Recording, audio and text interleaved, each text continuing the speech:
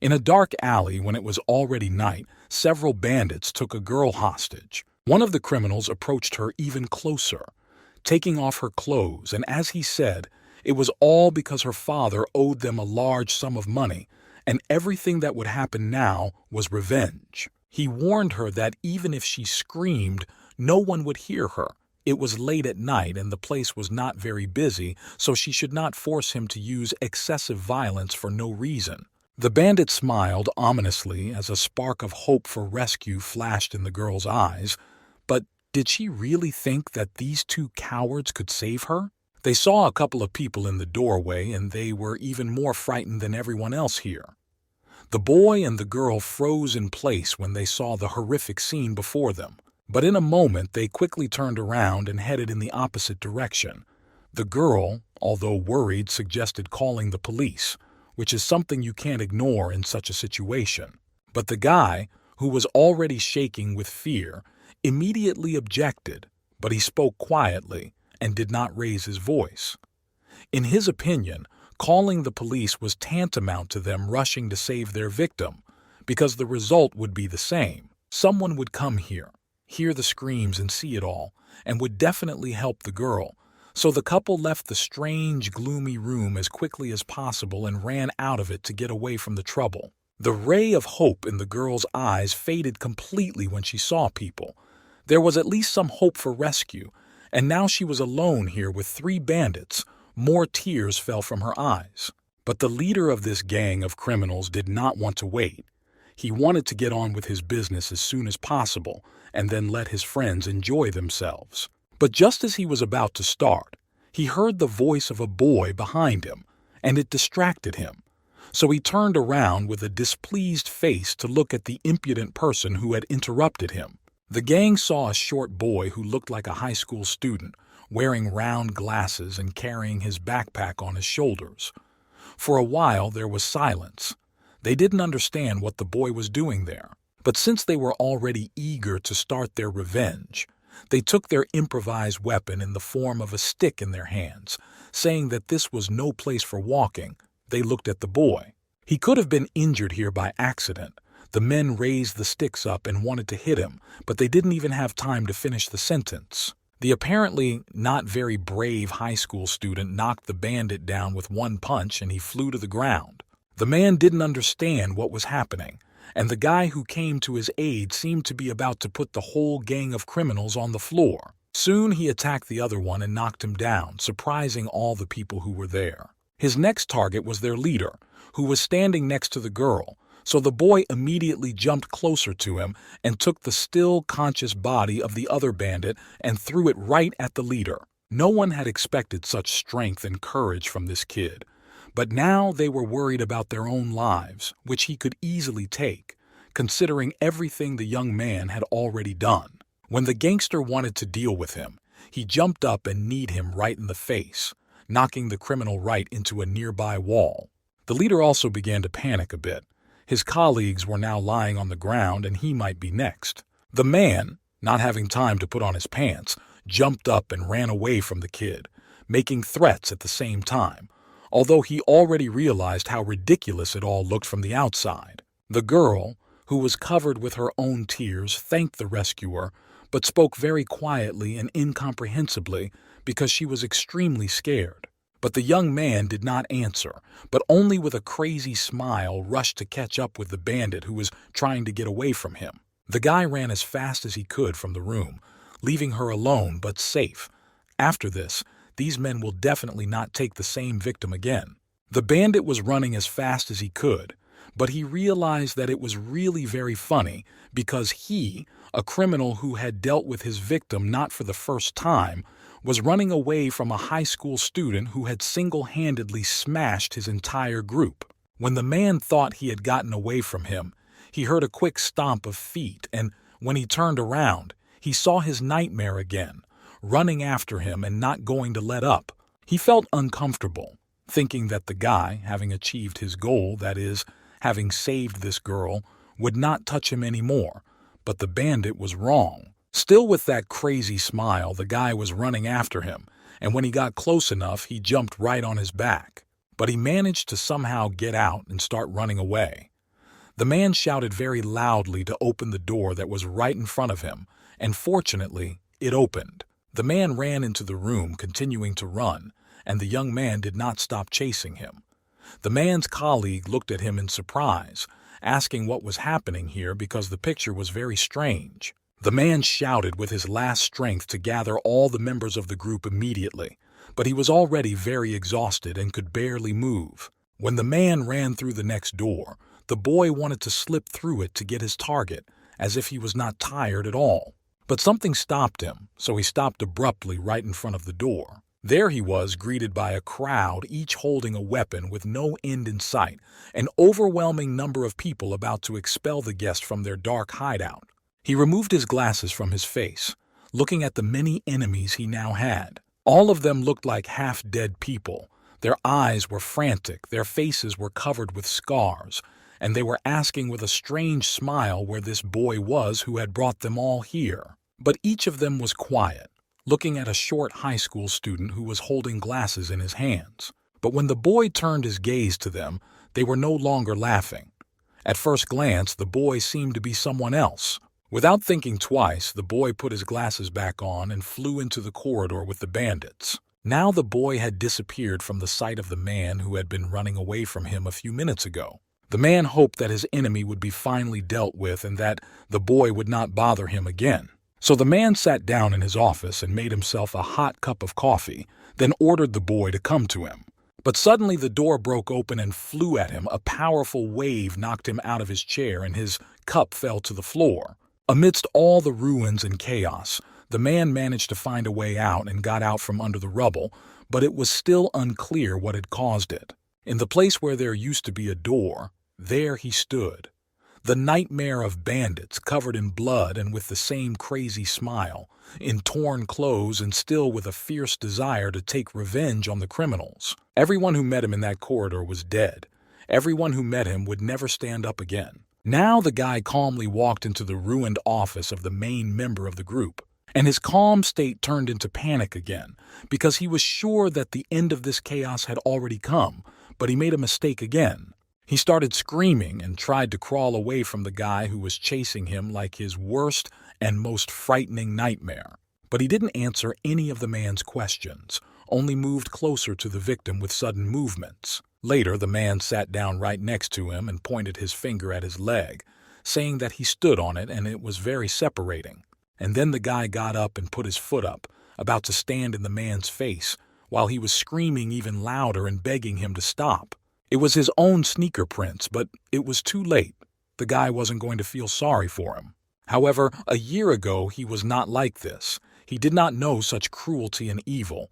Then the tyrant would not have acted like this. A year ago, the young man was at the same school and was a kind soul with everyone he knew. He was talking with a girl on a bench outside the school, discussing a joint project between the government and major corporations to stop violence in schools. However, the newspaper was not about what the girl thought it was about. The ad was about the largest mixed martial arts tournament for teenagers. The prize money was very good. It was up to $1,000,000, and instead of stopping this violence, they are encouraging it, which may not have the desired effect. But the girl reassured him, because those who would participate in this tournament would be forbidden to fight anywhere but the ring. Those were the rules. Perhaps all gangsters would want to try their hand at the fighting arena. And that might indeed be true, but who would have thought that the government would allocate millions of won to a small region like Buidong? Why would Hyung-Sung Corporation spend such a large amount of money on it? But the girl slapped him sharply across the face. Gang Han-yul barely dodged her punch. She would definitely try her hand at it if she was allowed in there. He smiled nervously, glad that he hadn't gotten hit in the head. Of course, the boy understood her feelings, but she would probably be better off using less violence towards him. She was angry at his words and was about to hit him again, but he stopped her and begged her to stop. Luckily for him, they both heard some conversation nearby that caught their interest. It seemed that these guys were not interested in the tournament at all. Han-yul adjusted his glasses and looked at the group of boys standing next to him, wondering what they were doing. She looked at her friend in surprise, as if he didn't follow the news at all, even though Seung Kyung had told him to install Kakao Talk. But he didn't listen, and now he was sitting there not understanding what was going on. An incredibly beautiful girl walked into the schoolyard. Haru Lee had recently transferred to their school. It was hard to believe that Hyun Yul hadn't heard anything about it. A bunch of ladies' men tried to approach her to meet her, but no one succeeded. She just blew them all away. Haru Lee was extremely rude to people and direct. She even treated bandits the same way. She simply told them to get out of her way, and there was no fear in her voice. The girl was not afraid of anything at all, at least not to the people around her. Se-young thought that this was what made her similar to her, because she was also fearless. Han Yul was fascinated by her incredible beauty. He was already sitting on the bench with a red face watching Haru Lee, but Se-young assured him that he couldn't be more than just a background for this beautiful girl. But suddenly, footsteps began to approach them, and Haru Lee herself walked over to them, standing next to them. Han Yul and Se-young both went limp when they saw her in front of them, and the boy almost fell off the bench. He started to talk nonsense, not knowing what he was saying, but he couldn't help it. He couldn't string at least 2 normal words together. But Haru Lee calmly gave him a hand, and he immediately fell silent. She smiled slightly and leaned toward him, fixing her long, dark hair. She asked him to take care of her, since she had just entered this school and knew almost nothing about it. Han Yul grabbed her hand, which she held out to him, and Seung Kyung was unable to say a word. She was very shocked. And that was the end of his normal, everyday life, which he could never return to. As he stood there unsuspecting and staring at Haru Lee in amazement, fate played a trick on him, because from that moment on, everything would change. His life would become a living hell. That day, Hyun Yul sat quietly in the cafeteria, munching on the rice and vegetables that were served there very often.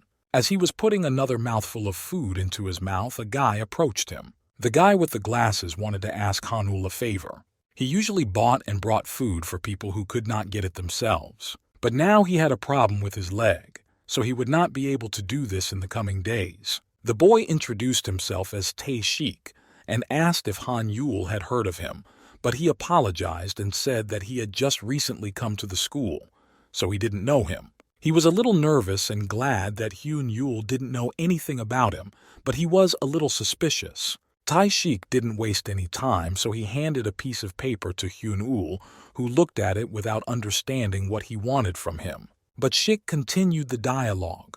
He used to bring food to these people, but now, because of his leg problem, he would not be able to do it, so he wanted Han Yul to help him, and he needed this help for just 1 day. But when he didn't hear an answer, he said sadly that he understood and wouldn't be offended by the refusal. But then Han Yul jumped up and said he would help him, and the boy thanked him for his kindness. The young man ran out of the classroom and finally told him to wait for him, that he would be back soon, and Tae-shik mumbled his thanks again.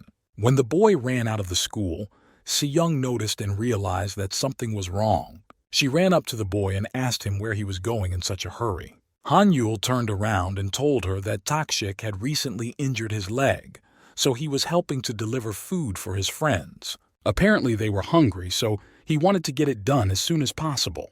But when Se-young heard his name, she knew something was wrong. When the high school student arrived at the place that Tae-shik had pointed out to him, he must be really good to do this every day. Hyun Yul happily walked into the movement and called out the name Dae-chun. He needed to find him. The whole class looked at the newcomer with surprised faces. He felt very embarrassed when he realized that it was just another classroom. Meanwhile, a big guy appeared behind him who was definitely not a friendly guy. In addition to the fact that he had just recently transferred to a new school, he also did not use any social networks or messengers like Kakao Talk, so he did not know all this. But the important thing is that whoever Dae-chun was, who was standing right behind him now. In his hands, Tae-shik was just a puppet and ran after him like a dog, but now everything had changed. Han Yul was sitting under a tree on a sunny day with his knees under his head, thinking about something. Suddenly, he heard a voice in the distance asking him why he was so sad, and he looked up to see the person who had come to him. It was Se-young, who was smiling and brushing her hair away from her face, and she was sincerely trying to help her friend. She sat down next to the boy, right in the shade provided by a large tree, and asked him what was wrong with Youngul to make him so upset. If someone had bothered him or insulted him, the boy could have immediately told Seong, who would have dealt with the intrusive person right away. But the guy just told her that she should stop worrying and caring about him so much. She had enough problems of her own, and thinking about him so much was too much. But she calmly explained that he himself had always helped her without any questions, and that he had never refused her when she came to him for advice, so she couldn't just leave him like that. But the boy couldn't remember the last time that had happened. She sat down a little closer and asked if he remembered his second year of school and called him Reika. But Han-yul remembered absolutely nothing, or he just didn't want to talk about it now. On that terrible day, Se-young fell into the river and she fainted, very scared. He jumped right into the water after her without thinking about it for a minute. It must have been really hard to pull someone who doesn't know how to swim out of the water. The girl was silent for a moment, but then she started talking again. She wanted to tell the truth about the situation, but she didn't know how to talk about it. But still, after thinking about it for a while, she decided to talk about it. That day, she wanted to end her life. But at that moment, he jumped into the water after her and started shouting for help because he didn't know how to swim. The guy asked why she had the thought of ending her own life and how it had turned into such concrete actions. It was hard for Se-young to talk about it until now, but she told him that her father was an alcoholic and often used physical violence in the family. She could barely stand it. But on that day, something happened that she could not survive. At first, Se-young wanted to finish her sentence, but she couldn't. Tears were about to fall, and she didn't want to cry in front of her friend, so she decided to stop her story there and just forget about it. She laid down on the grass with her hands under her head. It was all very hard to bear, especially for a child who had just started middle school and had a lot of thoughts and questions running through her mind, but she kept quiet about it because of her mother. With a smile, Seong asked if Yoon-yul remembered what he had said to her when they finally managed to get out of the water.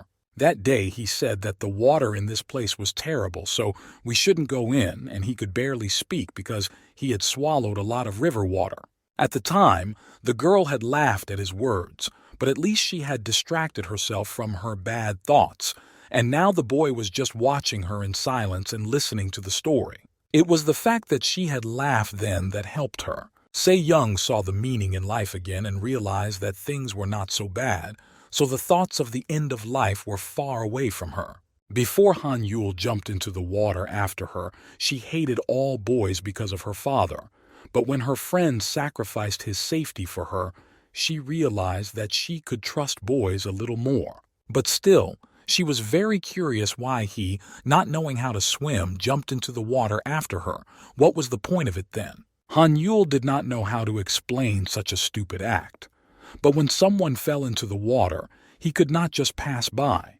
So he instinctively jumped in after her, and only then remembered that he could not stay in the water and would drown himself. The girl looked embarrassed, but she asked him quietly with a strange smile if he was in love with her, since he had done such a thing. He shouted out so loudly that it was not true, that it must have been heard throughout their city, but it is not clear why he reacted in such a way. But Se-young immediately reassured him that it was just a joke and nothing more, so the boy calmed down at last. At the school where Hyun-yul was new, he was not greeted with much of a welcome.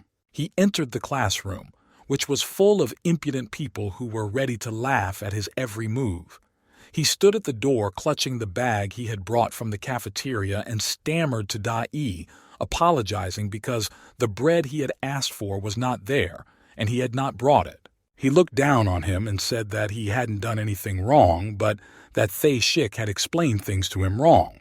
The boy looked at Tae-shik, who was standing behind him and did not know what to do with himself out of fear of his so-called boss. He was very nervous and afraid of this guy, and Tae-shik swore that he would fix it and that it would never happen again. But the boy didn't listen to him at all. Even if it was Tae-shik's mistake, they couldn't just let Hyun-yul go. They wanted to set an example. They wanted Taishik to have the job, but he panicked even more when he heard his name again. This made the boy angry and he glared at him, starting to threaten him, saying that if he didn't want to be an errand boy again, he would do as he was told. Now Tae was even more frightened. He didn't know where to go or what to do, and he felt that no matter what he did, he would be made to feel guilty in the end. However, there was no time, and everyone else had moved away, so Taishik was left alone by Hanul and took a swing at him. Not surprisingly, he didn't succeed at all. He almost fell off his seat, and everyone else started laughing very loudly at him, calling him a weakling and throwing sarcastic remarks at him. But interrupting the laughter, their leader told him to be careful because their elf princess was watching. It seemed that people wanted to end their lives because they could no longer stand what was happening in this life, but only now he realized that the real reason was far from these thoughts and assumptions. His work was supposed to be secret from all outsiders, and if anyone found out about these secret affairs, the punishment would be extremely severe. His sister, although still a very young girl, was already very sexual, and the reason was not that a person could no longer live that life. When you are forced to do something you don't want to do and be something you are not, you decide to end this whole nightmare when there is no other way out, when all other options have disappeared into the abyss. So it is in such hopeless moments that people look for ways that they don't have to go anymore. At least that's what he felt in his soul right now. There was only darkness and nothing else, no open doors through which he could return to a bright life. He stood on the edge of the road, looking down into the abyss, with so many thoughts going through his head, but none of them made sense. Kanyul did not know what to do now. It was really a dead end. But suddenly, from behind him, someone's hand reached out to grab his hair. The boy fell to his knees, covering his head with his hands and promising to return all the money, although he had not yet had time to return, but he knew who was waiting for him behind him. He knelt for a while longer while the streets were silent and foggy, and behind him was a girl who was calmly waiting for him to turn his head in her direction. Se-young came closer to the boy. She spoke quietly to him, and he came to his senses because he did not expect to hear her voice behind him. He only spoke quietly and excitedly, telling Se-young to not worry about him, that he would be able to handle these problems himself. She couldn't remember the moment when he became like this and when everything started to change so quickly in their lives. But Han-yul no longer had the moral strength. The boy began to shout that he was a coward. He just wanted to be alone, so that no one would touch him. He had no strength to make excuses or look her in the eye after that. But Se-young wasn't going to leave. Somewhere deep down she knew that he needed her support now, but she was very calm about such breakdowns on his part. Han-yul stood up from his knees, but he still couldn't turn to her and make eye contact with Se-young. He was sick of it and tired of her pretending to be worried about his life. He didn't want her to follow him everywhere, so he told her to stop doing that, because one day he wouldn't be able to take it anymore and it would end badly. Se-young couldn't take it anymore and let him go. She was tired of being treated like that by Hyun-yul. She couldn't even believe that she had called this guy her friend. But the next day started as usual with school, desks, classes, and teachers. Han-yul sat at the very back of the classroom. No one wanted to approach him. They just whispered about him as quietly as possible, and he sometimes caught their eyes on him. He picked up his rice and vegetables again and began to eat, while the others actively discussed him and occasionally looked at him with a strange look. But eventually someone came up to him, but not to talk to him. One of his classmates hit him hard on the head and Kanyul fell face first into his plate. The guy sarcastically apologized, explaining that he had a muse sitting on his head and at the same time started laughing while Han-yul barely raised his head. He wasn't going to start a scandal or start any conflicts.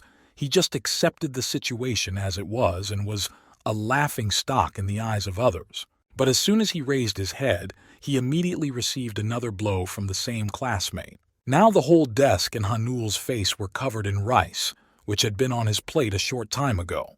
The boy could hardly contain his laughter and muttered that the fly had landed on his head again.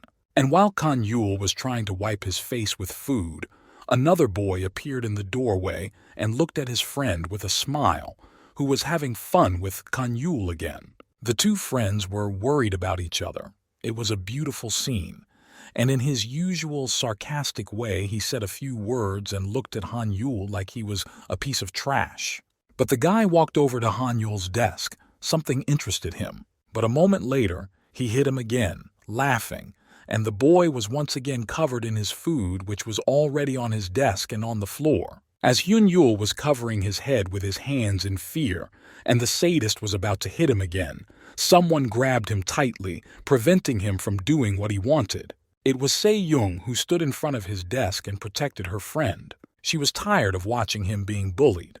They thought they were cool only because they humiliated those weaker than themselves to show their strength. But this didn't stop the boy. On the contrary, he was amused by Seung's behavior and broke into a smile. The boy came even closer to her, putting his arm around her waist and sliding it under Seung's clothes. She jumped away from him, folding her arms across her chest and asking him what he was going to do, frightened. There was no stopping him. He was coming closer and closer to her, trapping her in a corner and preventing her from getting out. But she replied decisively that even if they thought they were the strongest, to her this bunch of guys were just a bunch of inadequates who were bullying the weak to flatter their own egos.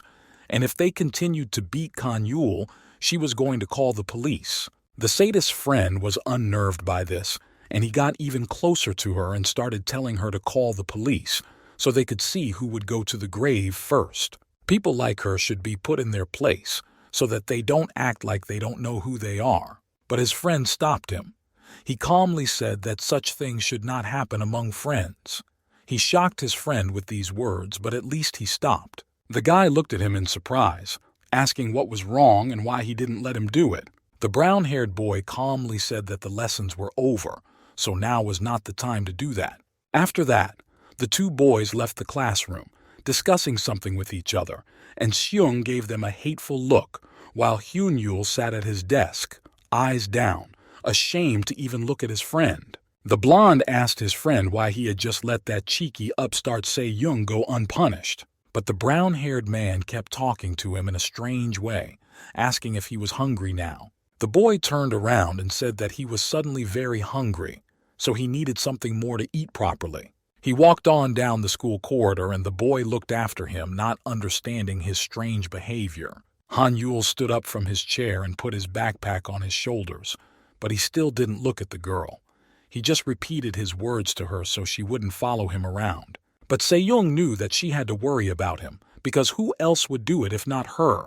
The day Han Yul rescued her from the river, the day she was caught in the water and wanted to end her life there, was a day she would never forget. It was also the day her father started molesting her, which took a heavy toll on her mental state.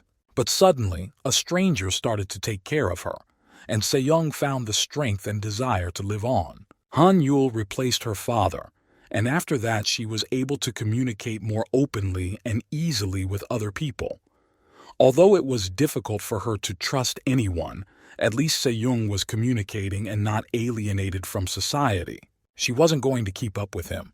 Even if Hyun Yul told her it was none of her business, he had saved her life once and that was something she never forgot, so she wanted to return the favor. She was ready to help and wanted Han Yul to rely on her in this situation, and together they would put an end to this abuse and everything would be back to normal. But the boy didn't seem to hear her. He was all in his own thoughts and still didn't know what to do. It seemed that there was no right way out at all. These guys were threatening his younger sister, which was the most confusing thing for Hyun Yul, and only if he did not oppose what they were doing would this company not hurt anyone, neither his sister nor Seung. The boy walked along the bridge as the dark night hung over him, the only light coming from the moon. But Han Yul still saw no way out of his situation.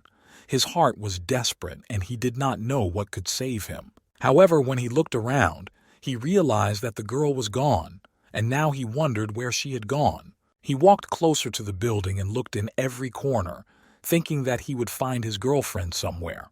But what Hyun Yul saw before his eyes caused him nothing but a frantic scream, and he shouted to the whole street as he watched. A whole gang of boys from their school had gathered around Se-young, locking her in a circle, making it impossible for her to get out, each of them smiling evilly. The girl screamed, trying to defend herself. She ordered them to take their dirty hands off her, but they didn't care about such orders. They did it their way anyway. Their leader leaned over to her. No one was going to let her go unpunished after what she had done in class today. It had pissed the boys off, so now they were going to get their revenge. He ordered them to grab her arms and legs so that Seung-young wouldn't start to pull away and try to run away from them. He then moved closer to her face, putting his hand on her hip while the others held her down. Although she was screaming, no one heard her or came to her rescue. Each one grabbed her even tighter so that she could not move at all. But Se-young did not lose hope. She hoped that someone would help her get out of their clutches. She was screaming too loudly it might attract unnecessary and unwanted attention, and the boys were getting annoyed, so the brown-haired man told his friend to take off his socks. When he took them off and handed them to the guy, he smelled a terrible odor, as if he had never washed his feet at all. If she would just shut her mouth and stop screaming so loudly, things would be much better and no one would have to force it shut. But in this case, they had no other choice. So he shoved the socks into Se-young's mouth, and tears started to form in her eyes. She was already losing hope of being rescued. The street was deafening, but a familiar voice made her heart beat faster, and Hyun-yul ran to her aid. Although he was afraid he would not leave her to her fate. The guy ran at the whole gang with a stick in his hand.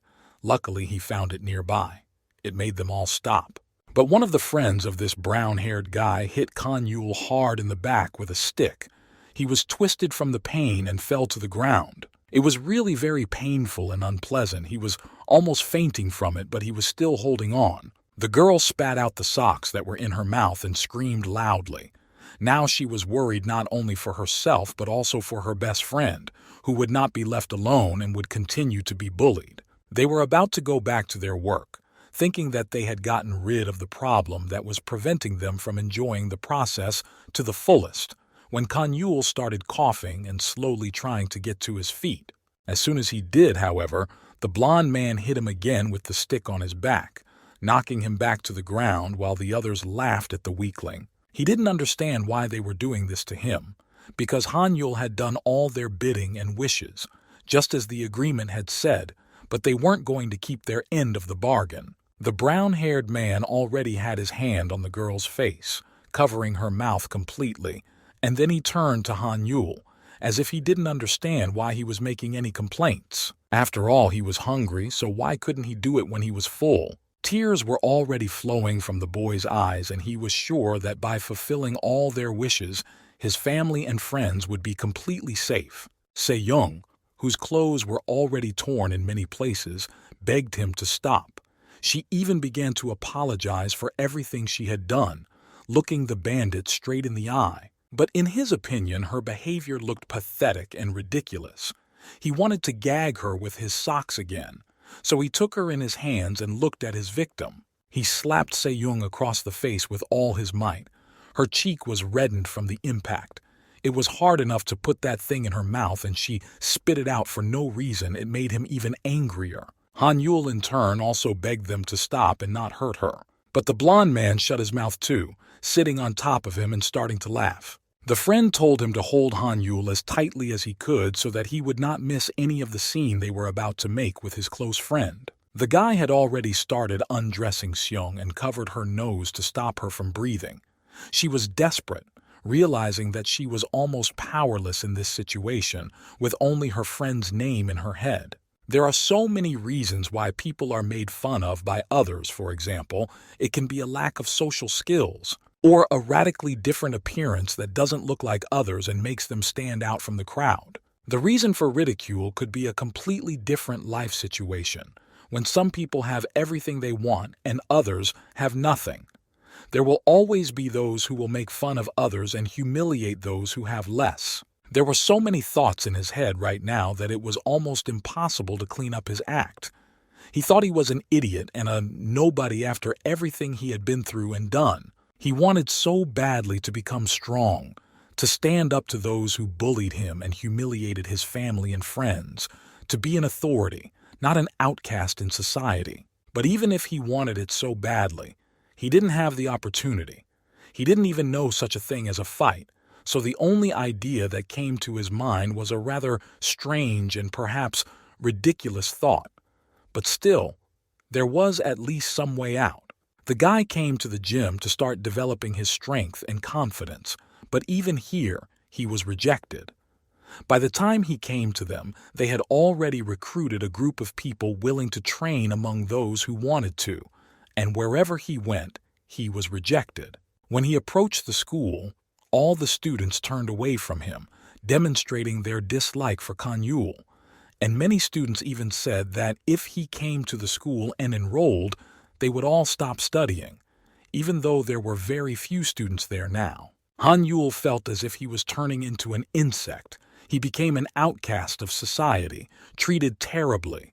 No matter where he tried to go or what he tried to do, he was rejected by others. Very soon he lost all faith in himself and did not think that such a nobody as he was capable of anything at all. The guy was afraid of everyone. He was scared of people because he knew how they would treat him and that he shouldn't expect anything good from them. Suddenly, when he was walking through the city and passing by houses with his head down, he saw another group of bandits. There were a lot of them, who had caught an old man and wanted to rob him. While laughing at him, his companion said that he should just hit the old man on the head and that would be it. And then they would just take what they wanted, and Kanyul continued to watch from the side. He had a goal in his heart. He wanted to put an end to such groups. He wanted to protect such defenseless people who cannot take care of themselves, so he immediately ran to the old man to save him and disperse the bandits. The boy took a stone in his hands and wanted to hit them. He sincerely wanted to save his uncle.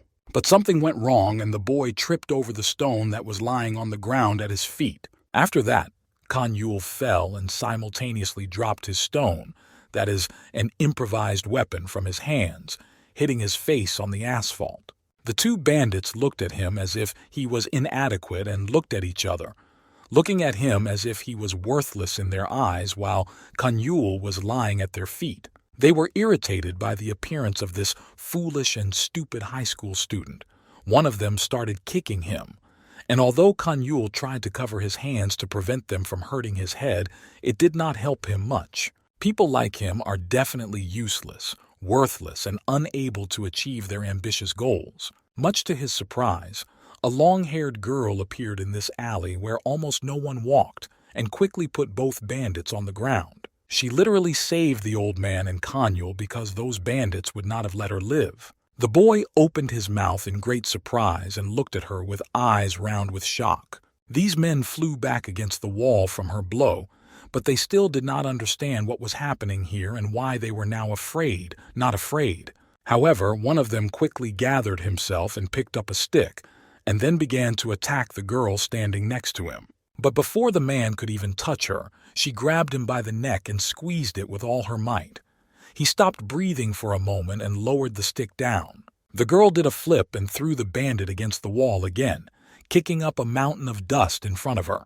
The man hit his head hard, no longer realizing where he was and could not even open his eyes. She managed to put the two men down, and then the girl approached the older man, who also looked like he was unconscious. He was surprised to recognize the face of the girl as the beautiful elven princess who had recently joined their school.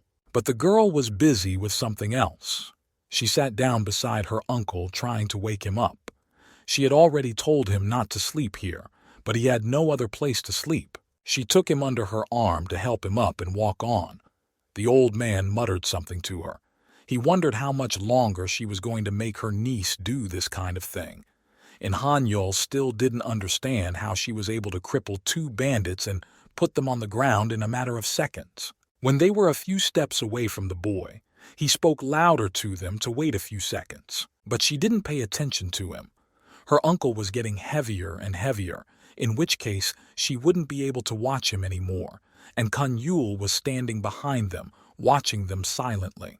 He lowered his head. Surely a girl like that didn't care much about people like him, and Hanyul exhaled heavily and became even more embarrassed. But soon as he walked over and leaned against the wall, he heard a voice, and then looked up. It was harder for the girl to carry this uncle. He could hardly move his legs on his own, so she took a breath and stopped. Haru Lee looked at Han Yul. She told him to help. Why else would the boy throw himself under the feet of these thugs? Even though he hadn't beaten them, he could be useful now. She just didn't have enough arms to carry this uncle to the right location. For a few seconds, Han Yul stood there, as if he were dug into the ground, not sure if she was really talking to him. He just had so many questions, but perhaps now was not the time. So the boy took the old man's hand and began to lead him to the right place and followed the girl. The girl turned to him even though she didn't have strong muscles and didn't train in the gym to win this battle, but she had another secret to win. Hyun Yul was already in his usual state. He just opened his mouth and listened silently to what was being said to him. But this time he was really very interested in hearing Haru Lee's answer. She turned to him, looking him in the eye, and started talking until he couldn't understand what she was saying. But she reached forward and pointed at him, saying that it was all thanks to him being here, in the right place. At this point, the guy was very confused and almost let go of the old man. Although he could barely hold him, he did not understand what the girl meant by these words. Haru Lee explained that although she does not possess brute physical strength, while Hyun Yul was distracting the two bandits, she was able to approach the men unnoticed and then attack them by surprise, which played a key role in the victory. Even if her opponent has a physical advantage over her, if she is able to surprise him, she can win the battle. There are three main vulnerabilities, but it is quite difficult to exploit them because they can be easily defended. These three places: eyes, groin, and jaw.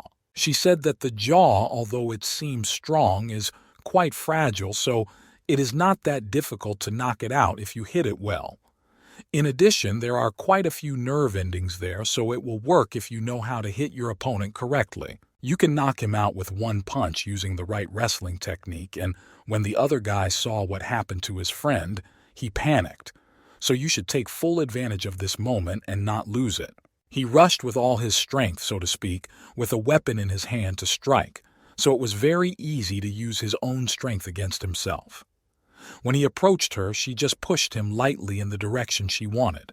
In this way, she was able to use a technique that she would never have been able to use in a normal situation. The boy stared at her in shock, unmoving.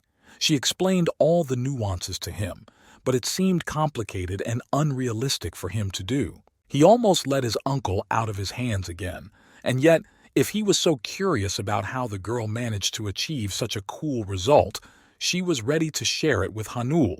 It was quite simple. Haru Lee had a teacher who helped her learn all this and showed her how to use all these techniques. The boy was still very nervous and hesitantly asked her who this teacher was who helped her. The boy put the old man in the place where the girl pointed. It was him, her uncle, and also her teacher, although he was not in the best condition now and looked like a chronic alcoholic, but he really was able to teach Haru Lee a lot. She was a little embarrassed and her face became sad. Now their gym is in quite a lot of trouble. It is going to be closed soon, but even that is not the most important thing for a reason unknown to the girl herself. Her uncle has lost the desire to teach anyone and has started drinking a lot lately. Hyun Yul knelt down in front of the couch where Haru Lee's uncle was lying, and the girl stood next to him. She came even closer, asking him with concern what he was doing. But Han Yul began to beg his uncle to take him orally and teach him everything he knew. He really wanted to become strong, but no one wanted to take him on, so now he had at least some hope of being saved. Han Yul had a great desire to destroy all these idiots who were abusing the weak, but being a coward like him, he could do nothing. But he heard no response from the man, who was sleeping soundly after another binge. The man was cradling the bottle of alcohol in his hands, and Han Yul was still sitting on his lap next to him. Once again, he got the same result as he had expected, his hope for a better life fading before his eyes. Later, the man was able to sit up on the couch, still holding the bottle, but he still did not say a word or open his eyes. After a while Han Yul watched Uncle Haru in amazement, he was able to get to his feet, and the young man silently looked at his face, which was covered by long black hair. He walked closer to the young boy, bending his head over him. The fun days had finally come to an end. These words confused Han Yul. Would he really start his classes and be able to start the journey to his dream? The man sat down at a table next to the window and brought another bottle of alcohol with him, then gave Han Yul a contract to sign to start his studies with him. The contract stated that after signing it, Han Yul would have to obey all the man's commands no matter what, and that he would also have to pay a fee and owe him salads, whatever they were. In addition to all these rules, if Han Yul fights with the techniques he has learned from him, the boy must give a certain share of the money he has thus received, up to. At first he did not understand what this meant, and of course most of it had to go to the so-called mentor. But if Han Yul was not satisfied with the contract, he could leave right now and take the man's time. Han Yul thought about the choice. He wasn't going to fight for the money anyway, so there was no point in throwing away this contract just because of a clause like that. All he really cared about was getting stronger than he was now. So the guy made a decision for himself and was ready to agree to all the rules. He asked again and again where he should put his signature, and when he did, a strange smile appeared on his uncle's face. The main thing was done. Han Yul handed the man a piece of paper with his signature on it, his voice still sounding uncertain and rather quiet. At first, the older man had been calm in the boy's presence, but suddenly he snatched the paper from his hand and pulled his phone out of his pocket, then began talking to a person unknown to Han Yul. This contract was not what Han Yul expected at all. He was going to be used, and yet it was going to be given to these unknown people, and the uncle was just looking for candidates for this role and luring them into a trap. It was only while the old man was talking on the phone that the boy realized that something had gone wrong and he was in a bad situation. He looked at the signed paper that the man had just snatched from his hands. These techniques he was supposed to learn were not what he thought they were. This was just self-defense, nothing more. It would only teach him how to fight back, and he wanted to learn different techniques and methods that he could use to take down all the bandits. Han Yul began to get even more worried and barely managed to squeeze out a few words. He asked who he meant when he spoke on the phone, but the older man didn't answer him.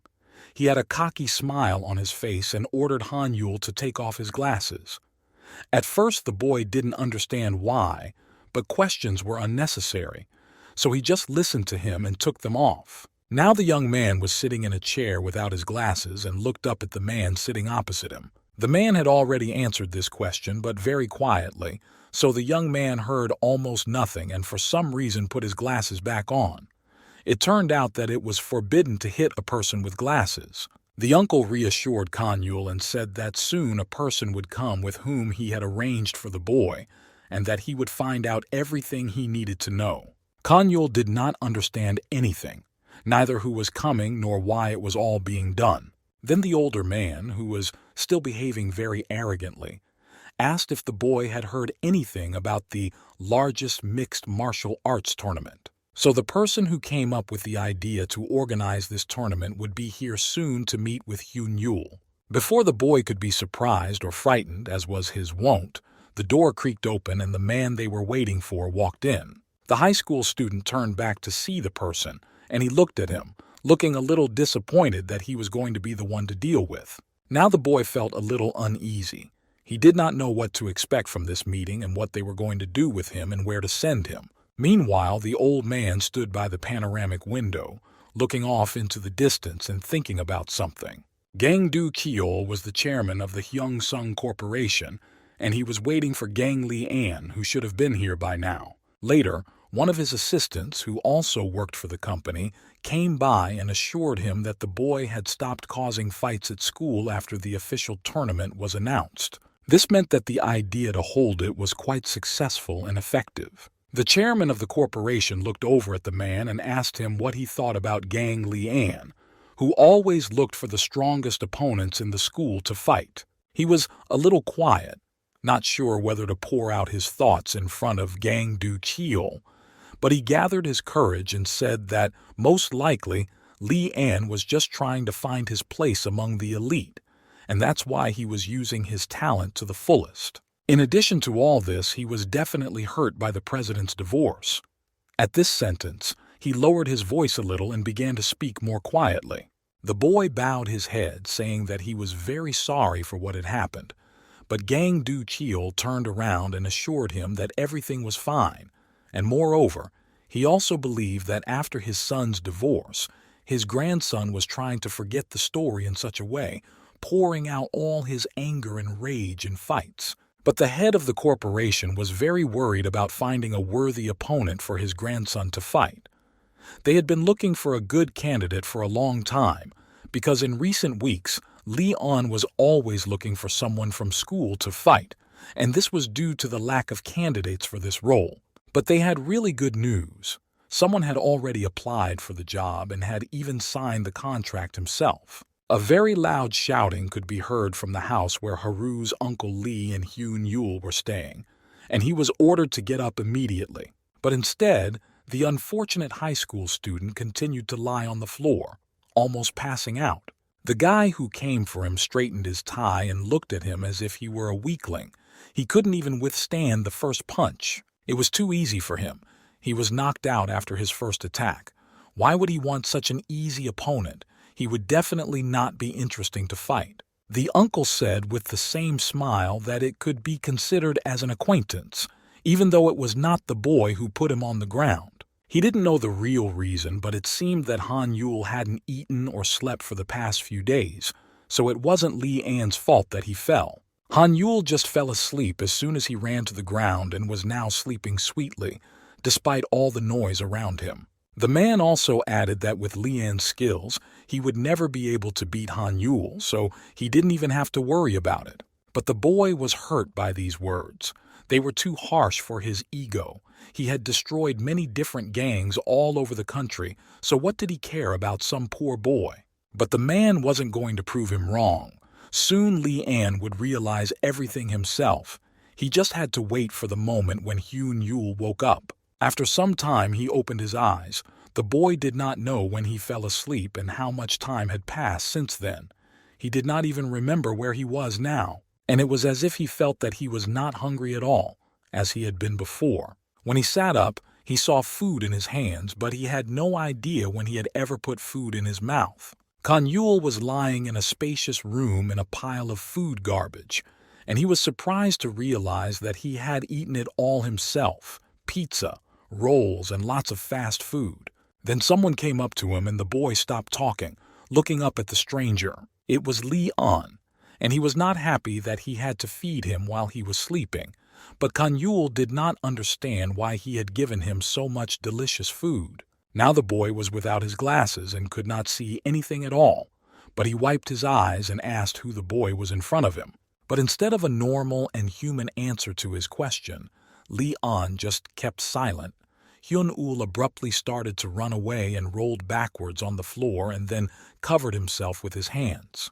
When the stranger started to approach again, he shouted and asked why he was going to hit him because Han Yul had done nothing wrong. But Li An said he was not going to do anything and he did not want to hit him. But in his mind he had questions about this guy. He was not wearing glasses, but somehow he noticed that he was going to push him. But it was precisely because of his poor eyesight that he was able to do so, as his uncle said, and he still couldn't part with his bottle. He had warned him earlier that Li An would not be able to beat him, no matter how hard he tried. Hyung Ul looked from one man to the other, unable to understand what was happening now and what they were talking about. However, he was only confident in his own abilities, and no matter what they told him, Li An knew he would put any opponent to the ground, just as he had done before. As the man sat back down in his chair and took another sip of alcohol, Hyun Yul got to his feet and asked his teacher why this strange man had suddenly started attacking him, and Li An was already angry and wanted to start a fight. But after putting the bottle down for a while, the man said that the contract allowed him to do so because it had the guy's signature on it and he could easily be beaten to the point where he couldn't even stand up. Although Hyung-Ul didn't remember what was written on the paper, because he had read each sentence carefully before signing it, the man just shrugged, not caring about such matters anymore. When Leon was about to attack and managed to hit Han Yul in the face, he flew into the wall. The boy was already happy that he had achieved his goal, and it would be very strange if he could not take down such a weakling as this high school student.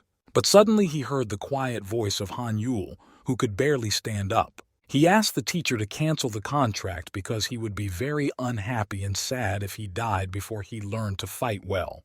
Lian was very angry. He hit the boy with all his strength, so how he could still stand on his own 2 feet was a mystery. Lian attacked Han Yul again because he was very angry about his failure.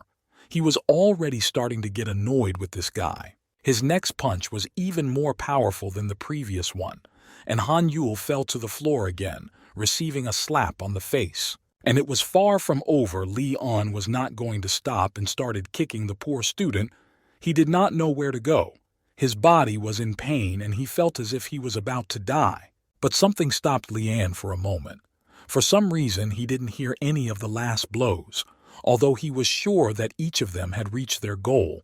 It alerted the guy. He had never experienced anything like this before. Han Yul was already wet with tears, begging them to cancel this devilish contract. He was not ready to endure such beatings, and if they refused, he was going to report it to the police. After these words, the boy exhaled, realizing how difficult his life was, and Lian already thought that he was dealing with some kind of monster that he could not overcome, and the man was just smiling with satisfaction, warning him that he would never be able to defeat Han Yul if he fought without his glasses. Li was already starting to make a fuss. This boy looked like a weakling who was afraid of his own shadow. How could he still be alive after so many attacks from a professional? But it was simple. Golden eyesight. Neither of them understood what the man was talking about. But after putting the die on the table, he explained that experienced fighters always subconsciously hide some part of their movements during an attack, because if a competitor is skillful in various techniques, it will not be difficult for him to dodge several attacks. But still, no matter how hard one tries, no one can completely hide everything. And the core of one's movements is the hardest to hide. Even the slightest muscle movement is reflected in the core, on which all other movements of the fighter are based. But Lian still didn't understand how this core was connected to the golden vision, or what the drunken man was saying. But there is one reason why competitors do not see the very core of their opponent. This is because people rely too much on their eyesight. With their eyes, people see too many things, so they cannot focus their attention on anything in particular. This can be explained by the example of a gangster. If the opponent is a gangster who has a very accentuated tattoo or smiles like an animal when looking into his victim's eyes, or if he was able to pull off a successful trick. But Han Yul's eyes are completely different. He sees very poorly on his own, but the core that is the basis of all other movements, the boy can see easily. Lian did not know that this is what people call golden sight, and it sounded strange to him. But while he was talking, the guy apologized for interrupting him. He really wanted to ask him something, because now it seemed like Han Yul had signed a contract to be a punching bag. But still, he had no way of predicting his competitor's movements at all, and he hadn't taken an eye test here, so he didn't know how they knew his visual acuity. But the man just handed Han Yul his own glasses, and the boy fell silent as he looked at them. The uncle came closer and told him that he had tried wearing his glasses. But Lian interrupted their dialogue. It even sounded ridiculous. A person cannot realize someone else's vision only after putting on someone else's glasses. And the man agreed, but as usual, there was more to the story, so both boys continued to listen attentively. The thing was, he had golden eyesight himself, just like Han Yul, so it wasn't hard to see that they were similar in that regard. Lian didn't like it. He didn't believe that only thanks to such a thing as golden sight, one could dodge any attacks of his competitor. But he was able to do this not only because of this, but because Han Yul's body reacted to any sudden movements. In other words, you could say that the guy had a sharpened sixth sense. Han Yul was just a born fighter. It was in his blood. But once again, the high school student did not understand whether this was about him. Because of his uncertainty, he was barely on his feet. There may be no one in this country who is better at dodging attacks than Gang Lee-on, but right now, he doesn't have a percentage chance of defeating Hanul. But in Gang Lee-an's mind, it sounded like a challenge to himself.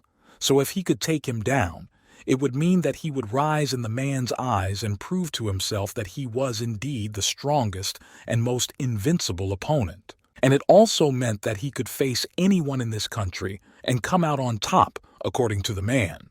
And he was right. This high school student should be finished as soon as possible. Han Yul was very scared when Leon came back to him and was about to fight him again. But the older man stopped him. Now was not the time for sparring. The man was very respectful of his precious time, so he said that Li-an would need to leave this place immediately, but he said he would pay him double if he was allowed to stay. And the man agreed. Han Yul was ready to just fall to the ground and give up. He didn't think he could withstand another attack from this sadist. For some reason, no one even considered his personal opinion.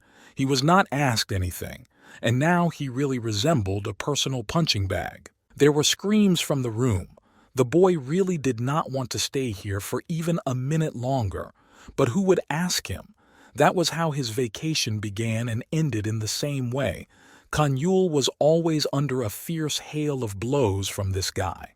And on such an ordinary day for him, he opened his eyes again and felt something extremely pleasant, but he could not understand what was the source of this feeling. He saw a blurry picture in front of him. He did not understand where he was and what had happened before. All the days seemed to have merged together. But there was only one word in his head: glasses. Han Yul had no idea why it came to his mind, but he could not get away from the thought. His mind was literally filled with the thought of glasses, and he could not think of anything else. But suddenly he opened his eyes and took a deep breath of air. He almost fell when he tried to sit up. He tried to breathe evenly to calm down. Now it was clear that it was all a dream, a strange and a little scary dream, but a dream. And what surprised him even more was that he was sleeping right in the middle of the street. Han Yul simply leaned his back against some nearby building, but he still could not explain the fact that he was sleeping here.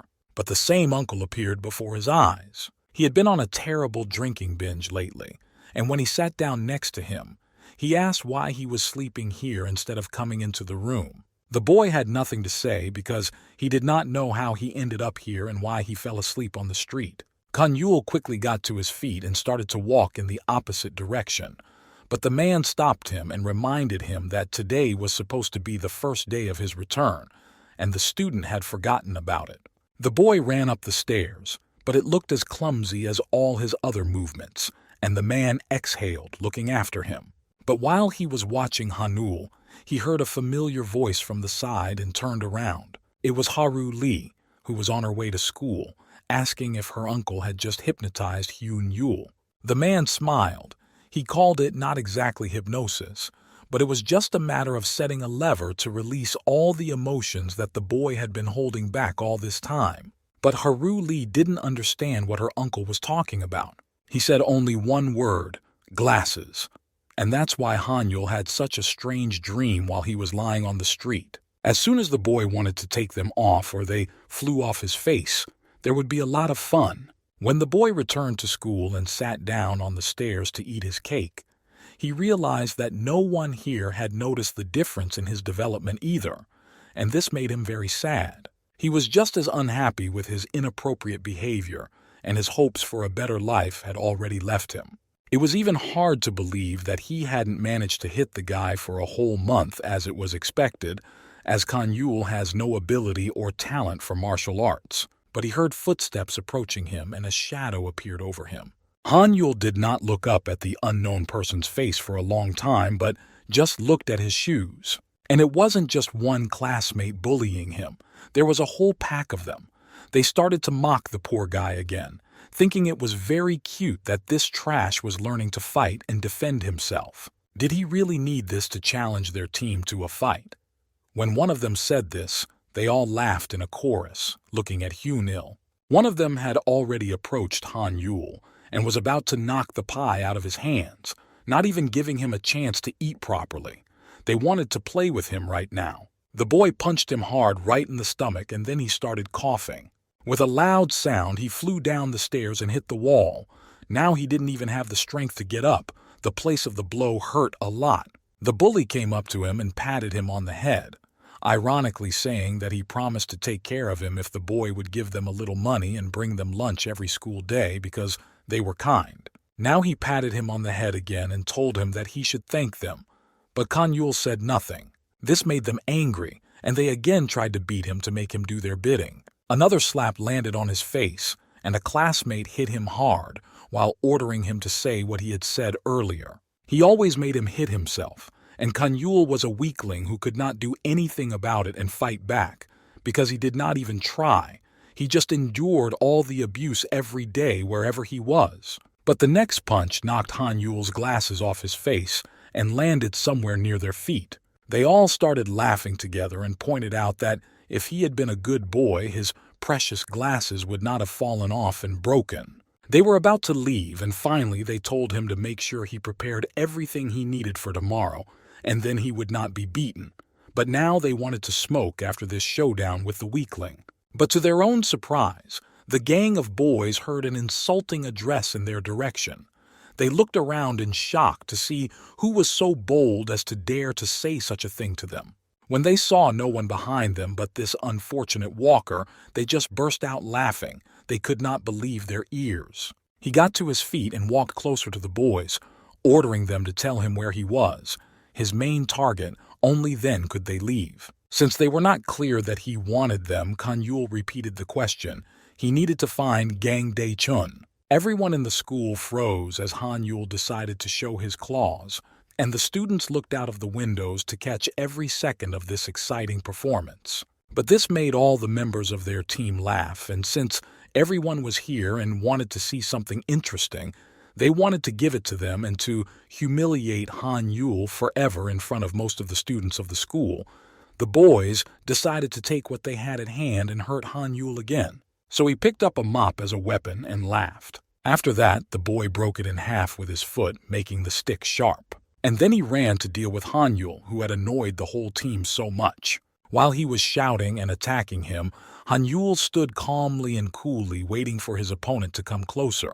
And when he got close enough, Kanyul smashed the stick into small pieces and was unable to strike him. This shocked the boy so much that he froze in his tracks, wondering how this weakling could fight back and do anything to defend himself. He managed to dodge the next blow and jumped to the side, and soon Leon came to them. As the pieces of wood flew at him, he stood next to Hanyul. He was angry because no one allowed outsiders to move his personal punching bag. The boy was even more frightened when he saw him. He had no idea who was standing in front of him or why he was making such a big deal about them. But his group of friends shouted that a newcomer was supposed to join them today, so they must have met him, but they were too early. There were no worthy enemies for this gang, as they thought, and one person would do nothing to them, so they had already mentally put him in a coffin. But if he was going to keep talking nonsense, Leanne was ready to make the first move. This confidence scared the blonde a little, but he still wasn't going to back down and run away. The guy took out the small knife he always carried in his pocket and opened it. It was time to bring down those who thought they were the strongest here, so he gripped the knife tighter and prepared to attack. While they were arguing and unable to start a fight, a teacher walked by and became curious about this group of people, so he decided to check out what they were doing. The teacher shouted at them with a pointed finger in the air.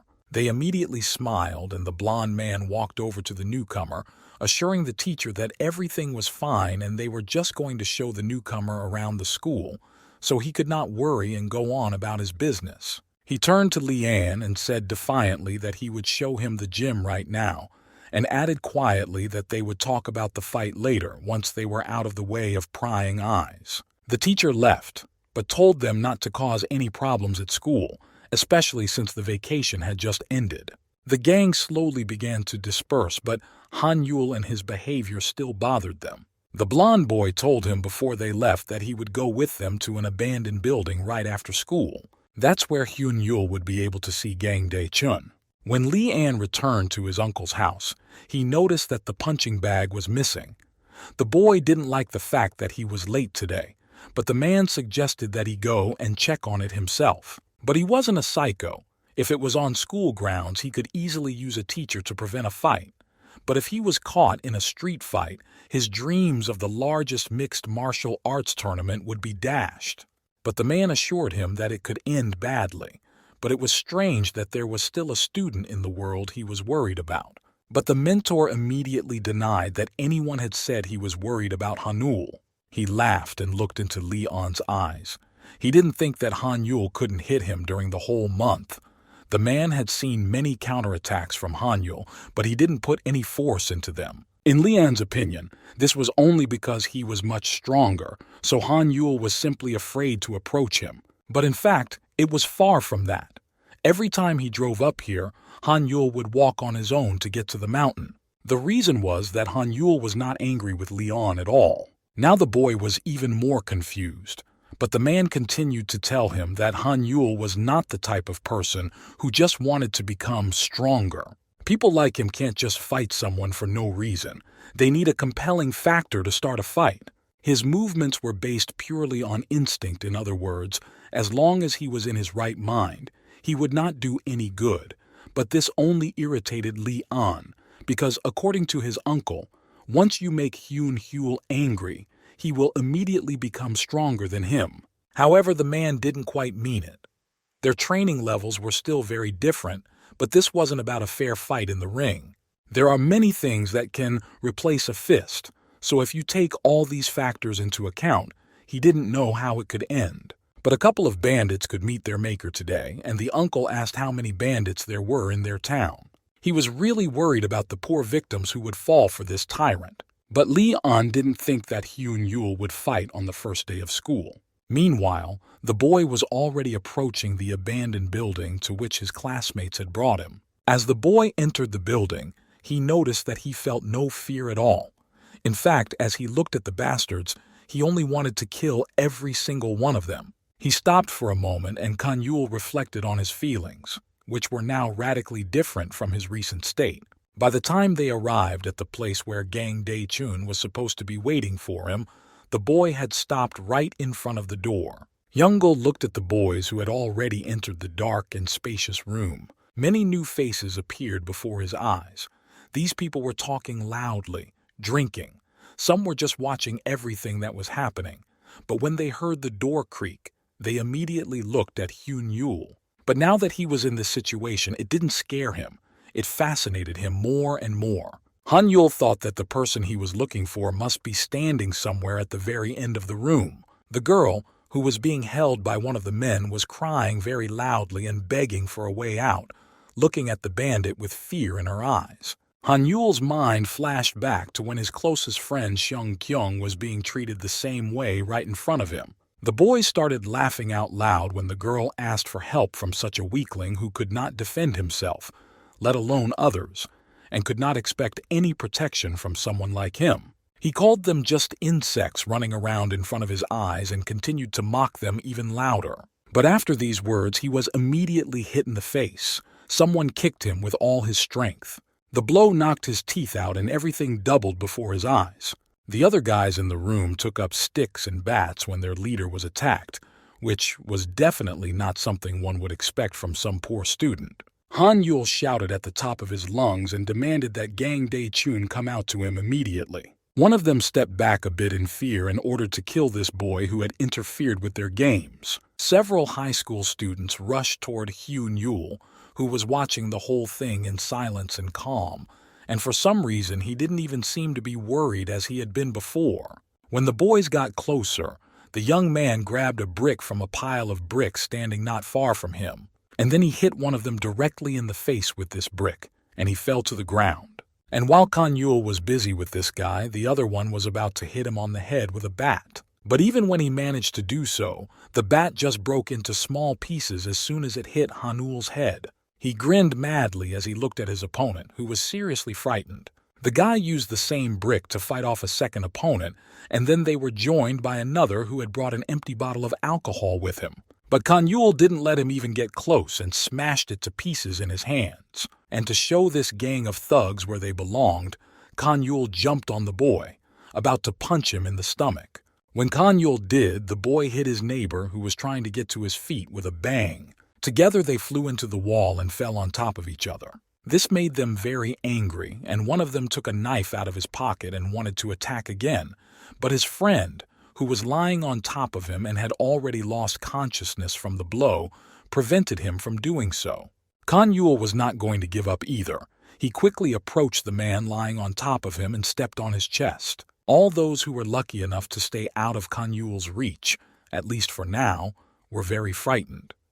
They did not recognize the coward who did not dare to say a crooked word about them, and here he was, fighting bravely and with several of them. So they decided that staying here was not the best option and fled, leaving all their drinks and their belongings behind. Now there were only lifeless bodies, Han Yul and Gang Dae-chun, whom the boy wanted to take revenge on for all the years of abuse. He clenched his bloody hand into a fist and spoke the name of his enemy through his teeth, and he was ready to strike the scoundrel with all his remaining strength.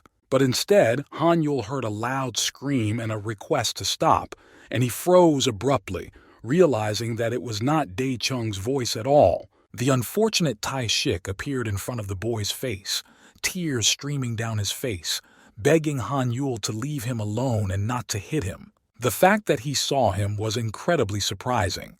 He was definitely not expecting to meet him here. He could hardly speak from fear, holding the phone in his hands. The others had ordered him to film the beating of Han Yul. Tak-shik was just doing what he was told, as he always did, and now he hoped that he would have mercy. But he wasn't going to listen to him, and the guy only made him angrier, so he punched the table where Tak-shik was sitting. He immediately took his hands away from the table with a scream, and the table almost broke from such a powerful blow. Han Yul did not care about the fate of Tai-shik at all. He needed to know where Gang Dae-chun was, and immediately, just to see his boyfriend come to this god-forsaken place. While the young man was trying to find out where his main rival was, one of the men who had attacked him began to get up from the floor and try to say something. When Han Yul heard this, he immediately turned to him. Tak-shik was afraid to even squeak, so as not to attract too much attention. When the protagonist asked him again where their leader was, he replied very quietly and hoarsely that he did not know.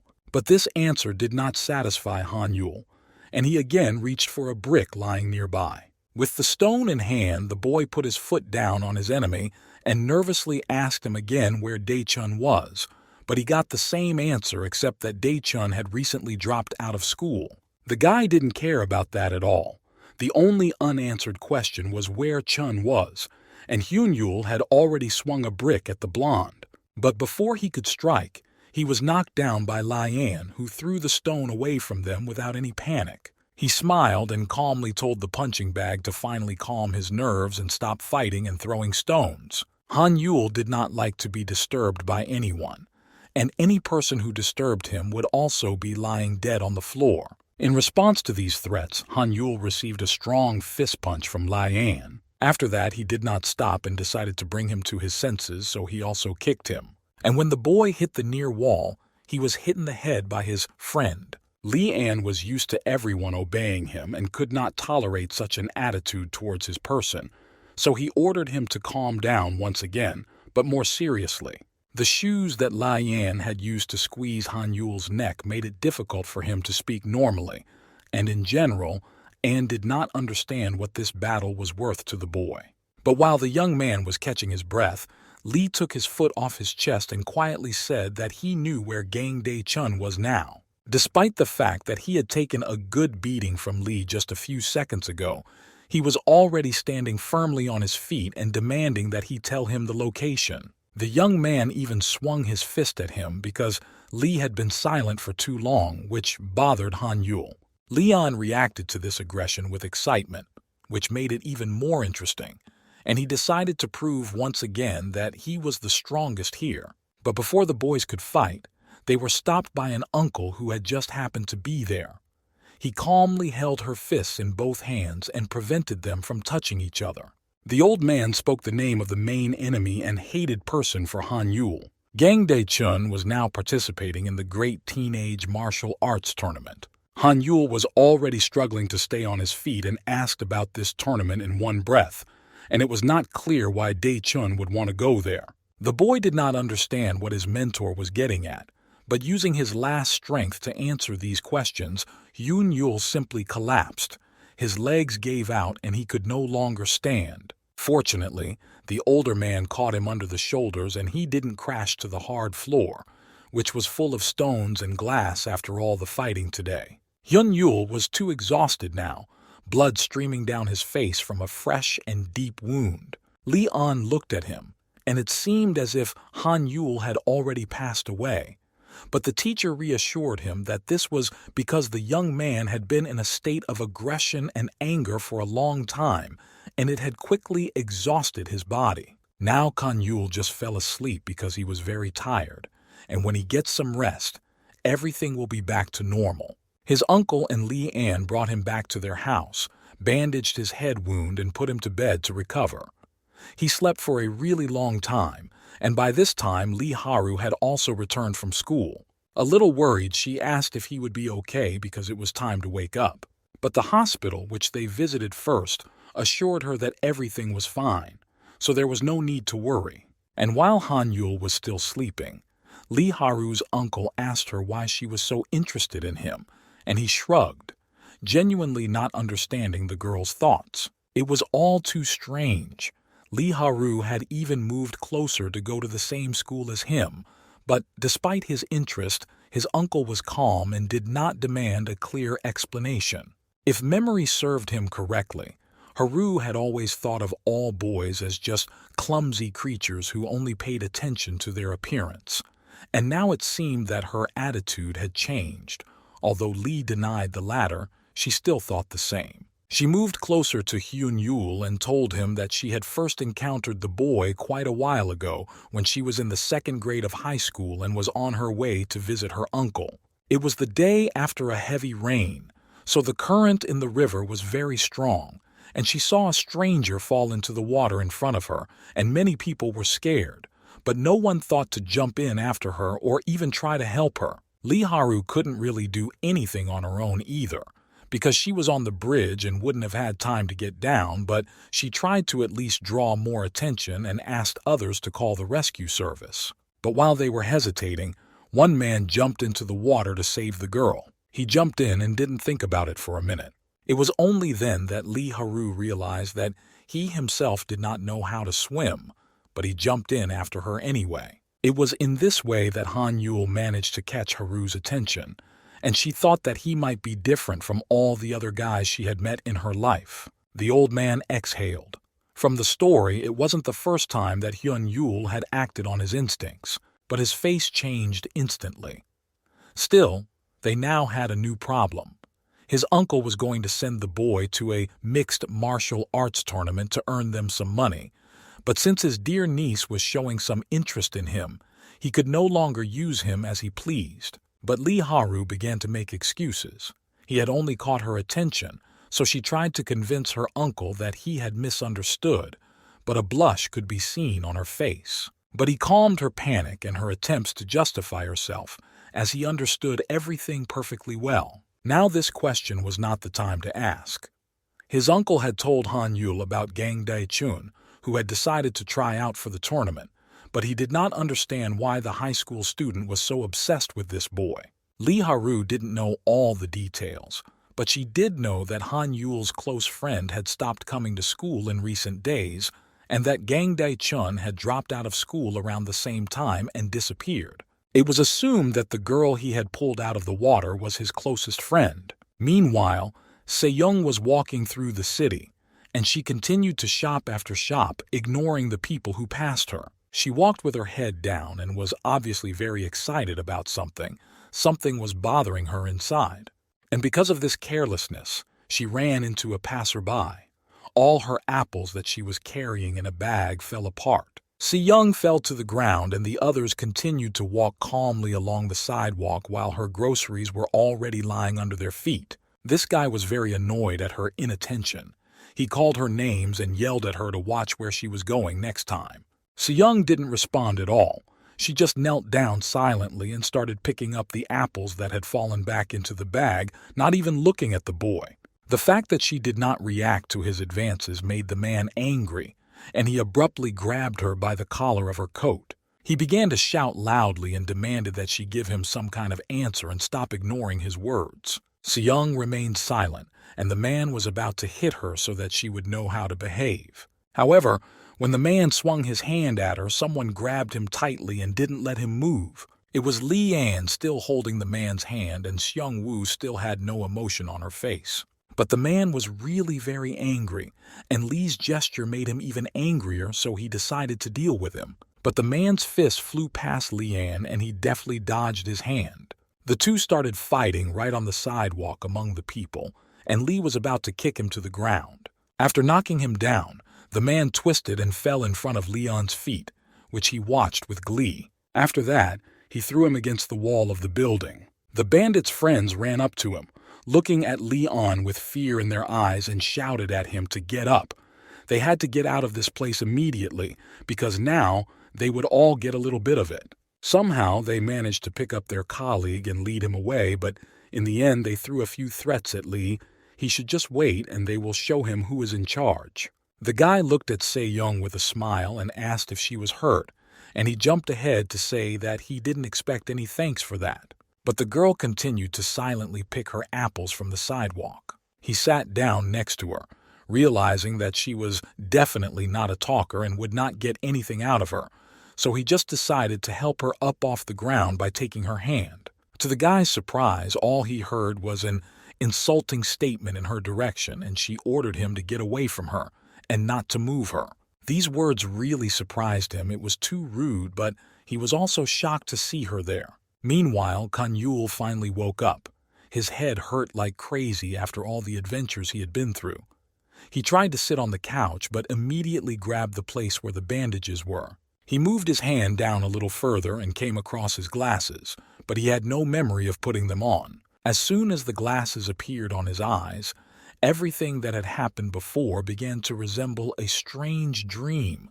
When he could not see anything clearly, it seemed to him that the whole world was against him. But to his great surprise, such thoughts only added to his confidence in his own strength and capabilities. Now that he had his glasses back on, he felt naked, but there was one thing that Kanyul remembered very clearly and would hardly ever forget. He remembered the strange feeling he had when he defeated all the bandits, as if all his sins and shame had been washed away in a wave. Hanyul noticed a strong urge to destroy them again and again. Perhaps it was at this moment that an unbridled desire to fight these bastards was born deep inside him. While he was sitting there thinking, he didn't notice the door next to him open, and he looked over to it. Lee Haru entered the room, smiling at the boy who was already awake, but he felt a little awkward and uncertain in front of her. And her uncle was right. When Hyungul wears glasses, he is much calmer than when he doesn't. But the boy didn't know what she was talking about and adjusted his glasses, which were so familiar. Hanyul remained silent and got up from the couch, still thinking about what she had said. But the girl started to get a little worried and convinced him that he just looked like a different person with glasses. She was about to leave, so she took the door handle and said that everyone else was already sitting on the first floor waiting for Hyun-yul, so she should hurry up and get ready and come to them. Lee Haru immediately left the room and headed down the hall, and the boy, still not sure if he understood her correctly, followed her. In a couple of minutes, my uncle was already explaining the whole point of the martial arts tournament to everyone. The qualifying round of the biggest tournament among teenagers that will be held this month is called the GT League.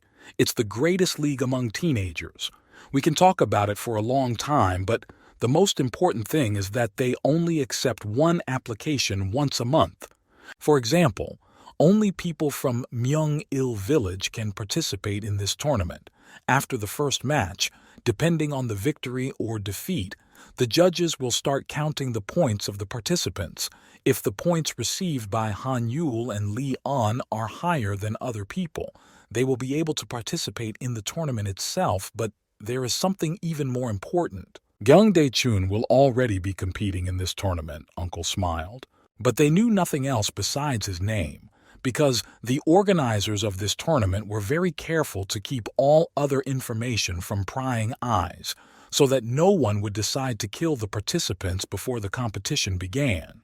Gung Dai-chun had already reached the third-level champion title, so he was already in the league, and to meet him in the arena, Hyun-ul was also waiting to fight in the third-level champion arena. The boy opened his mouth to try to say something, but he continued to mumble some words very uncertainly. But Hyun-ul wanted to participate in the tournament as well. Uncle Haru calmed him down because he had already signed him up for the tournament, but he also reminded him that he would get a percentage of the money earned there. But the girl was very surprised to hear such a big number. Percent was too much, but the uncle shrugged it off. It was a personal decision of Han-yul when he signed the contract, so no one forced him to do it, and he accepted it voluntarily. And Lai-an, despite the fact that it was his first tournament, sat very quietly and did not ask any questions. He was thinking about a girl he had met on the road recently, who was not wearing a school uniform, so he assumed she was in some college. He was upset that she did not like him and thought it was because he was a high school student. The older man shouted louder so that his student could finally hear something, and Lee jumped up and down in fright and shouted out his question, which had nothing to do with the tournament. He was only concerned about the girl he had recently met. Everyone froze, staring in shock at Leon, who only now realized what he had said. His uncle's eye started to twitch, and he asked him again what he had just asked, but his voice sounded a little nervous and turned to laughter. Lee started to look for an excuse for himself and behaved very unusually for him. He made up a story that he needed to find out for a friend, but all the words in his sentence barely fit together. But his uncle pointed out that he didn't really have any friends, and the boy began to actively deny it. This was strange news. The grandson of the owner of the Hyung-sung Corporation had fallen head over heels in love, and now his uncle was talking about it. And Leon was chasing him around trying to convince him that it wasn't true, and Han-yul had to go home now. If he got involved in a situation like the one with the fight one more time, he would definitely not see the tournament or Dae-chun again. Moreover, the guy was always looking for places where bad guys could hang out. During the fight, he was very scared. Somewhere in his soul he was afraid, but his body seemed to burn with the desire to destroy the bastards from the face of the earth and did not allow him to retreat. He felt relieved when he fought and hurt the bandits, a sense of freedom that he had been missing all these years. While Han-yul was floating in his thoughts, someone called out to him, and he looked around. He literally fell into the clutches of these bandits, 3 of them, and they were calling to him. But he was frightened for a moment and subconsciously backed away. His heart was beating so fast that it felt like it was jumping out of his chest. He did not understand why he was here, and now he regretted being in this place. One of the high school students standing closest to Han-yul grabbed him by the hair and threw him to the ground. They were angry because they had been calling the boy to them for several minutes, but he did not respond. One of them came closer to Han-yul and told him to give them everything he had immediately. Otherwise, they would kill him right there in the alley. But the guy had nothing with him, so he tried to get to his feet. After these words, the bandits decided to have some fun. The one standing next to him ordered him to take off his glasses immediately. Han-yul stood in front of him, looking at the floor, and the guy was ready to smash his glasses together with his face, so he ordered him to take them off again right away. But the young man did not react to these words at all. He was silently looking at the ground, and the lack of reaction made the guy very nervous. Unable to stand it, he hit him in the face with his hand, and Han-yul's glasses flew off. Blood flowed from his lips, but after he found himself without glasses, he realized that he was right in his assumptions. Coming here was indeed the right decision. He laughed madly and turned his gaze to the bandit. Han-yul was about to punch him in the face, but the guy's hand didn't reach him, and he smiled. When Han-yul tried again and looked at his opponent, another gangster was already quickly approaching, about to grab the young man's arm. He instantly hit him with such force that he knocked him down and the protagonist flew down. The bandit picked him up with his hand and pressed him against the wall, hoping that after that he would at least not come to his senses. It was some kind of incredible and powerful force. Hanban could not even move under the hands of this guy. But Cheol's friend came up to him and calmed him down a bit, because he had to participate in the tournament, so he had to be careful not to kill the poor guy. But he liked to see things through, and once he started, he had to show this high school kid who was boss. Cheol swung, and if Yoon Yul had been caught in the blow, he would have been finished. So as soon as the enemy's hand came close to him, the boy broke away and ran to the side to dodge it. He did not realize what he had just done or how he had managed to do it. But now was not the time to think about it. First he had to injure the bandit's legs so that he could not move quickly after him.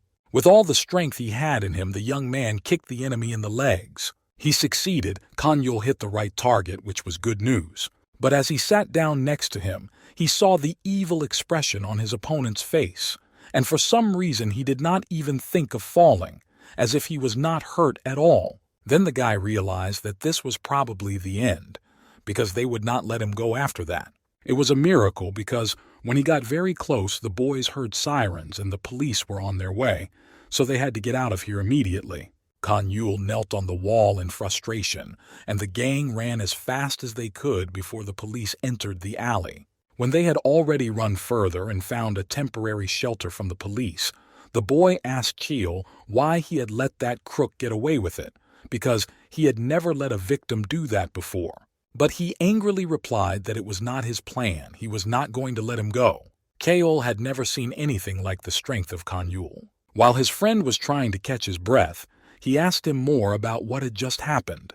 Usually, in such a situation, people give in to him very quickly and get what they want. That's why Cheol was trying his best to drink it with his right hand, and because of that, his grip on the left hand loosened a little.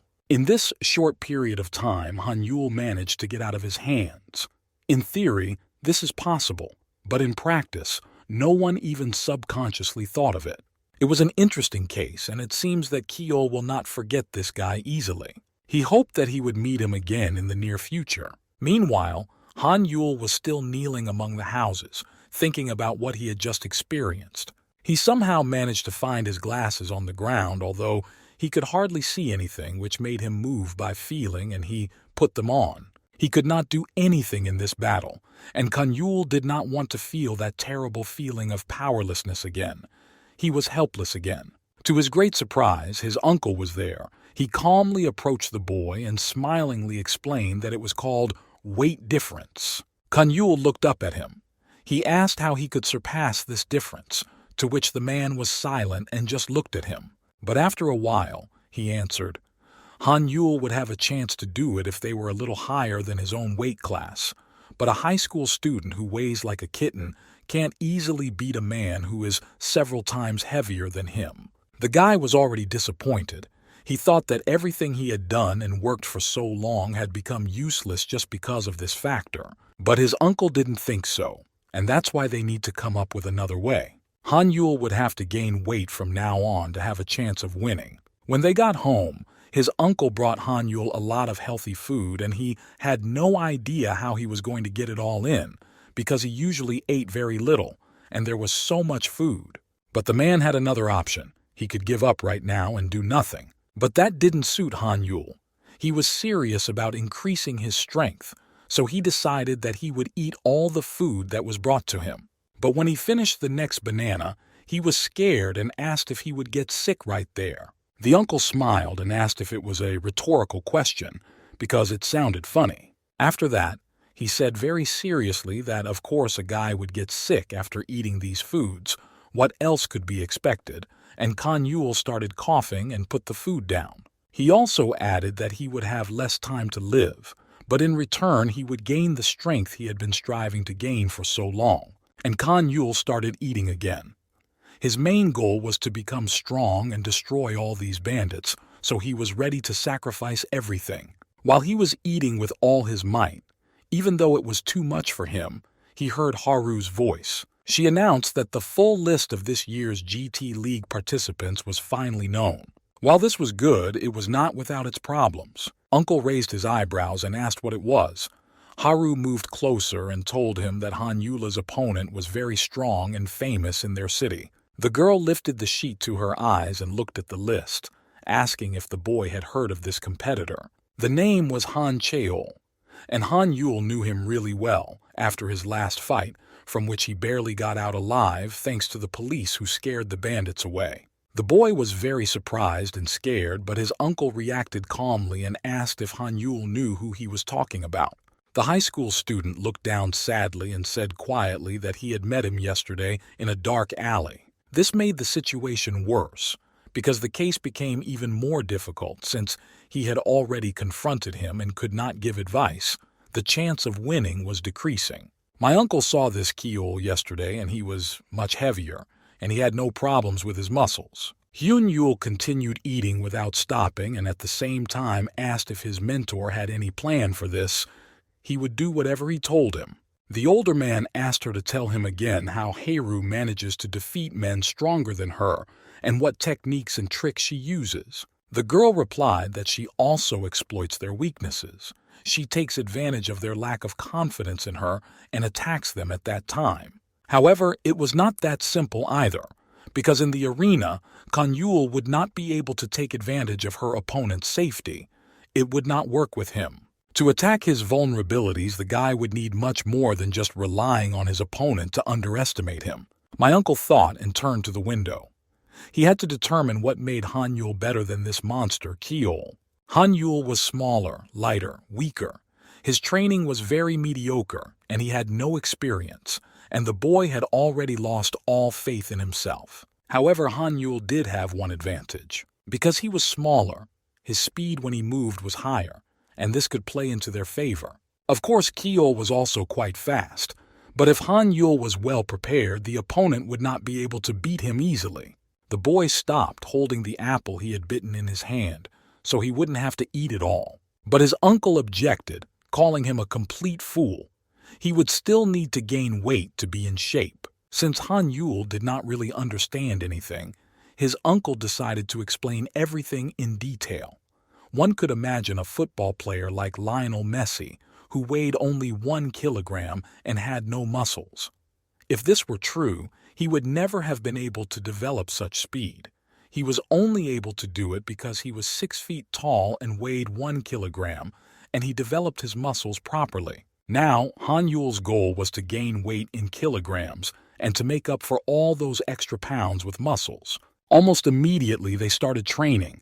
His uncle got all the necessary things and Han Yul started working out. But at first it didn't go well. The boy just fell down every time he tried to throw a punch. He was already exhausted and lying on the floor when he turned to his sensei, and he didn't believe that he could defeat such a large opponent while he was doing this. He went over to the guy who was about to go to bed, and after an hour's sleep they would go back to training. But he had already slept in the afternoon, as his teacher had instructed him earlier. However, for the next 6 days he was to have a strict regimen. They would try to use each day as 2 days, so he would have to eat twice as much, sleep, and train more often. And as Han Yul tried to get to his feet, which were shaking from the physical exertion, he said that it was unlikely that anything would change much once he started training on this strange schedule. But everything had already been decided, and he should have listened more carefully because no one was going to repeat it to him several times here. Human muscles are essentially a bunch of fibers, so at the moment, Han Yul was struggling with them. The guy adjusted his glasses.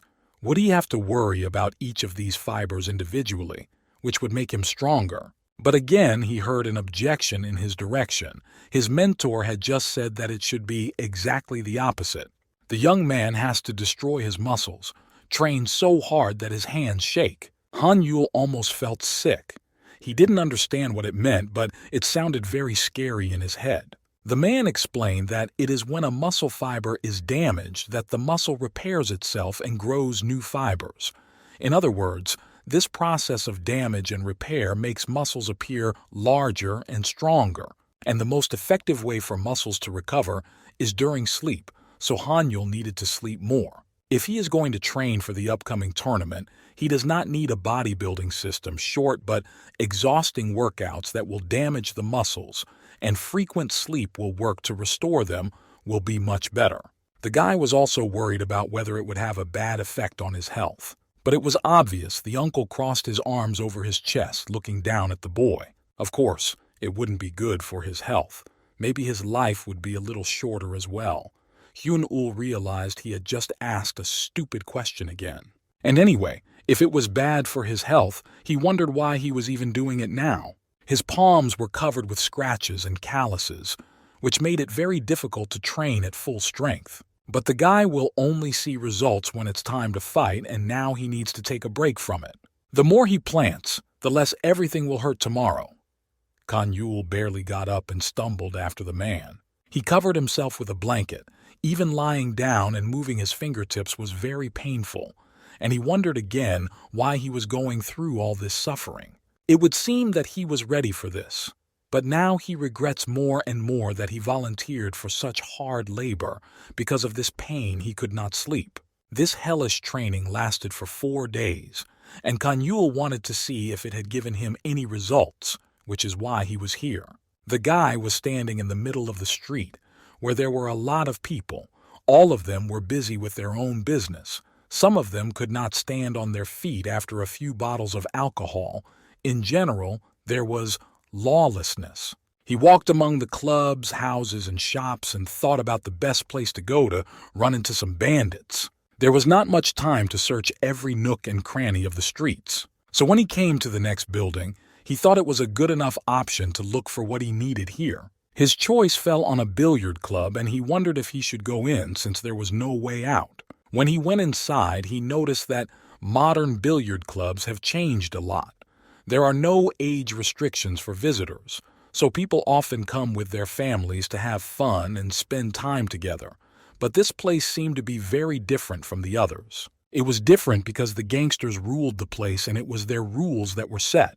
He was still shaking, but he knew that if he did nothing about it, things would not move forward. If Hyun-yul couldn't handle the people here, then a fight with Gang Dae-chun was out of the question, and he'd better not talk about Kiol. The boy stepped inside and looked around, looking for the biggest man he could find. One man caught his eye. His body was indeed bulky, but he was rather shorter than what Han-yul needed.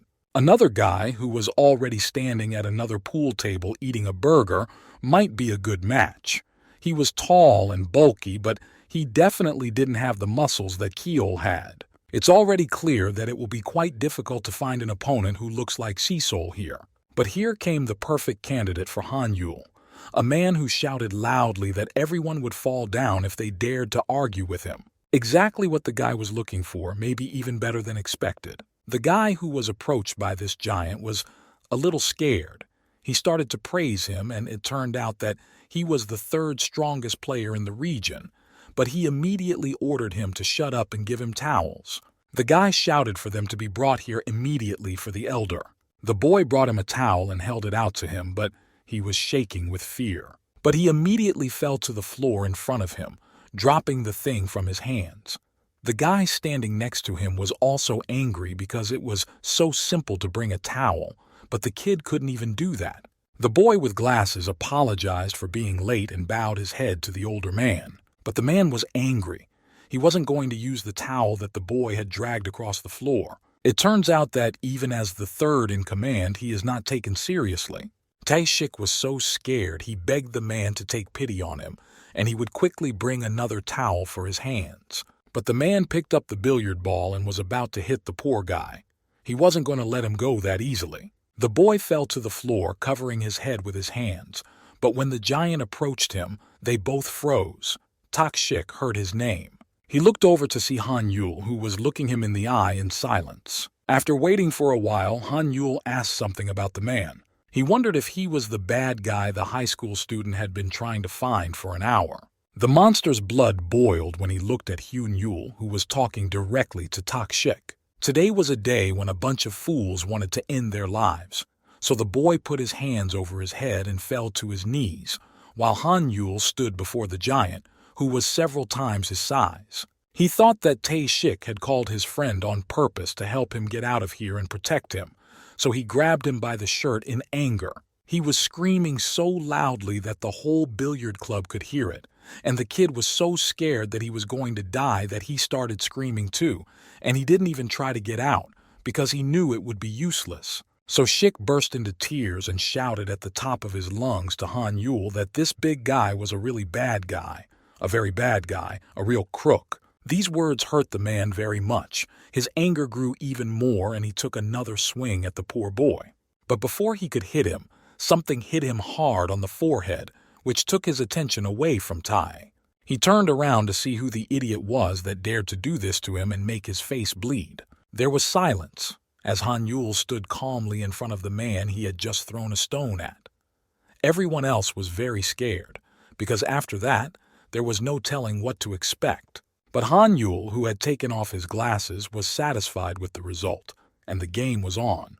A mutt who had been serving the big man rushed to Han Yul, picking up a cue, and he did not dare to treat his superior like that. The boy noticed that everything that was happening now seemed to be filmed in slow motion. He was absolutely sure that he would not be able to hit him. He was really moving too slowly. When the stick approached him, the boy bent his knees slightly, grabbing it with his hand. And then he pulled him sharply towards him and he lost his balance and flew towards Han Yul. He was not expecting this and screamed when he saw the face of the guy, who looked very confident. After a moment, they slammed their heads into each other, but the guy's teeth were knocked out. After that, Han Yul got rid of him and threw him away from him, and he hit his back against the wall. It was just what he needed. The boy was really stronger and faster than before, so his uncle was right about training so hard. The man came up to Han Yul and almost hit him on the head, but the boy managed to lean down to avoid getting bruises. The man was really very strong. One punch and Han Yul could forget about the tournament or revenge forever, because he would be in the ground. He moved away. It was important to keep enough distance not to lose. He couldn't find the man's weaknesses, and if he didn't succeed in the next few seconds, he was dead. So he had to think of something. A memory came to mind when he was training with his teacher and was almost at the end of his rope, with no energy left for anything else. Then the teacher told him that sooner or later the opponent would show his vulnerability during a fight, and he should just watch his movements closely and see which part of his body he was protecting the most and attack at that moment so as not to miss the opportunity. That's why Han Yul trained his fists for so long and diligently for quick punches. Simply put, this would be his so-called final punch. Once he got used to using his speed, his chances of winning would increase significantly. Then the man gave him a rubber band for his hand, and only then did the boy realize why he needed it. Han Yul was a bit nervous and asked if such a big guy could have any vulnerabilities. The mentor pointed to his knees, and they were his weak point. The more a person weighs, the more stress is placed on the knees, and even the most trained muscles cannot protect themselves from damage if they receive a direct blow. If Han Yul can attack his knee properly, he will have a chance to use a fatal punch. Remembering all his uncle's words, the boy began to observe the enemy more closely to find some flaw in the defense. The man kicked Shik, who was getting in the way, so he ordered him to leave immediately. At that moment, Han Yul found a weakness. The weight of the big man was now on one leg, so he rushed towards him without delay. With all his strength, Han Yul hit the man under the knee, causing him to lose his balance and start falling. Han Yul found his next target even faster, as the man's chin was now exposed, so he could hit him with ease. This was perhaps his only chance for a fatal blow, and it would be the end of the matter. As the man went crashing down, he shouted at the last moment that a punch from a high school student would not cost him anything. But when Han Yul hit him, the man realized that he had been very wrong about the boy's strength. The boy had felt as if his fists were harder than stones, as if nothing else could be harder, and now he realized the need for a strong fist. The man, whose arm was twice as big as the boy's head, did not understand how this boy was defeating him so easily. The man grabbed hold of Han Yul's shoulders, and he had no idea how important the experience of a man who had been in millions of fights could be. Han Yul instantly flew away from the man, who threw him off with all his might. The guy's back hit the pool table and he grimaced in pain. The older man was about to finish off this kid who had come here for nothing and decided to go against him, while also protecting Shik, but there was more to come. Someone interrupted Hyung Neem, who looked back at the voice calling his name. Another big guy came up to him. Hyung had once told him that he could ask him anything whenever he needed to, and now he had one question. The man who appeared in Hyung's field of vision asked if he could give him this guy. He wanted to deal with him himself. Hyung smiled.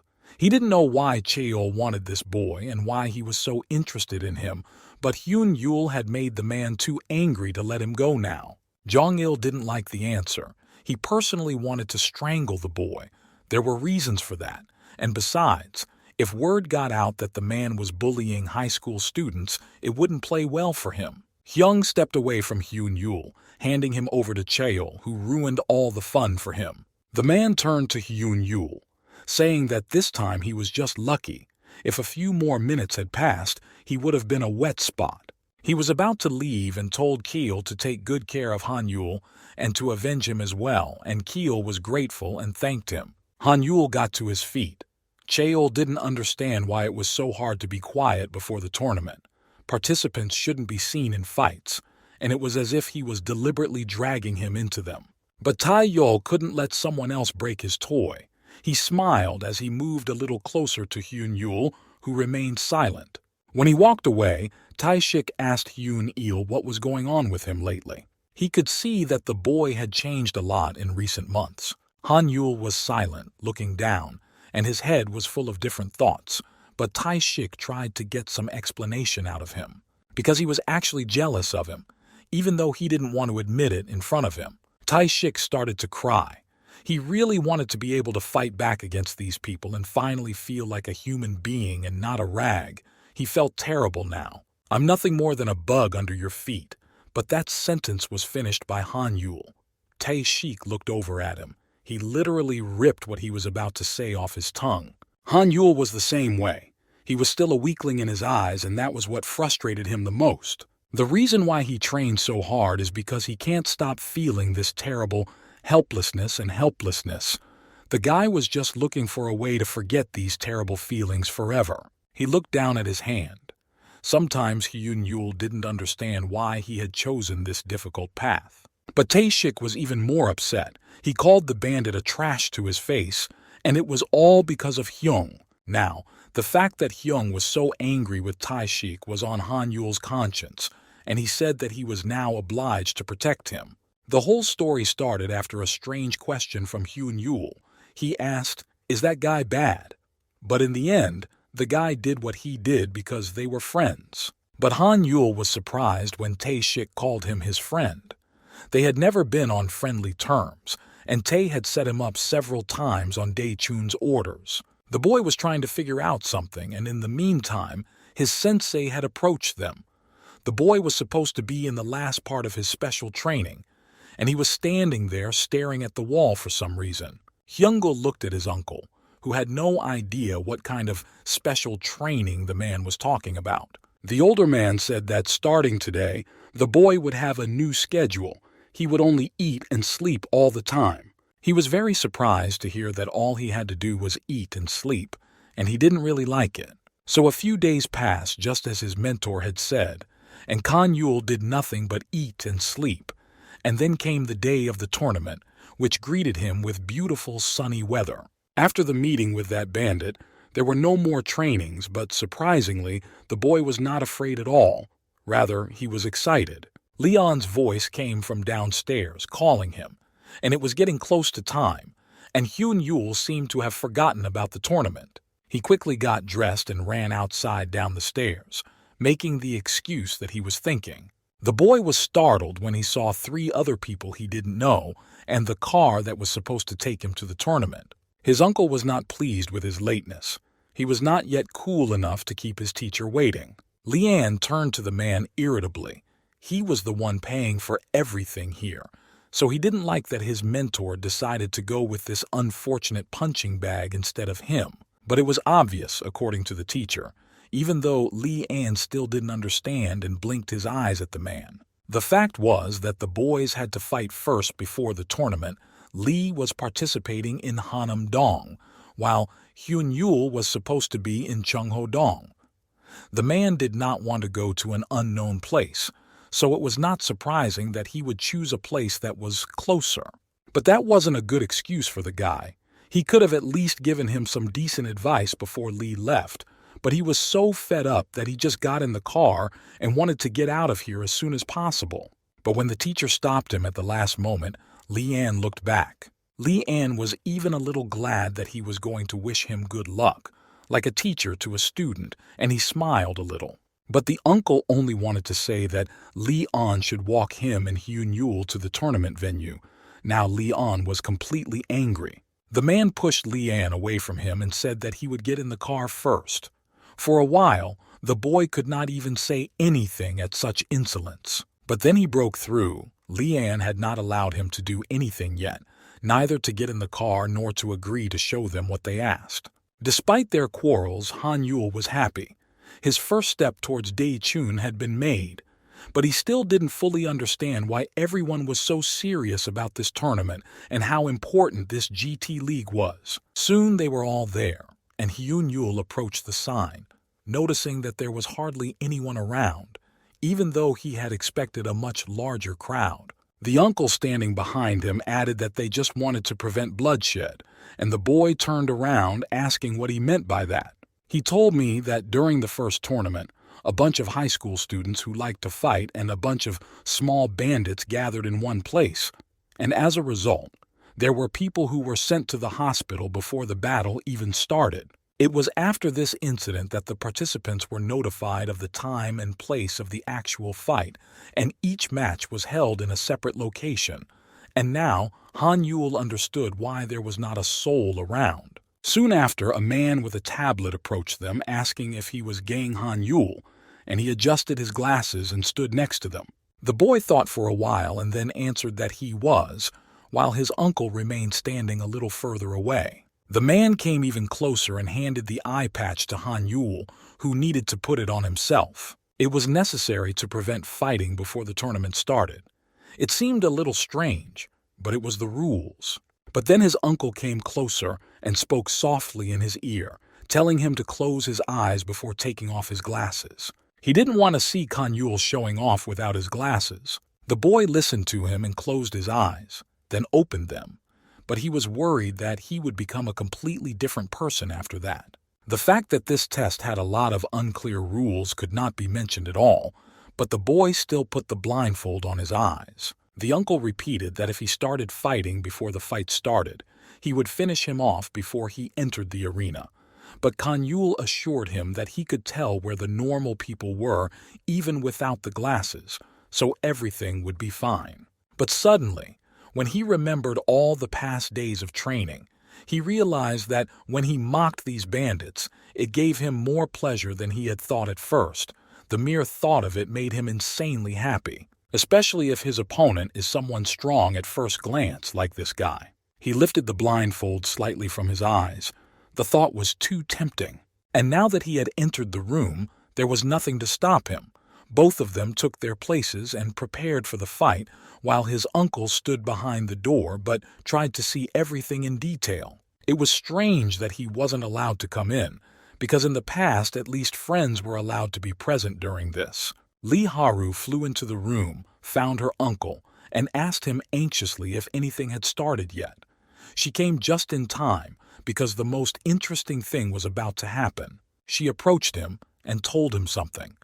There are rumors that in the second stage of the tournament, there were a lot of strong people from Cheongho-dong, which means that among them all the score will be quite high. In that case, my uncle will be happy if Hyun Yul doesn't need any emergency help here. That will be good. She looked at Cheol, noticing that he was much taller and bigger than they say. Both Cheol and Hanyul were ready to start, but for some reason the judge sitting next to them with the camera was hesitant to give the order to start. To tell you the truth, this judge didn't care about what, how, or why. He was almost falling asleep at his desk, and after being asked, he finally allowed them to start. Liharu was shocked by what she saw, annoyed that the judge was not paying attention at all.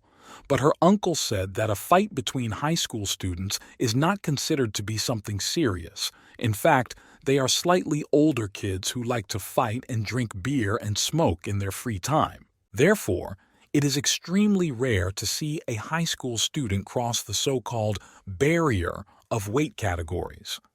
The judge has most likely already made conclusions for himself that the fight will end quickly, so now he can think about something completely different. But for some reason no one had started the fight yet.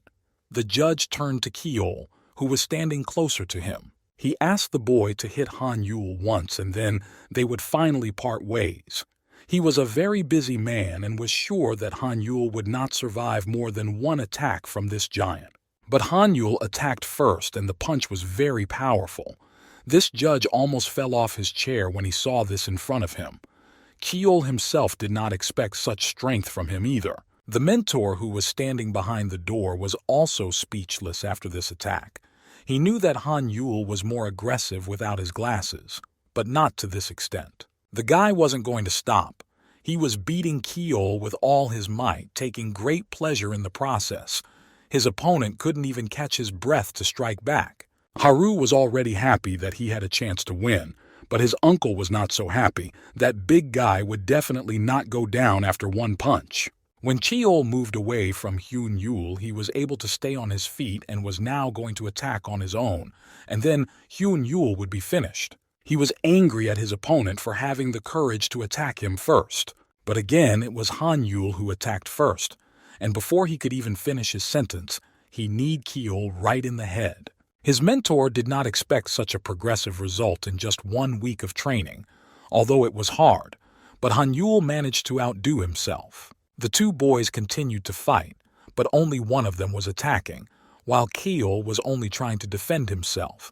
But he was not very good at it. Haru opened her mouth in surprise and watched the boys. Now it was over. But it was over for Hyun Yul, because even though he had beaten up Chul, he wasn't going to let it go. Keol was about to wrap his palm around Hyun Yul's, and Haru was afraid he might break his arm that way. The big guy smiled and said that regardless of the number of points, disabled people would not be able to participate in the tournament, so he decided to get rid of his competitor in this way.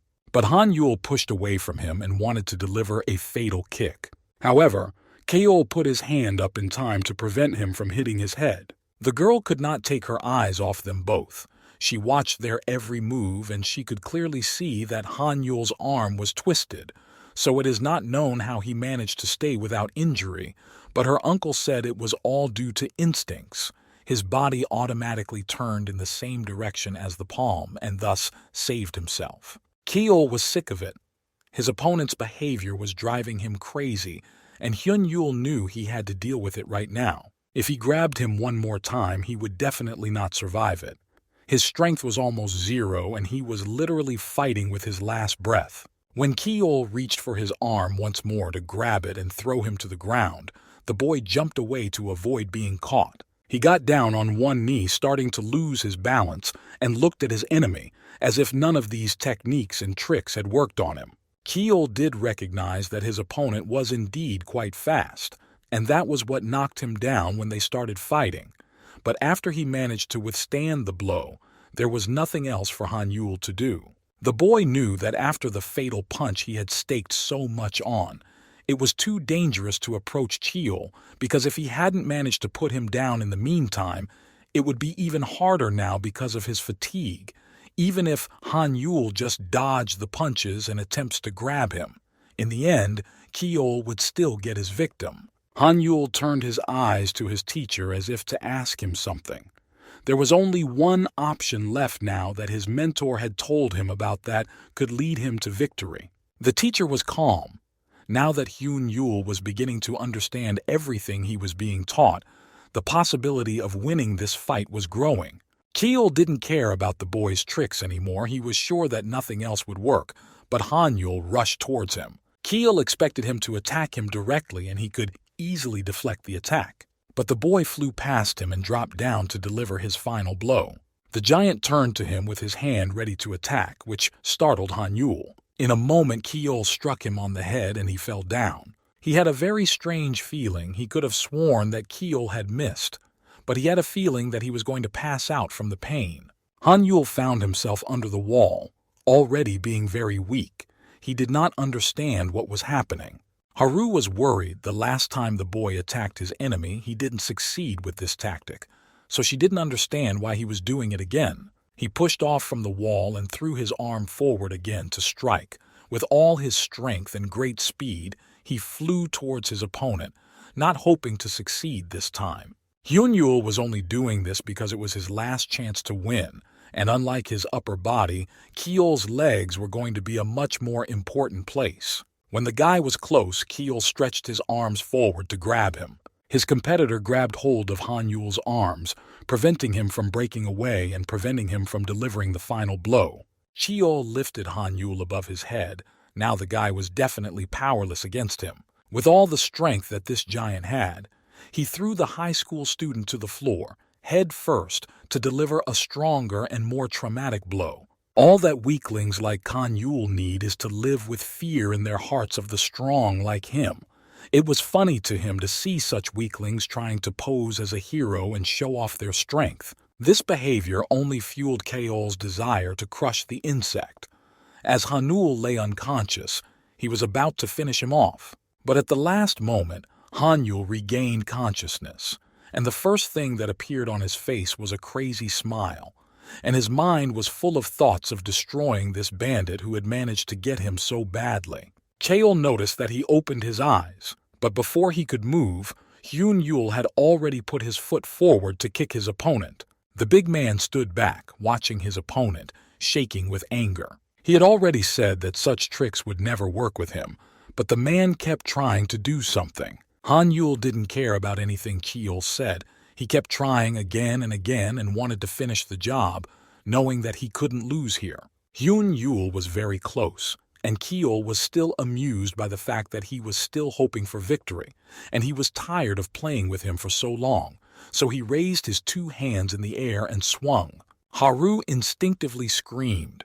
This time there was no way Han-yulu would be able to get away without getting hurt if Kiol managed to hit him. His uncle also began to worry.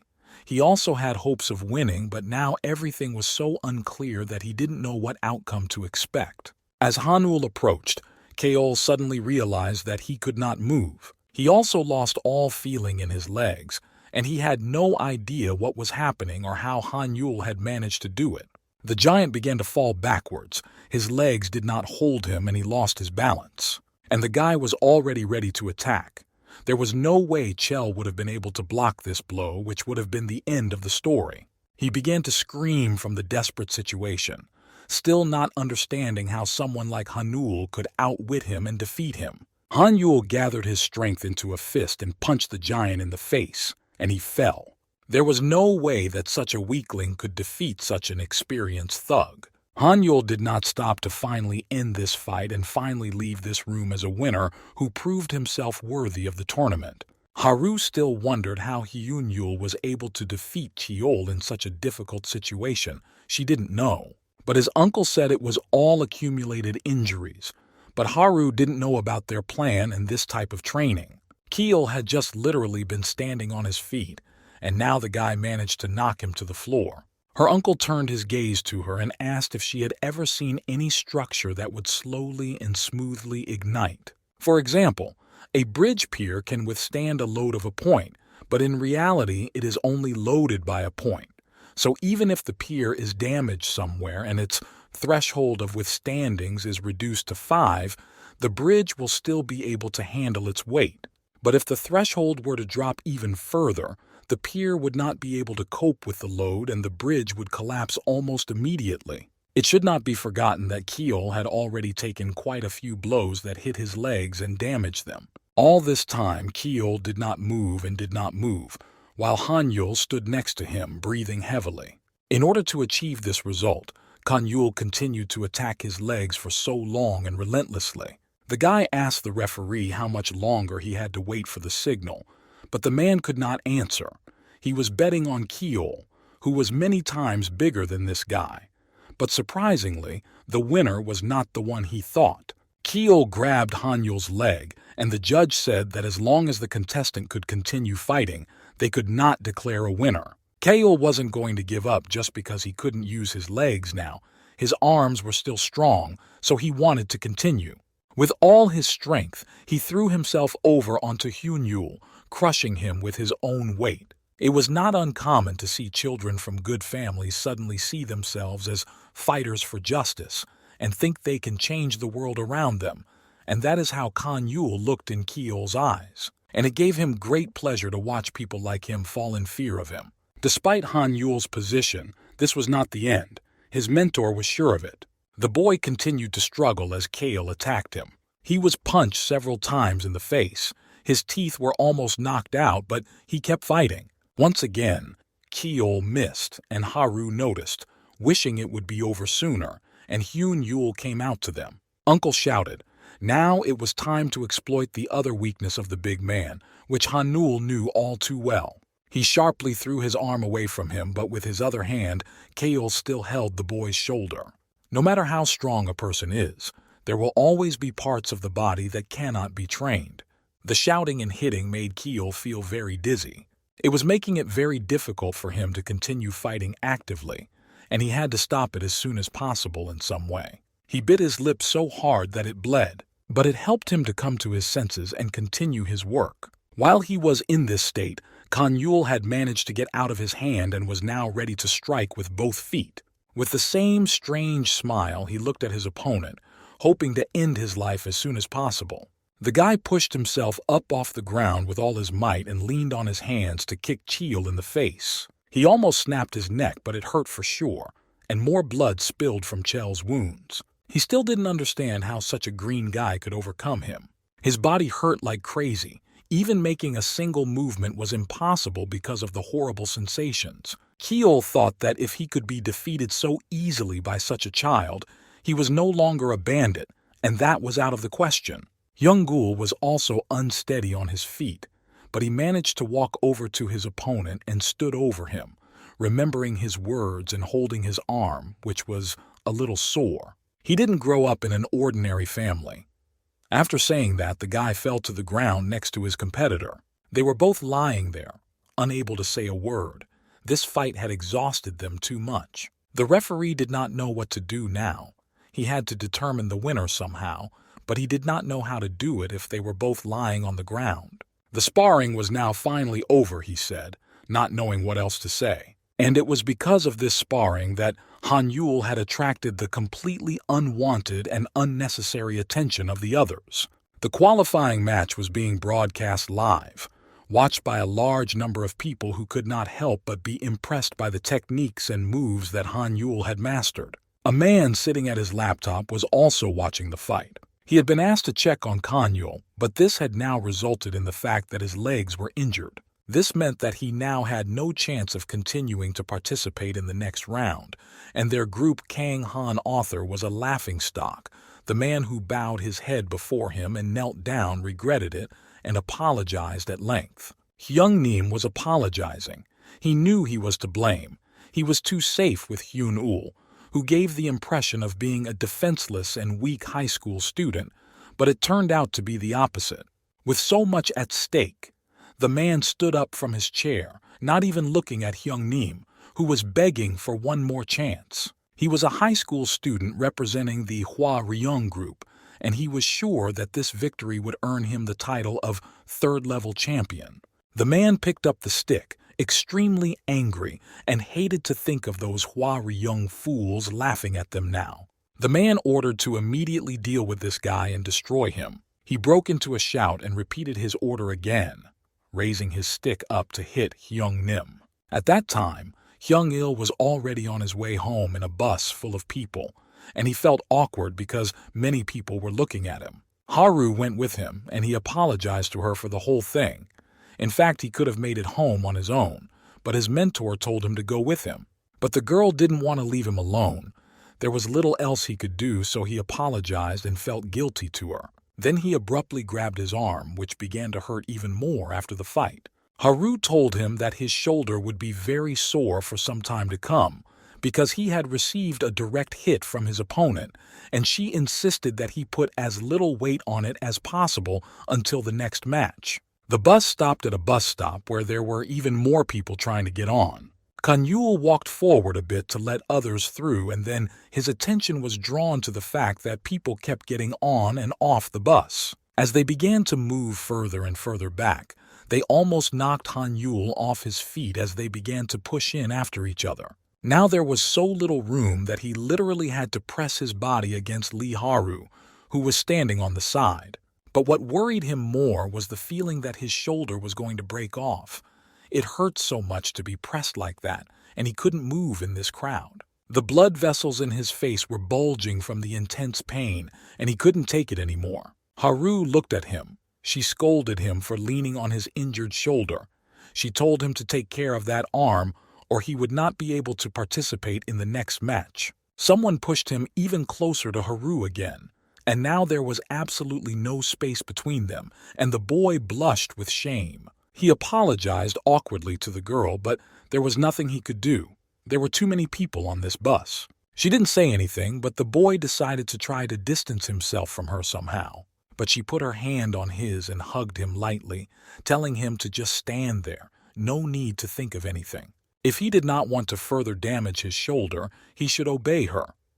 Though he did not mind, he felt very uncomfortable in her arms. They rode like this for some time, Han-yul afraid to breathe, let alone look in her direction and meet Haru's eyes. Meanwhile, the man who had been so worried about Han Cheol's defeat had returned to his desk, and Hyung Nim continued to kneel in front of him. The man was so angry that he even broke the phone in his office and slammed it several times. Besides the fact that they had spread to this GT League, he had also brought this traitor here. He didn't even know what he was looking at when he made him third. Hyung Nim was already with his hand and head bandaged, but he still continued to apologize, assuring him that he would find a new representative for their company as soon as possible. But the man was even more angry. He had already ordered him to use the same guy as before. The boss was about to hit his employee, who again covered his already damaged head with his hands. But suddenly, another man came into the office and said that the boss shouldn't be so stressed because he was an old man. It was time to relax a little. But he didn't care. The boss was still stubborn. He didn't want to see him after he betrayed him and joined Hwa-ryung's group. But that didn't mean anything. The boss wasn't going to go against Hwa-ryung because if he did, the outcome could be fatal for them.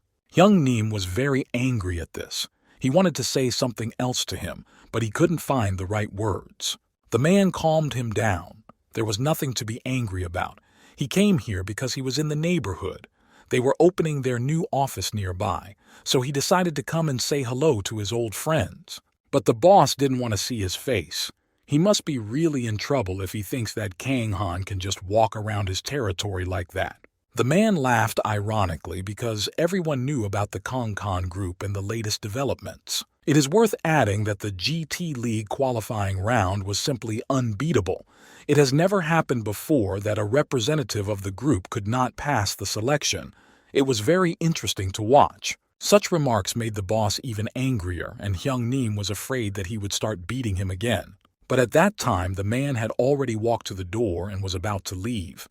He was going to come back later to say hello, and finally he jabbed at Chairman Kang Han once again, who, in his opinion, should have been thinking about resigning by now. He walked out of the office, closing the door behind him, and the two remained standing there. The boss was so angry that he started breaking everything in sight. Without even turning his head to Hyung Nim, the man asked what was going on with the high school student who had beaten their representative. But Hyung Nim didn't know how to talk about him. All the man knew was that Hyun-ul had stopped going to school recently, and they had started to watch his house closely, but no one was found there either. The boss must have been really out of his mind if he was still keeping a third person as a henchman, even a high school student. He reminded him of the question of whether he should keep him in this position, even though Hyung Nim's answer would make little difference. He begged even harder for more time. He already had some useful information, so he had a chance to make things right. Hyung Nim found out that a girl named Lee Haru always goes with him, everywhere. The man made a promise that tomorrow he would bring Hyun-yul right here to finish him off. Haru had a very strange feeling all day today, as if something was going to happen, and it was a little confusing. When she was walking home from school, she tried to put all these thoughts aside, blaming it on the fact that she was just nervous. But when she was close to her home, a suspicious man followed her. She went home and immediately went to Hyun Yul to tell him the good news. He was in second place among Chung Ho Dong in the preliminary results. The guy continued to be very careful with his injured arm. But now, things were about to change, as Han Yul was among the 32 participants in their region. And if we talk about the shoulder and trust the uncle's words, then a couple of nights and Han Yul should feel much better. When it was time for them to leave, she reminded him that he could call any time if he needed anything. She emphasized once again that he shouldn't put any weight on his sore shoulder, but suddenly, a large shadow appeared behind the girl. The man standing behind her grabbed her sharply by the shoulders, causing her to scream. Finally, he was able to find and catch her, with two other guys behind him to help him. They entered the room, not letting go of Hara, who was trying to get out of his arms. Han Yul threw off his glasses, which he threw aside, and they fell into the hands of one of the bandits. Without waiting a moment, Han Yul began to save the girl and struck the man. None of them thought that they would come across something like this. They were not prepared to be beaten up immediately. One of the bandits turned to Han Yul and started running backwards before he could catch him, and he was shocked by the speed. Before he knew it, he was right in front of him. The guy was really moving incredibly fast. He shouted with all his might that he would kill anyone who dared to harm Haru Lee. While they were in a state of shock, Han Yul hit them as well, and the two men flew out of the room and into the hallway. The gangster who was the luckiest and did not get hit by the high school student quickly came to his senses and punched Hyun Ul in the shoulder. He screamed loudly, unbearable pain shot through his arm, and his shoulder continued to hurt. He fell to the ground and grabbed his arm, screaming and screaming. The gangster was about to hit him when he was not in the best position to fight and quickly ran to him. He managed to kick Hyung Gil, and he hit the couch painfully, receiving a powerful blow to the stomach. Hyung Nim ordered them to take both of them with them, which shouldn't be difficult now that they had Haru down, but Hyun Il could barely move his fingers. Kang Han's boss was already waiting for them, twiddling his thumbs. A call came into his office. It was his men, reporting that they had captured Han Yul, and now the question was what to do with them. The boss spoke thoughtfully, suggesting his own version of revenge. Since Han Yul had disabled their best fighter, it would be good to pay him back in kind. Young Nim, who was already elsewhere, only briefly said that he understood and would proceed as ordered. In the meantime, when the boss had already interrupted the call with Young Nim, his second employee entered his office, but the man was curious about what exactly brought him here. He stepped closer. He had heard about the shame that had been going around their group, and he also knew that it was due to the inattention of number 3. He couldn't believe that his boss would forgive him for all his failures so easily. The man did give number 3 one more chance, but if he did not fulfill his promise this time, he would not let it go.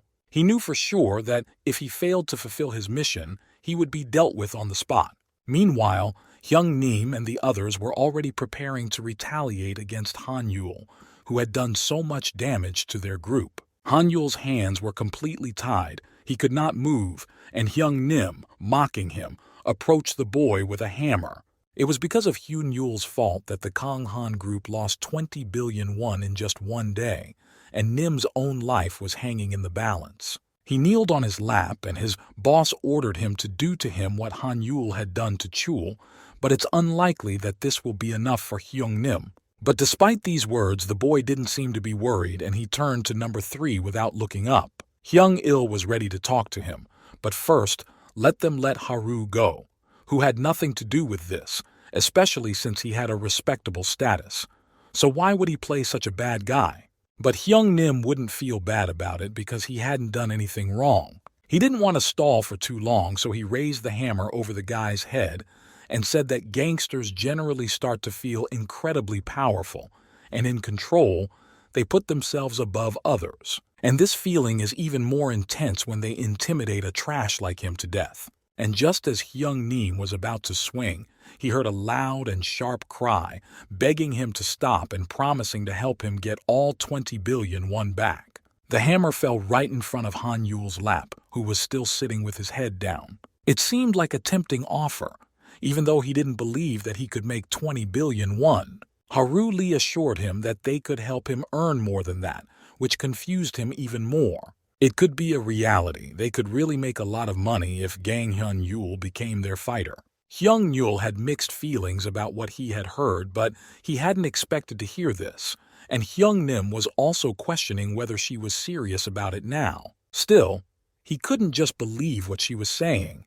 He didn't want to fall for such a cheap trick.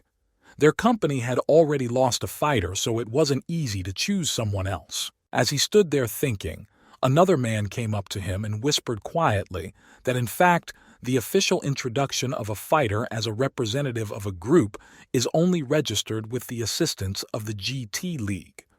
So far, they had only informed everyone that they already had a representative, but had not yet officially registered. So Haru's suggestion really made sense in this case. And it might be Hyung-nim's last chance for survival, so it's something to think about before you turn it down. But he wasn't going to believe these high school students, especially since he wouldn't last even one round in the arena with Hyun-il's injured shoulder, so representing the company was out of the question. At this time, someone began to call another gangster standing behind him, and the call left him speechless for a while. It was a big boss, with whom everyone was afraid to have a dialogue because he was really very cruel. He immediately shouted to Hyung-nim to solve something quickly, because they could not wait, because then they would all be finished. The man didn't know what to do anymore. The situation was too difficult, and it was too risky to choose a guy with a wounded shoulder to be a representative. But Haru was still trying to persuade him. There was still a chance that Hyun-yul would recover quickly. Time was running out, and the bandit asked them one last time what they were going to do with the boy, and they had to decide right now. Either they were going to keep him as a representative or cripple him as they had planned. Hyung-nim was very annoyed he couldn't stand all the pressure around him from his people. At that moment, Leanne was in training, and they were testing his endurance.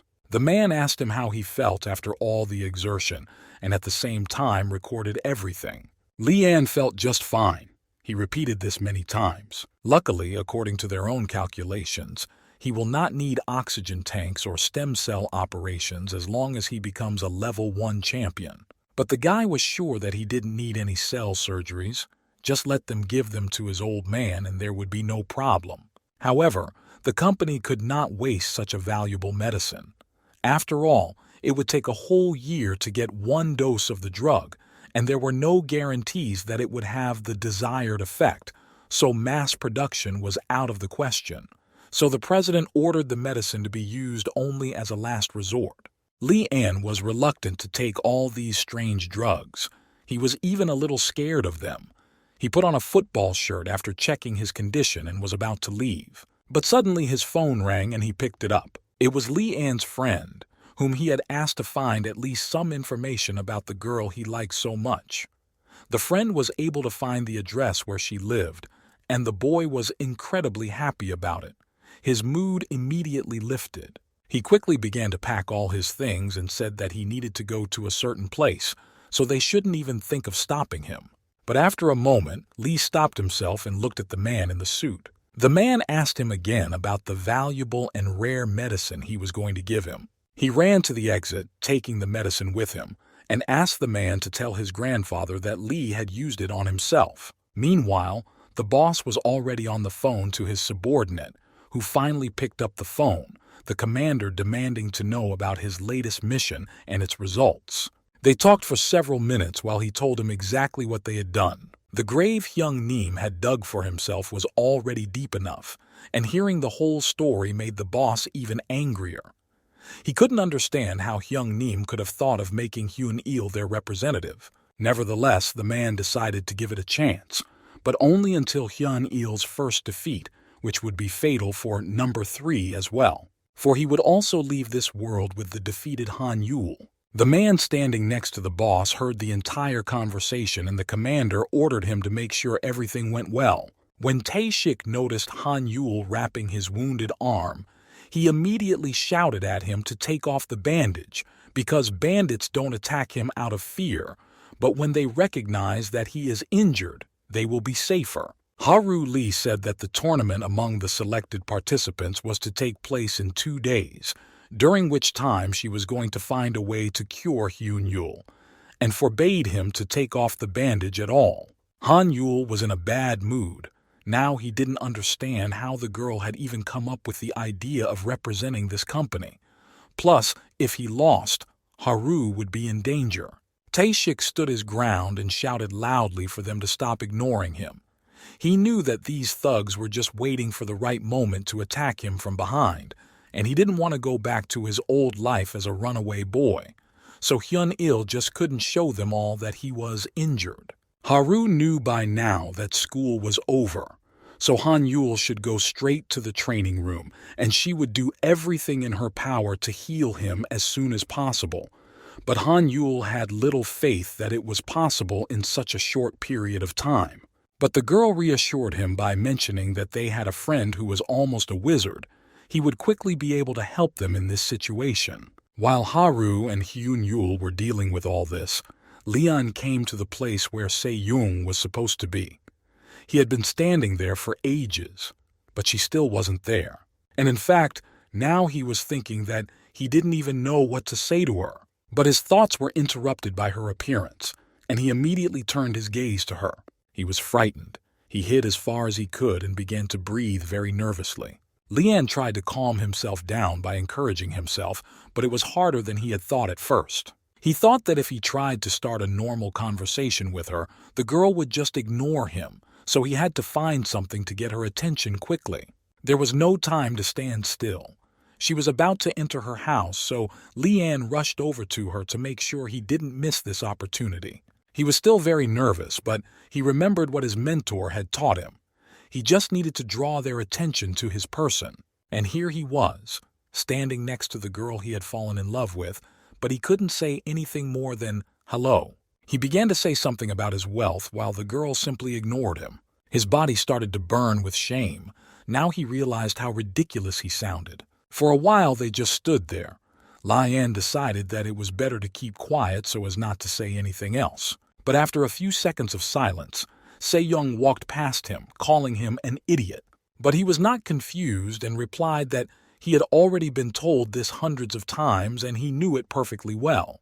He will never be able to fully open up his feelings to other people because he has never seen his parents show him any sincere love. That's why he tries to express his feelings in the only way he knows how. He pulled out a vial of medicine from his pocket. It was the only ampoule that could cure his heart problems if they reappeared. Leanne wanted to destroy it in his hands, squeezing it in his fingers, but it was snatched from the boy's hands. His attention was drawn to the silhouette of a boy in a black hooded cloak running past, which scared Leanne. He leaned his hands on his knees and tried to get his breathing back to normal, but he still didn't understand what had just happened. He was further distracted by a phone call from the head of the department. Leanne picked up the phone. The first question was about the medicine he had been given, and he didn't know how to explain what had happened. This medicine was created specifically for him, so it could not be easily given to any other person. It could even cause cardiac arrest. These words scared him very much. He fell to the ground and started screaming into the phone. Angry that he was being told about these factors only now, he could have killed an innocent girl. Meanwhile, a black figure in a cloak was already holding a syringe with the ready-made contents and standing over Han Yul, who was sleeping peacefully on the couch. The mystery man injected the drug into Han Yul's wounded shoulder. The hooded man smiled as he did his bidding and took the syringe away. But he was suddenly attacked by someone, which scared him because it was really unexpected. He thought he was alone with the sleeping Hyun-yul. It was Haru Lee who pinned the man to the floor, not allowing him to escape her trap. When his arms were immobilized, she was about to pull the hood off his face to find out who had done it. Under the cloak, she saw Tae-shik. She was expecting anyone, but definitely not this guy. She jumped away from him, realizing what he had just done to Hyun-yul. But he fell to his knees. He had no choice.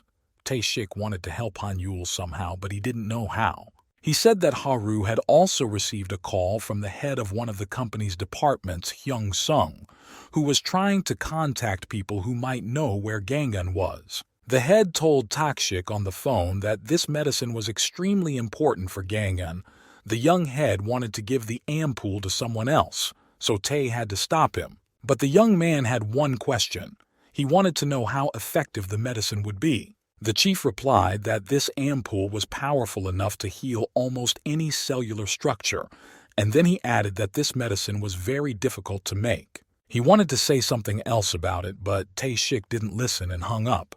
He had no other choice. Even death was a much better option for him than returning to his previous life, when he was a doormat in the eyes of others. When Haru heard the story, she became even more nervous. This medicine was made specifically for Lee Ann, and it could easily kill anyone else. Tae-shik had no idea that such a thing could happen, and Hyun-yul turned on his back and began to breathe heavily. Han-yul was admitted to the hospital so that he would have the opportunity and chance to survive the injection. Lee An grabbed Tae-shik by the throat, confronting him about his actions, but the coward justified himself by saying that it was his life, and he didn't want to run in front of someone like a servant again. An assistant of the company approached him and asked him to calm down and not to worry so much, because it was in their interest to restore Kan-yul, but he did not understand why it was important to them. It was simple. If something happened to him, an investigation would begin, which would reveal the fact that their research and use of drugs were conducted without the necessary certification, and this would not reflect well on their company. So for their sake and for theirs, Han-yul needs to come to his senses and recover. Haru did not leave the boy's side for a minute. She was very worried about his life, but did not really believe that the oxygen capsule could somehow turn the situation for the better. The man explained that oxygen capsules have been used for a long time since the case when the British athlete Looney recovered his strength right before the start of the World Tournament. The capsule used at that time accelerated the recovery process by about 2 times, and the new capsule is 2 times more effective than the previous one. However, there was still no guarantee that this option would succeed. They had done everything they could, so now they could only wait and hope that he would wake up soon. Everything would be clear by the next morning, and if there was no change, it would mean their defeat. Tae-shik was not at ease because of what he had done to Hyun-yul.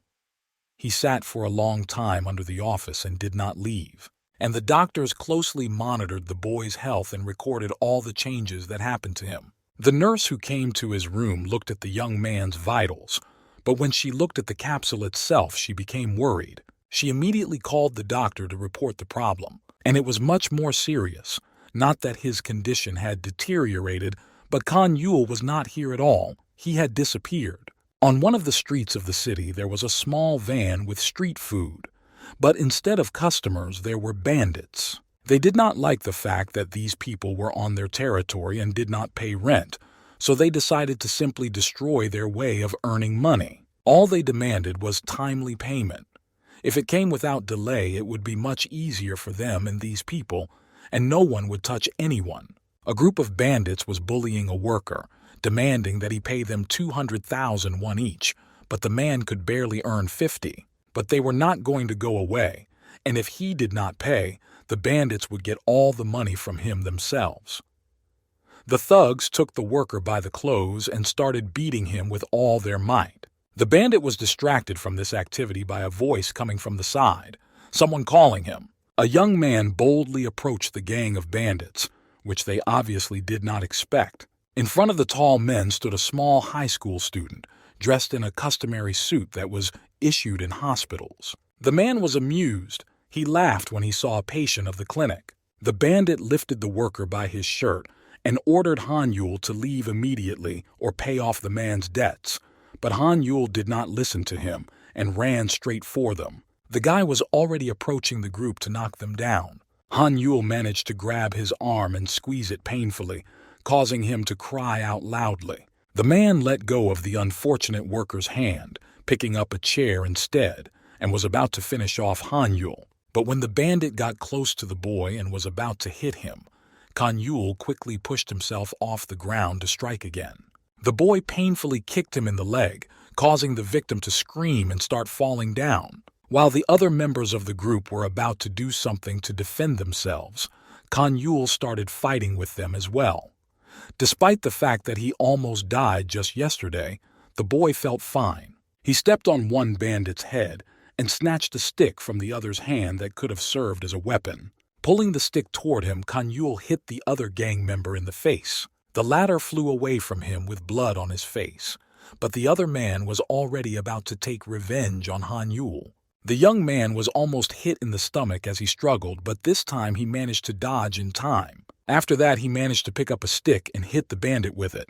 The other members of the group watched in horror as he writhed in pain and screamed loudly but could do nothing. Later, Kanyul laid almost all of the gang members on the ground, leaving only one on his feet, who was about to run away to stay alive. He couldn't believe his eyes, couldn't believe that this guy could take them all down in such a short period of time.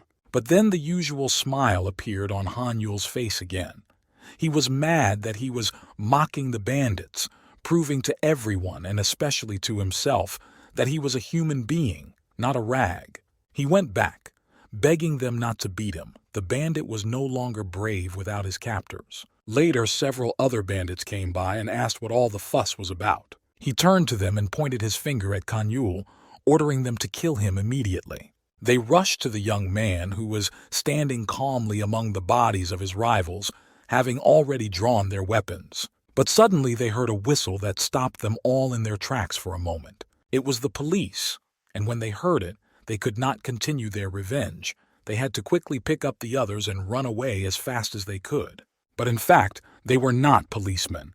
The boy tried to whistle loudly to scare away the bandits and was out of breath. And that boy was Tae-shik, who looked ahead to make sure that the bandits had already fled. And when he saw that it was all clear, he approached Hanyul, who had to go back because everyone was waiting for him. Tae-shik already thought that he had turned into a monster that no one could kill, and he stepped closer to the boy, who was silently looking at his hand. But he didn't hear an answer because someone was running toward the boys. It was Haru Lee, who had been looking for Hyun-yul all over the city, so tired that she could barely stand, and asked where he had been all this time. Hyun-yul calmly said that he had woken up in a very strange hospital, so he decided to just get up and leave.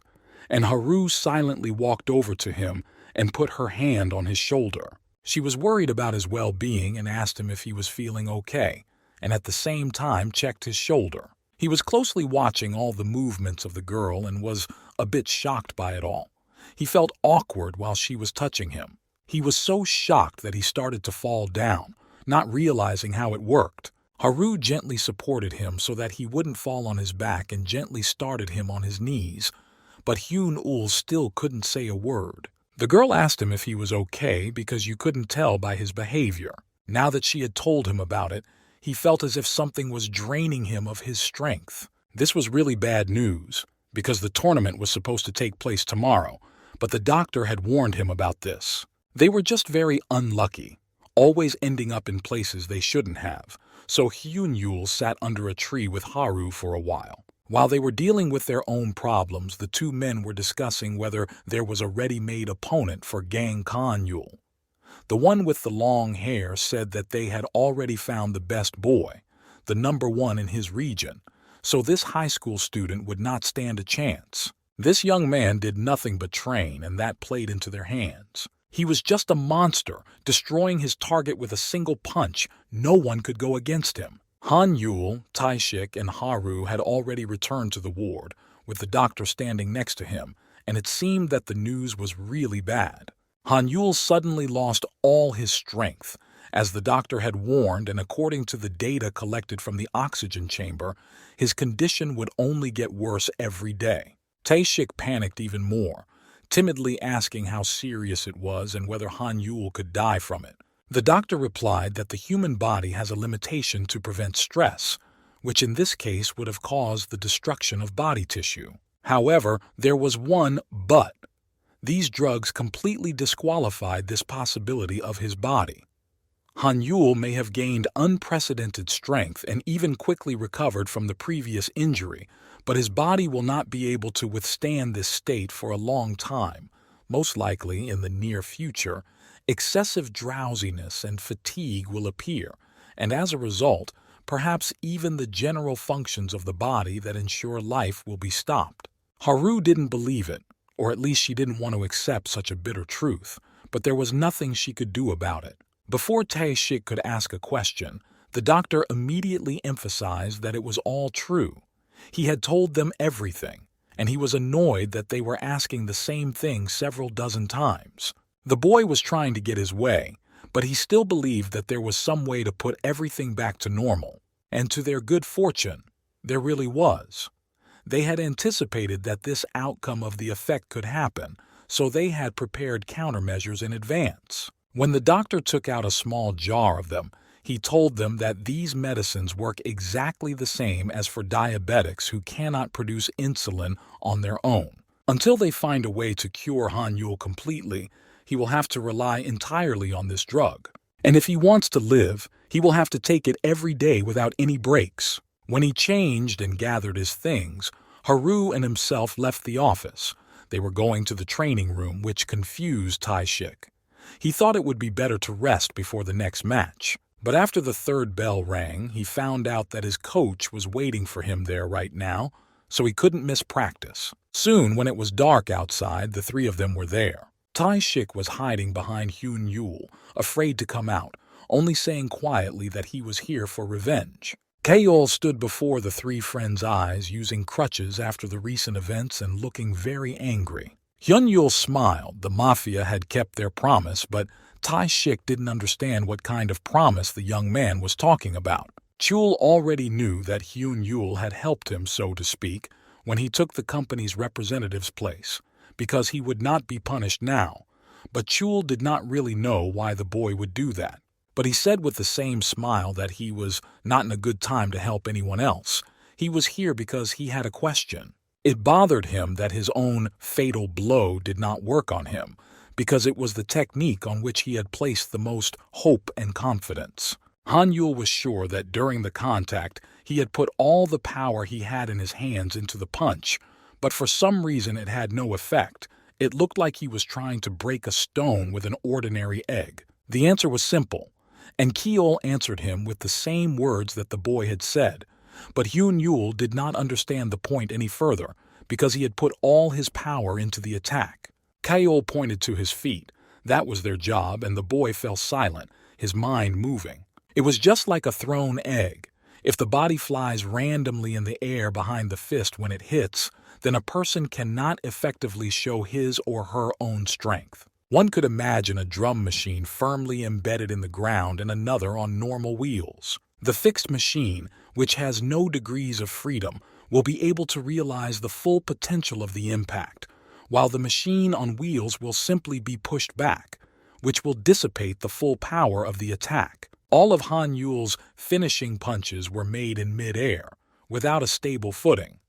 If he had kicked in the same situation, the effect would have been much stronger, but it would have affected the accuracy of the kick, so he would have hardly been able to hit the weak points, not to mention the fact that Keol himself would have been open to a counterattack. Now Han-Yul wonders why his teacher didn't tell him about this before the fight. Haru said that it wasn't to hide any information from him, it just wouldn't have helped him. When she noticed his eyes full of questions and confusion, she realized that he had no fighting skills at all. The boy repeated her question thoughtfully and did not know where she was going with it. Keol chimed in. It takes a lot of experience to effectively hit the weaknesses of an opponent who is many times bigger than you and also specializes in defense. When they first met, it didn't even look like Han-Yul knew any of the basics of combat, and all he could do was rely on his own speed and jump around his enemy. Now he was wondering how best to proceed, since he wouldn't gain much experience in one day. However, he could exhale because if he recalled their last battle, there was definitely a way out. Although it was dangerous to the point of death, there was a way out. The only question was whether he was ready to take that risk himself. The boss and his number 2 inches were in his office discussing something. He had a good opinion of his own commander, but the decision about Han-Yul confused him very much because he did not believe in his strength and victory. It seemed as if he had not only lost his own place but also his head on the way. The man folded his hands in front of him and exhaled heavily. He was not pleased with such accusations, so he offered to put his own stupid place on the line, and if the other side could win, his career would be over. The man standing behind him couldn't take it anymore and shouted at him to shut up and watch his mouth. Number 2 Inches found this gambling proposal quite interesting, so he decided to take a chance. This will certainly add interest to watching this match. Another man came into the office and told him that the match had just started, so it was time to sit down and watch the fighters. However, when Hyung Neem looked at the screen, he was taken aback by what he saw. The match had already ended before it could even begin, and it was the first time that had ever happened, and it seemed impossible. Han Yul stood next to Keol, who acted as a mentor for him. He gave him a lot of advice about the match, but the boy still doubted whether it would work. But now, without the right footwork, he won't be able to achieve a good and powerful shot, so there are no options. Han Yul was worried even more. He was still waiting for the teacher who was so needed, but for some reason he did not come, Keol thought. He asked, a little shyly, if Hyun Yul could stay the way he was before, whatever that meant, but the boy didn't understand any of it. Keol remembered their first meeting, back in the alley when they had dueled, and Hyun Yul had looked like a crazed maniac who would crush his victims into dust. Han Yul adjusted his glasses and listened intently to what he had to say. He couldn't explain it himself, but he could definitely feel that when he took off his glasses, he became a completely different person, without fears, with a desire for revenge and a fierce passion. Usually he was dominated by the desire to beat up all the gangsters from school and beyond. But when he met them face to face, he would get incredibly scared and shake. But everything changed when he took off his glasses. It sounded strange, as if he was losing his fear along with his eyesight. And then he would run around like a fool to kill someone. And besides, there was someone he needed to apologize to no matter what. At these words, his face grew sad. He had plenty of motivation because that's why he needed to beat this guy. In any case, he had been practicing his footwork and attack styles, but only for a few hours, so he didn't know how good it would be. But this time he would have to rely on fate. He just had to show himself well in the arena, and nothing else could be changed. So the match started anyway, and everyone was now in the room with their boss. All the chatter in the office was overtaken by what was happening on the TV. Right from the first sharp punch, this big guy and Han Yul's rival was able to put him down. He stood defiantly over the battered body, looking directly at his opponent and savoring the victory. Haru, Cheol, and Taishik didn't expect it to happen so quickly. They were hoping for at least some kind of fight, but he went down literally in the first seconds. They were sitting on the bench watching the tournament on their phones, but they couldn't believe it was over. The referee, who was sitting in the room, came over to Han Yul, who was lying on the floor. He himself had not expected such a quick result, but he nevertheless announced that the match was over. But something happened after he said that, and he stepped back a little, frightened. Han Yul managed to get to his feet, although he was not standing firmly on them, but it was too early to give up. Sweat dripped down his face as he looked at his opponent, who was standing just a meter away. It looked as if he was really going to kill him. He was much tougher than Keol. His opponent wasted no time in noticing that he was on his feet, and immediately decided to hit him several more times to make sure he would not be able to get up. After punching him in the stomach, Han Yul fell down and the opponent was about to kick him. But after doing so, Han Yul found the strength to get up again and continue the fight. His entire body was shaking and cramping, but miraculously he stood up on his own 2 feet.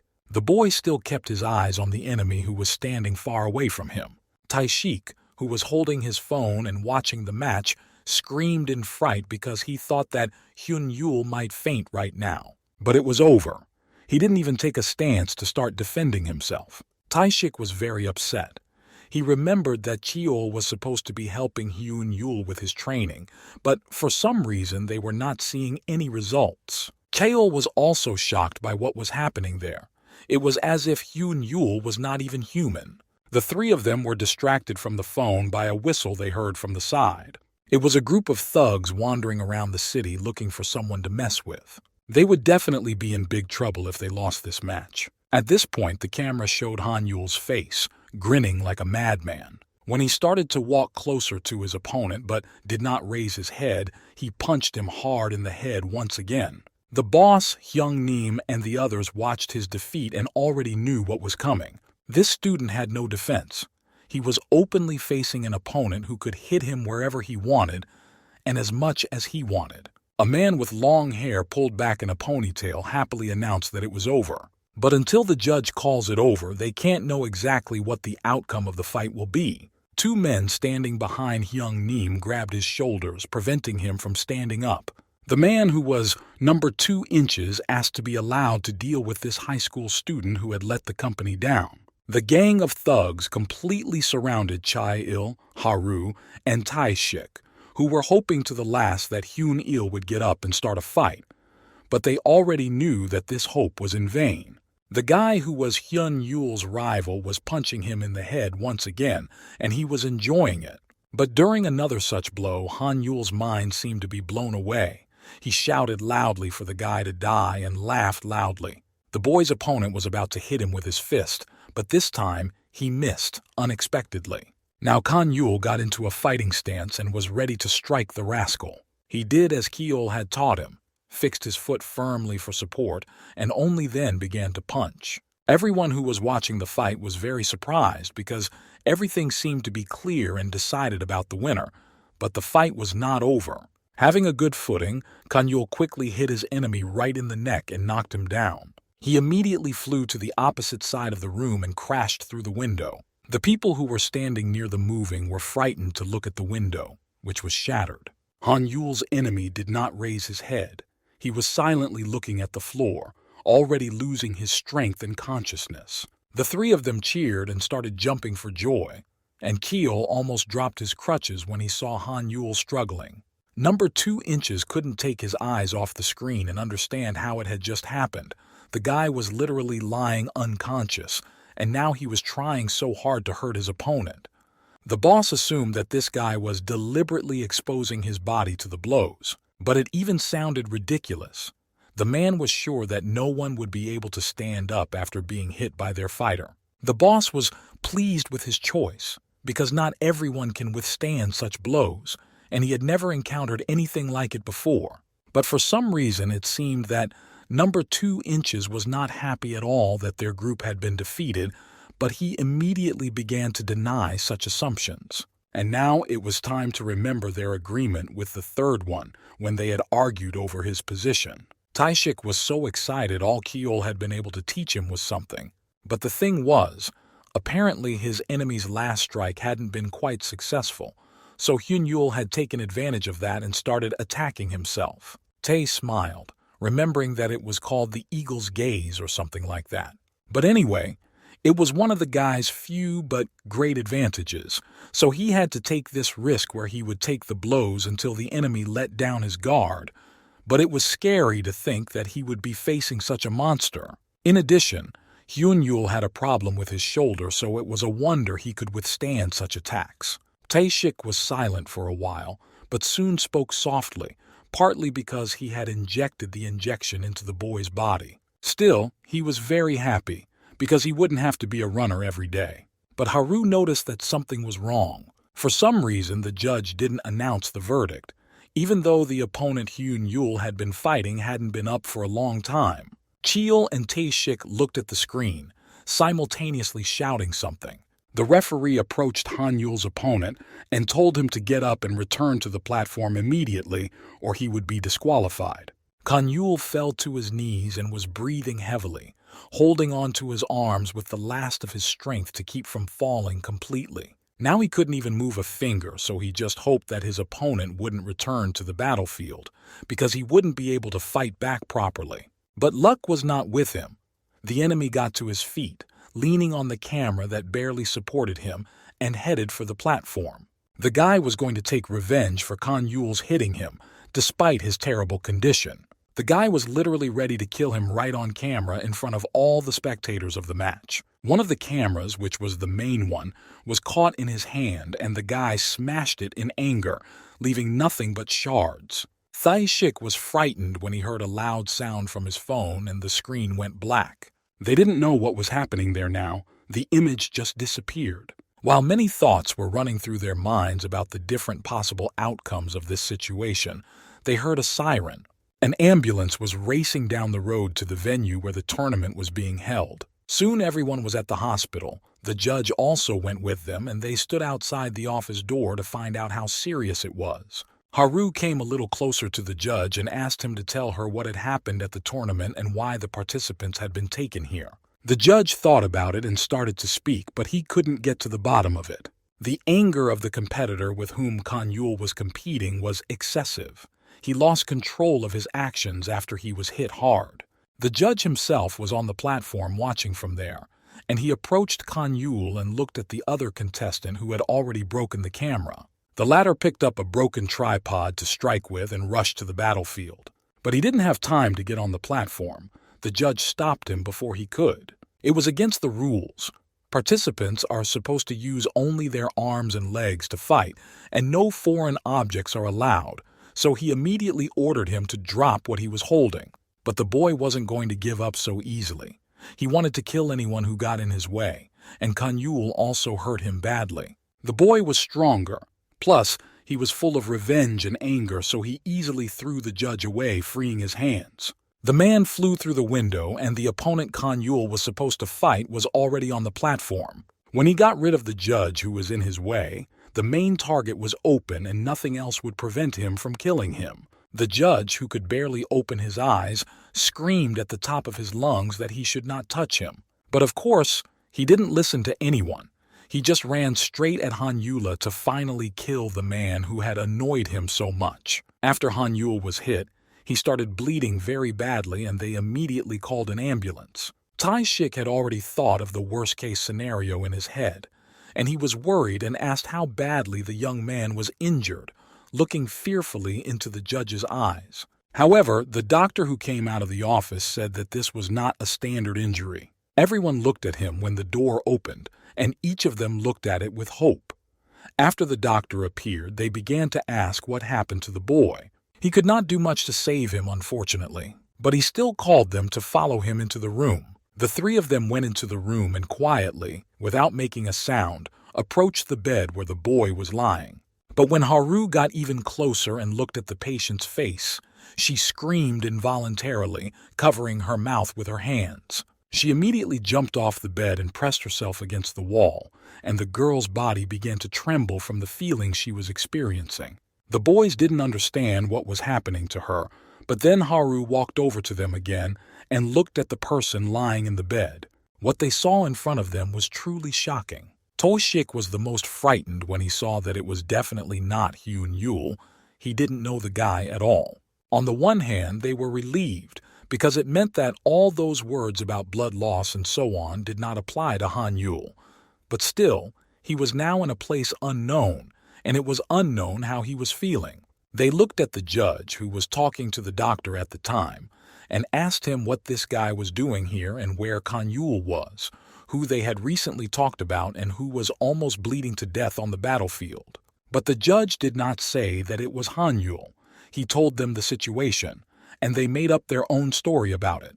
Taishik screamed again, and the others just breathed a sigh of relief. When this guy attacked Hanyul, he didn't get his way. He immediately started coughing up blood and then fainted and fell to the ground. Taishik asked if it could be because of the strong punch from Hanyul. However, the doctor assured him that it was not because of the blow, and he adjusted his glasses. It was the guy's fault because he had an overdose of doping. This information shocked them even more. Now Chell understood what that strange feeling was throughout the match, and while they were driving to the hospital. The doctor didn't understand why he had to take so many doping drugs, because it was logical that it would not end well. He was taking Beta-2 steroids, peptides, and doping drugs intravenously. An ordinary person is not able to take it all at once. Haru shouted out, asking where Hyun Yul was now and if he was okay. They wanted to know everything about what happened after the camera broke down, because they could see that Hyun Yul was not feeling well either. While they were talking and the doctor and the judge were explaining everything that had happened, a strange man stood outside the door, listened to their conversation, and then quickly ran away without being seen. It was two men who were going to find out all the detailed information. The one who went to the ward carefully closed the door behind him and stood next to his colleague. He managed to sneak in to find out everything that had happened after the broadcast was cut off. And if this number 3 found out that Gang Kanyul had won the match, the two of them would not be let go easily. But he had a plan. He could lay low until things settled down, and then there would be nothing to worry about. In fact, things would be a lot easier if Hanul was unable to participate in the next match.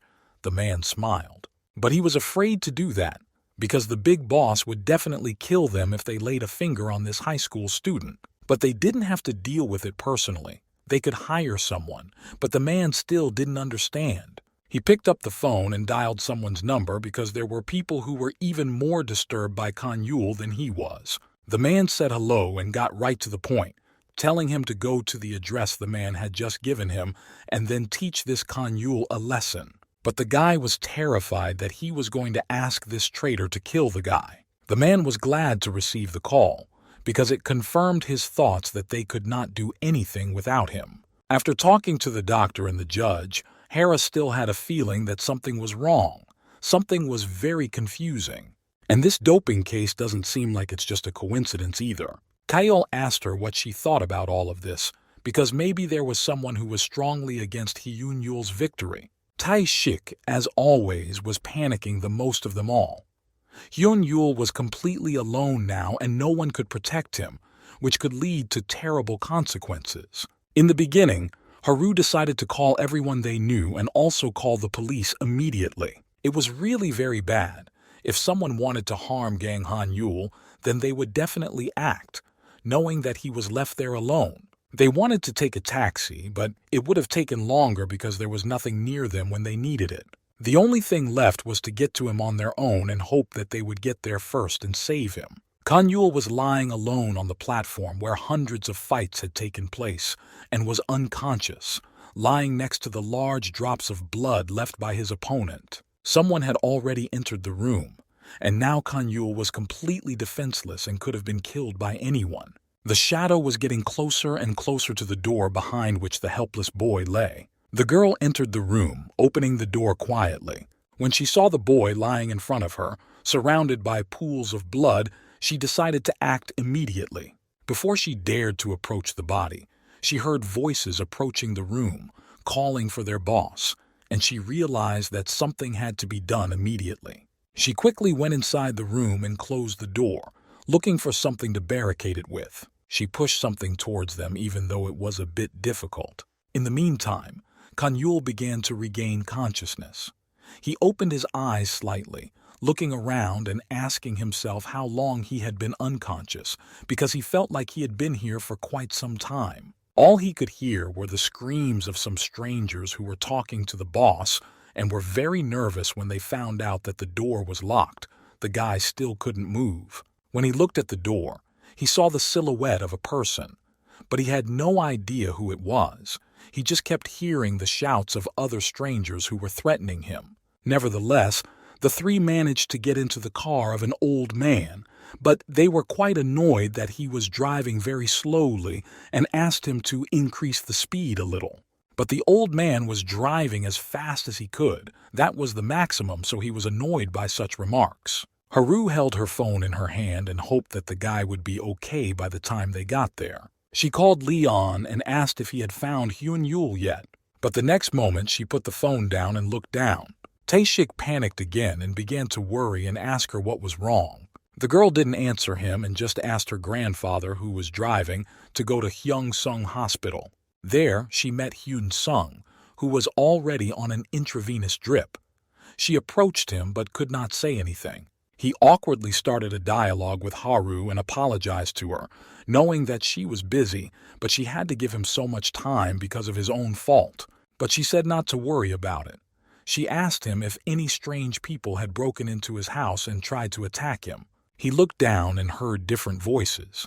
It seemed like they were bandits trying to break into the room, but he couldn't even move a finger. But when he fully woke up, there was no one strange around him. He saw doctors around him who managed to bring him back to life, and then he was brought to this hospital, so he can't even remember if there were any bandits there or if he just imagined it.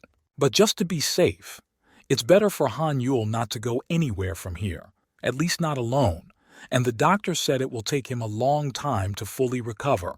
Then she looked at her phone, checking the time, and Tae-shik was indeed late for their appointment. As soon as he heard from the doctors that Hyun Yul was okay, he left immediately and didn't tell anyone. However, he promised that he would be back by 8 o'clock. The young man was a little nervous and uncomfortable in front of Haru Lee, so he said that there was no need to sit here with him and look after him. If she had her own business, she could leave. However, the girl firmly said that she would not leave, to which the guy said nothing but a simple, okay. In the end, she was really too worried about him, so she didn't want to leave and stay by his side. Tae-shik, meanwhile, walked around the dark corners and looked at his phone, remembering his text messages with Se-young from earlier. When he found out that Hyun-yul was in danger, he asked her to send someone to the address he had sent her, and that was what saved him. He had to tell her something, so he continued along the same dark roads to meet her. But around the next bend, he was in for a not-so-pleasant surprise that made the already timid boy freeze in his tracks, putting his hand to his mouth to keep from screaming even louder. Tae-shik immediately ran away, so that he would not be in another disaster. He hid behind the next house in the back so that no one would find him and tried to stop panicking over what he had seen. But when he heard footsteps approaching him, his heart began to leap out of his chest, but he still held on and tried not to make a sound. This time, however, he was swept away and the guy he was so afraid to meet walked by. But Tae-shik had no idea what he was doing here or who he was looking for. Gang Dae-chun was wandering the same streets as he was, and could have been the difference between him and the guy if he had noticed him, and Tae-shik hadn't managed to escape. Now he was afraid to come out of his hiding place, but he knew that Gang Dae-chun was definitely looking for Se-young and she was in danger. He nervously picked up his phone and unlocked it with trembling hands. He dialed her number and put the phone to his ear, mentally begging her to pick up as soon as possible. But his hopes were in vain. The girl did not answer, and he lost hope that she would be okay. So he decided to call Han-yul. At least he had to know that his girlfriend was in danger. Tae-shik, propping himself up against the wall, hoped for an answer and wanted to hear Han-yul's voice, but he didn't answer either. His phone was on the dresser next to him, vibrating, but Han-yul did not hear the call. Because he was in an oxygen capsule, he could not hear any sound. At that time, Hyun-yul was sleeping soundly and recovering. Tae-shik realized that nothing would come of this, and that he had to take matters into his own hands. So he ran as fast as he could in the opposite direction from Dae-chun. He was embarrassed that no one picked up the phone when he really needed to, but he kept running. The police he had called to Seung's house would go back immediately if they didn't see anything suspicious. And if Gang Dae-chun was already with Seung, there was nothing Tae-shik could do, so he should try to find her first. Se-young herself was not far from Tae-shik at the time and was walking calmly through the streets. The boy was incredibly happy when he finally managed to find her, so he decided to catch up with the girl as soon as possible. But he was stopped by the appearance of Dao-chun, who came out of a dark alleyway right in front of the boy's face. His body began to tremble with fear. He realized that Se-young was in danger, but even if he rushed to help, he could do nothing, because he was not strong and would only expose himself and her to Dae-chun's hot hand. He picked up the phone and checked to see if the others had replied to him, but he was very afraid. He covered his mouth with the gadget, but in his mind he already realized that he had drank his own grave by coming here, to the place where his enemy was hanging around. Finally, he decided to look out for the boy and see where he was, so he gently poked his head out from behind the house. But to his surprise, Tae-shik saw no one there, neither the girl nor Dae-chung, but they had been there just a moment ago. While the boy had been calling everyone out of fear, someone did answer, but this call scared him even more. Han-yul was asking if he had really saved Seung when he had passed out and couldn't do anything, and more importantly, what was happening to Seung now.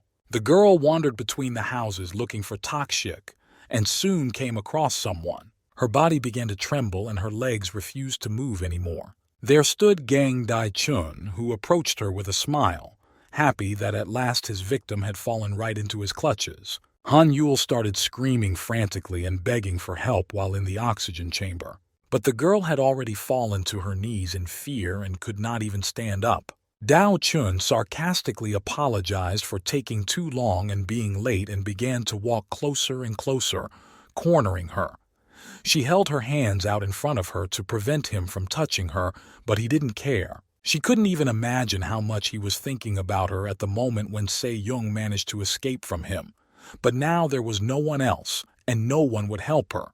So she could have fun. He lunged at her and wanted to catch her, to pick up right where they left off last time, but she screamed. But just as Dae-chun was about to hurt her, Lee-an grabbed his arm and stopped him. The boy turned to Se-young, hoping that she was okay and that he hadn't hurt her yet, but the bandit continued to hold her hand tightly. The girl was shaking, but Lee-an assured her that everything would be fine now and that he would protect her, so she didn't need to worry. But before Lee-an attacked him, Dae-chun took advantage of this and decided to attack first.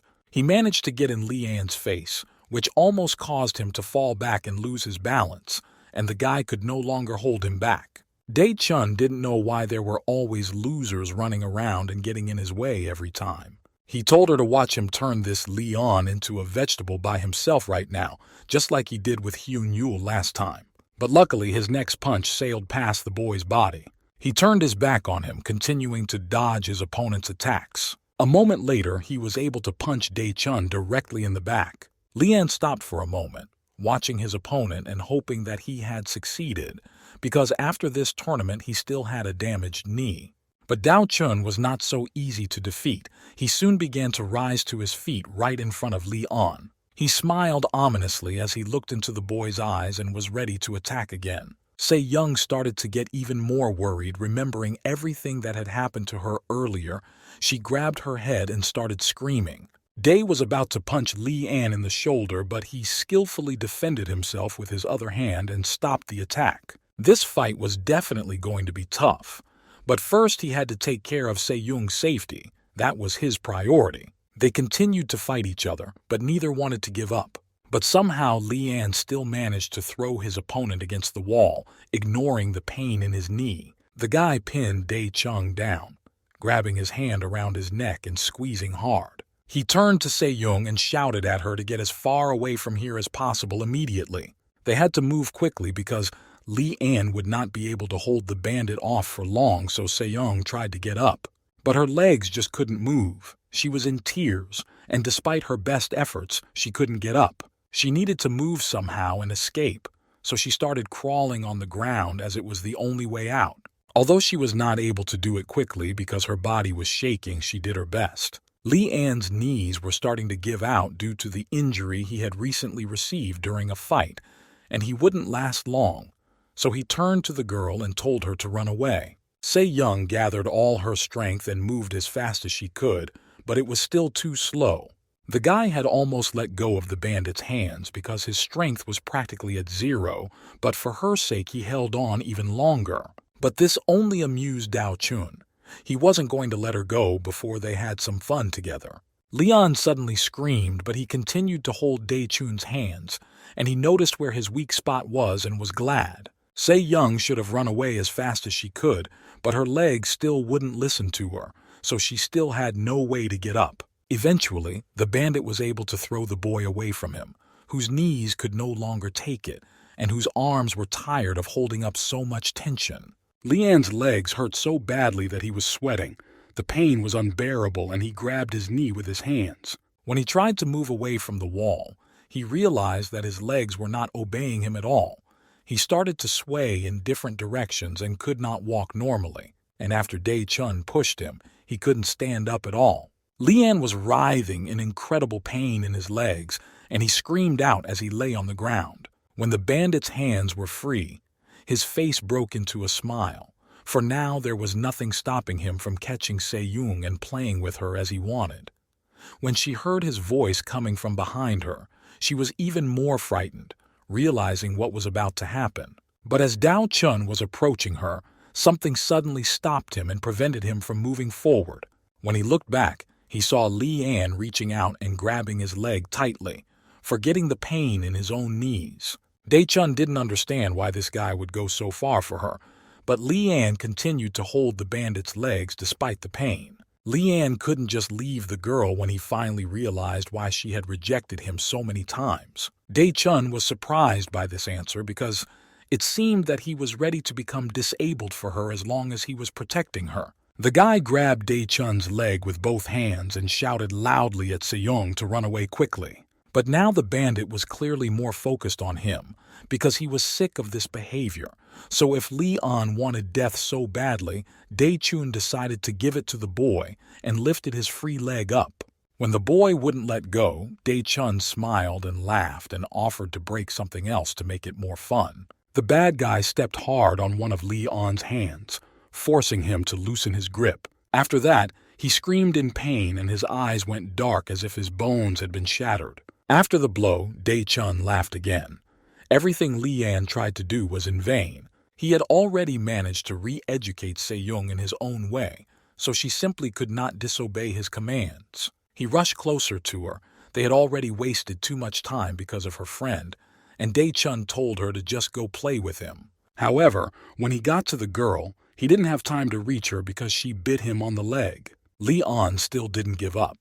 He tried his best to save Se-young, and he clenched his teeth to inflict as much pain as possible. He was very annoyed that he dared to bite him and was about to take revenge for that too. He knelt down holding the bricks in his hands and looked at the boy who was trying so hard to get away because of the girl. The bandit shouted that Lee-an was dead after what he had done and attacked him with a stone.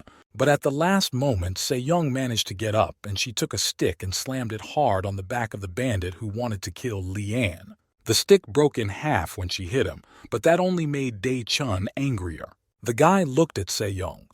He realized how much she was risking now, but on the other hand, there was no way out. They were both not in the best condition. Lee-an's knee was even sore after Dae-chun's blows. But the girl managed to gather herself and destroy the bandit.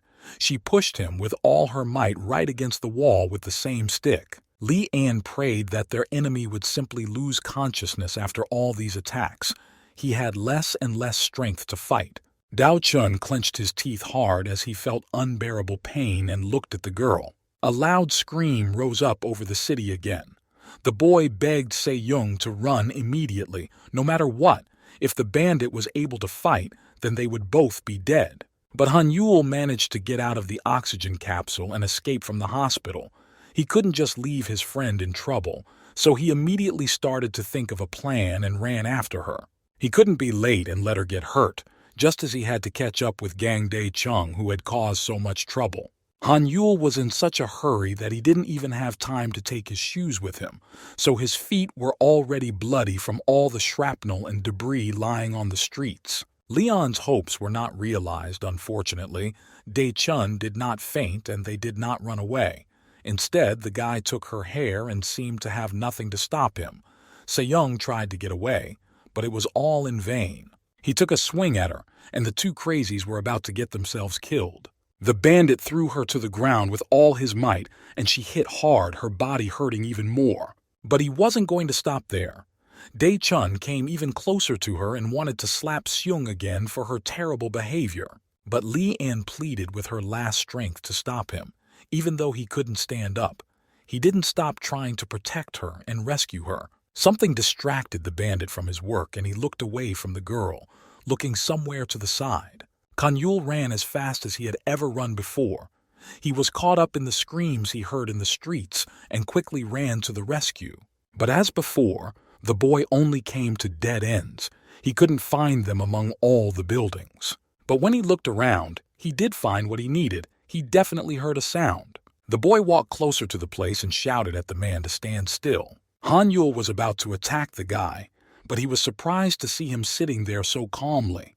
But Se-young was right there with him. He didn't see who he was expecting, but instead saw Tae-shik sitting next to Se-young, who was lying down and not moving, and he was scared when someone else started to punish them. Tae-shik arrived just in time before Dae-chun could do anything worse.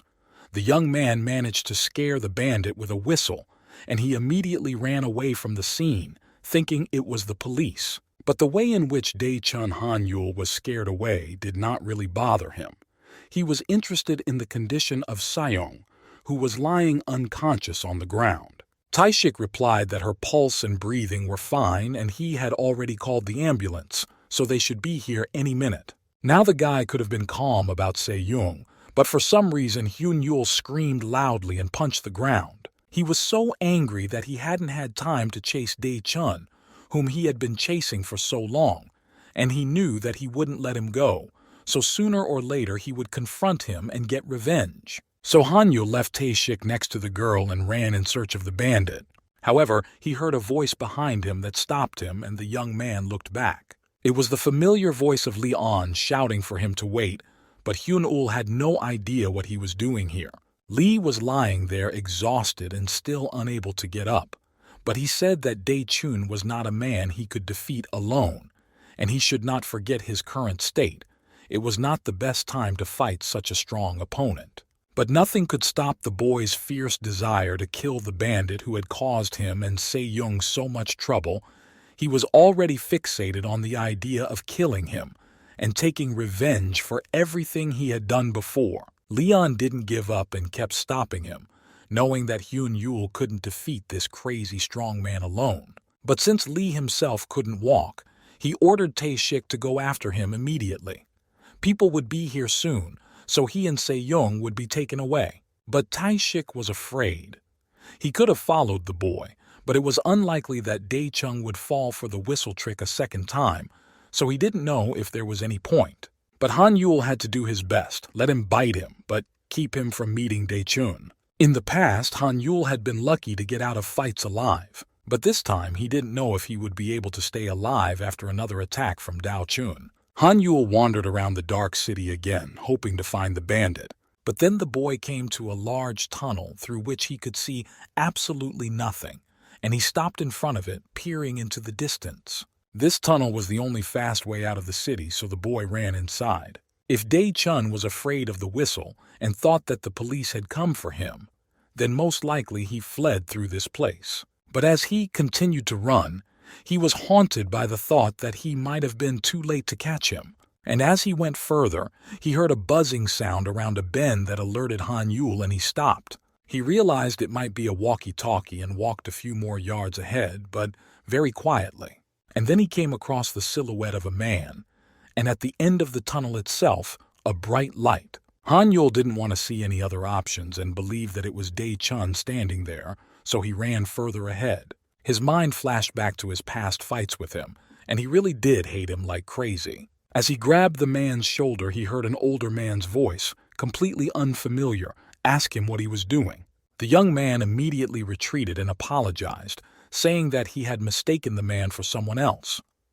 The older man looked back and looked at Han-yul as if he were crazy, but kept silent and went on walking.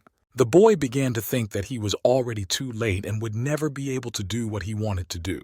The next moment, however, this giant appeared behind the young man, greeted Han-yul and clenched his fists, ready to fight. For a while, the guy just stood there silently and couldn't turn to him, unable to believe that he had finally met this scoundrel Gang Dae-chun. It was at this moment, when he needed to show all his strength and courage, that his body for some reason stopped obeying him altogether.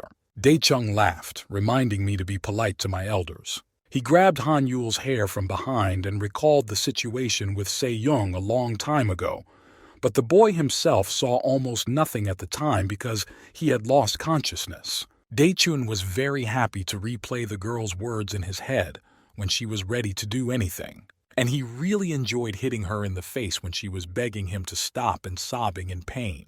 The bandit had already raised his hand to show how he had previously abused Se-young at a time when she was completely defenseless. However, Han-yul grabbed his wrist before he could touch the boy. Now the young man was not such a coward, especially since he had a desire to avenge the past long ago. After everything that had happened, it was Dae-chun's turn to beg to stop. When the gangster heard these words, he could only laugh, because he did not believe that some kid could do anything to him. But Han-yul did not confirm these thoughts. The young man hit him in the chin with all the strength in his hands. He immediately flew away from him screaming and closed his eyes from the strong blow. The guy didn't stop there and attacked his hated enemy once more to strike harder. This time he took him by the hair and prepared to attack while he somehow tried to stop him. Han-yul was haunted by these horrific memories all this time when he failed to protect either himself or Se-young. And more importantly, with these thoughts, he struck Dae-chun again. After the older man fell to the ground, Kan Yul set his face. Now he just accelerated. At the moment when Daechun was about to get up, the boy hit him again, saying once again that he was not done with him. The next blow was not so successful, and the bandit managed to put his hand under his face, which again did not work. Although he had been hit several times, he was still in great shape to fight, and Kan Yul was already a little tired. The young man was angry, but it was Daechun who made the next move, kicking him while Han Yul was not looking. The jokes with him were bad. The bandit was used to dealing with anyone who annoyed him. So he took the guy by the hands and pushed him up. Kan Yul kicked the wall while it knocked him over, but the young man was fine. Daechun was very angry that people like this boy dared to be rude to him. In the end, Kan Yul fell in front of him, kicking up a lot of dust around them both. But he skillfully used this situation and hit him right in the head. However, this did not stop Daechun, who wanted to grab the boy's leg. Kan Yul was very surprised to see that he was still standing, and he was in a lot of pain. It was a painful experience as the bandit threw him and the guy got hurt pretty badly. To top it all off, Kan Yul fell not just on the ground but on a stick that was covered in nails, which now pierced the boy's back. Now his clothes were bloody from the back, and he tried to get the nails out of his back, but it only brought more painful moments and more blood flowed. Kan Yul fell to his knees. He could not stand it any longer, but he could not give up now. His enemy, whom he had dreamed of finding for so long, was standing right in front of his eyes. Daechun knitted a piece of stick with nails that had been covered in Han Yul's blood. With it, he approached the exhausted man, saying arrogantly that people like him should only bow down and fulfill all the wishes of Chun and his kind, because everything that was happening now was because of the boy himself. Only because of his desire to play the part of a real hero who took it upon himself to take revenge on the evil bandits. As soon as Chun was about to hit the unfortunate guy, Tae-shik appeared behind him and attacked him without hesitation. The bandit did not expect this, and it distracted him from the main victim. Tae-shik bit his ear until it bled, and Chun screamed out in pain. Until the bandit could get out of Shik's grasp, he wouldn't let go of his ear. But eventually, he managed to get the annoying guy off his back. Daechun clutched his damaged ear and was annoyed that these losers had attacked him and bitten him. It was painful, but it made Daechun's desire to destroy them both even stronger today. At that very moment, Tae-shik stood up. Although he was a little shaky from losing his balance, but he was no longer afraid of the bandit as he had been before. Chun didn't understand what was going on here. Now Tae-shik was unrecognizable. His face was covered in Chun's blood, and now the young man also wanted to see this matter through. At some point, Daechun started laughing out loud, and he thought that because these two were being bullied all the time, they had gone crazy and were behaving like this. The latter rushed at Tae-shik, but he was sure that he would soon be able to defeat such a weak boy. But then Daechun froze. His eyes rounded, and Tae smiled with satisfaction as he heard a stomping sound from behind. It was Hyung Nim and his team who came after this bandit. No one had the right to touch the man's money, so now the criminal will be in trouble. Of course he was scared and no longer spoke to the boy so boldly. Even his voice began to tremble, and Chun involuntarily backed away, thinking of running away. But he promised that they would see each other again someday. When the bandit started to run away, the team ran to catch up with him, and Han Yul had to get back to the hospital as soon as possible. Tae-shik took him to the right place, and soon Han Yul was lying on the bed. Tae-shik didn't leave his side for a long time and finally asked if he wanted to see Seung, which was easy to arrange because she was also hospitalized here after everything that happened that evening. But the guy refused. He couldn't look her in the eye, thinking that he didn't deserve it. He put what happened earlier on his shoulders because he was sure that if it wasn't for their close friendship, she would be fine and no one would touch her. Yun Yul held his hands on his head, remembering what happened on that terrible night. He had fainted while she was about to be bullied by a gang of boys, and now nothing had changed. The boys still couldn't stop that idiot Daechun. But Tae-shik interrupted him and added that he had spoken about the successful rescue of Seung Kyung when he was unconscious. Han Yul was happy to hear this and remembered the same message from Tae-shik, but he couldn't believe that she was okay then. A young man lowered his head and looked down. That night he was supposed to record a video for blackmail or just watch the boys having fun. After Han Yul lost consciousness, the bandits continued to beat Seong even harder and mocked her while she was crying. And it is unlikely that this abuse satisfied them in any way. They wanted to record a video to blackmail her, so they decided to tame her beforehand. However, fortunately the police arrived in time and nothing worse happened. It was Tae-shik who called them to prevent all this. He could not bear to see all these beatings. The guy immediately started apologizing to Hyun Yul for not telling him about it earlier. He was afraid that Dae-chun would find out about it, and so he kept quiet. So when he called the police, he didn't tell them his name, just said that the person was being abused and begged them to come as soon as possible. Han Yul started to say something, but Tae-shik interrupted again and told him not to be angry with him, which was all he could do. However, Han Yul was not going to get angry or make any complaints. He filled almost the entire bed with tears and thanked him without stopping. Even words were not enough to thank him. Han Yul covered his face with his hands and fell silent, as if a weight had been lifted from his soul when he realized that nothing worse had been done to Se-young. Tae-shik, who was definitely not prepared for such a reaction, stood there in silence for a while and then added that he was going to go see Leon. What the boy knew was that he had been beaten when he was defending Se-young, and that after that Leon would no longer be able to participate in the tournament. Han Yul was curious about An's presence there, and Tae-shik told him that he had seen the boy follow Seong on his heels and never let up. But Tae-shik never imagined that his rival would be a rich boy. Han Yul caught on to the guy's last sentence, but he just started to change the subject, saying that no one but his company's employees had taken an interest in Lian. Tae-shik was quickly about to leave the boy's room and go to Leon because he didn't want to continue the conversation on this topic, but Han Yul stopped him again. He said that he would come with him. They had to talk about something very important. They went to the reception together and asked if they could visit Liano, and the girl gave her permission and showed them where to write their name and number. When Tae-shik picked up his pen and looked at the piece of paper, he noticed that they were the first to visit him while he was writing, and that Han Yul was already standing in the doorway, about to enter first. But the girl at the reception denied it, saying that a man had already come to him and stayed there all night. When Han Yul did find it, he saw Se-young's face in front of him and froze in place. Silence reigned around him. The girl looked away from him, while Han Yul looked at her silently and did not say a word. Later the guy stormed out of the ward without saying a word to her. He closed the door behind him and stood behind it, while his heartbeat accelerated.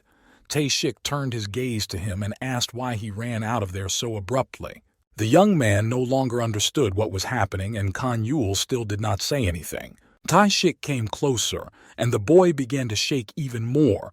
Now it was clear that he had seen something. Se-young was standing next to the door, and for some reason she was also hesitant to speak first, so she avoided contact, just like he did.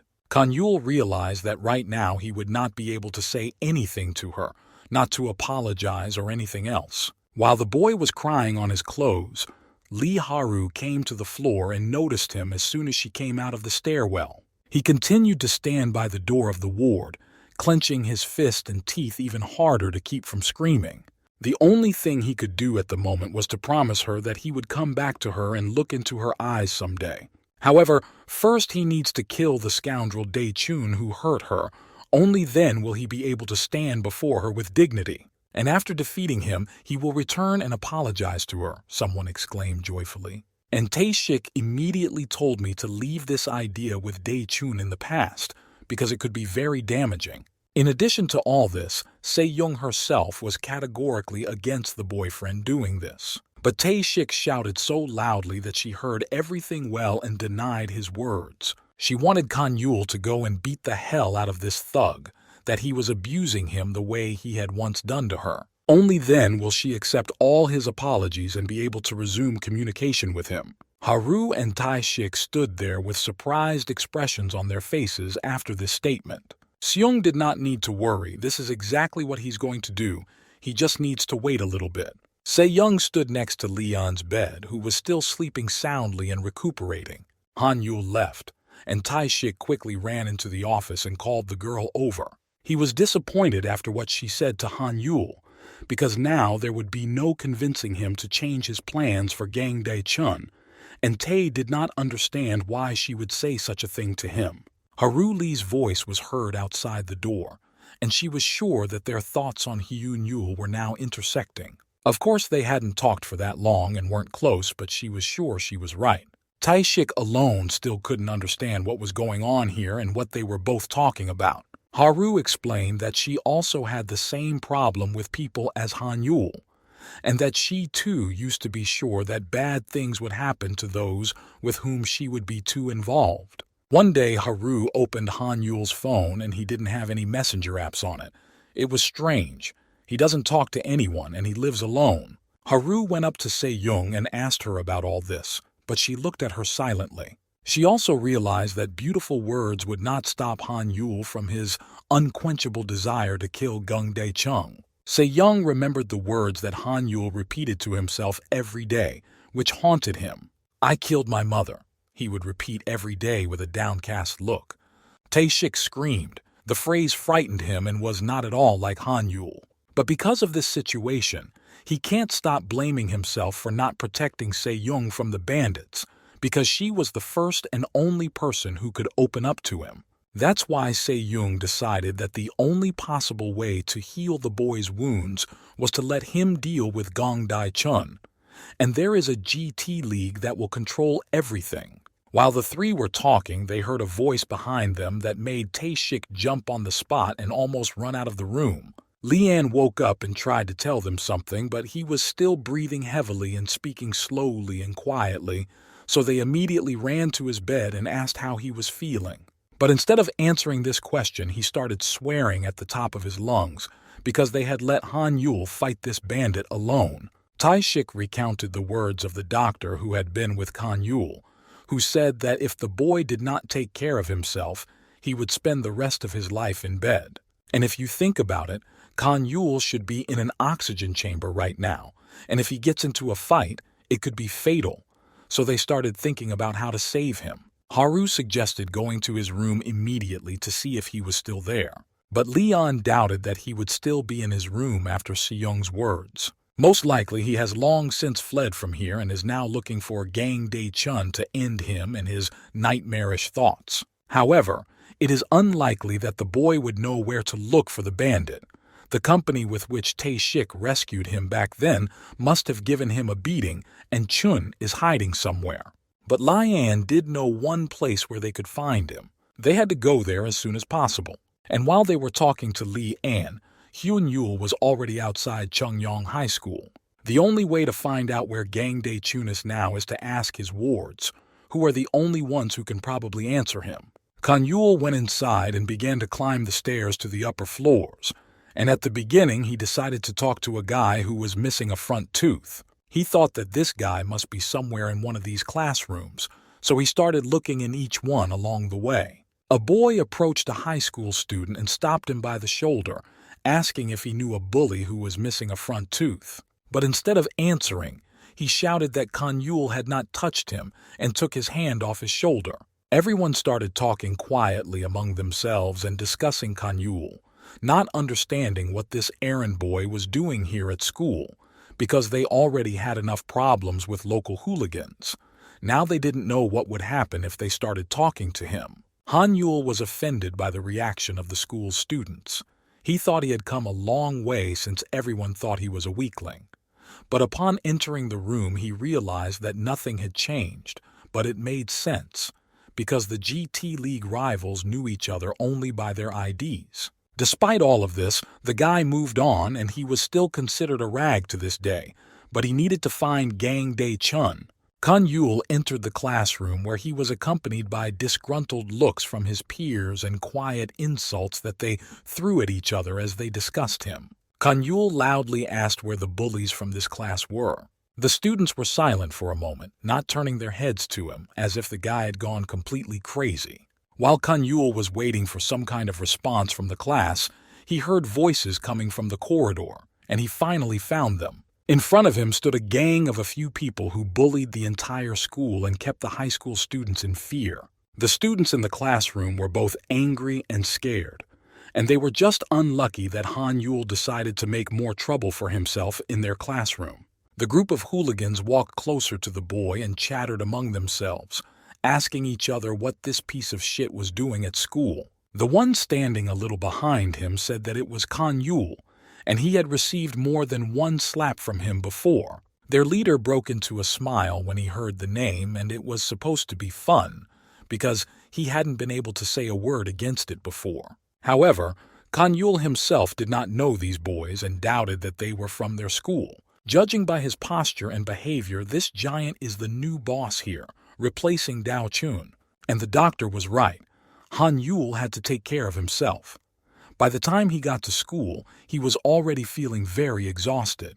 The hooligans noticed that the guy didn't look good now, so the rumors were true that the last fight had badly damaged him. If they started fighting him right now, they would definitely have a chance of winning, which meant that they could be the ones to defeat Han Yul himself, the guy who had killed the entire clan of bandits. One of them asked Ma Sung Chul to let him deal with this boy. He hadn't been feeling too good lately, as he had to recover from surgery, but now he was ready for a fight. Han Yul was already well aware that he would not be able to deal with all these guys in his current state. The gangster was already close and was happily waiting for the moment to start a fight with him, and last time, Han Yul was just lucky that he was recovering from surgery and left him alive. The guy was thinking about how to act now. A direct attack would not help, because he would not have enough strength to overcome everyone. But the bully didn't delay. He immediately attacked with a loud shout, and for now, Han Yul could only dodge his attack. Perhaps there was only one way out of this unpleasant situation. Han Yul walked past him, and the hooligan looked at him with surprise. The first thing the guy did was to hit their leader with all his might so hard that he bled. The whole class was watching them in amazement, and now they were doubting Han Yul after seeing his actions.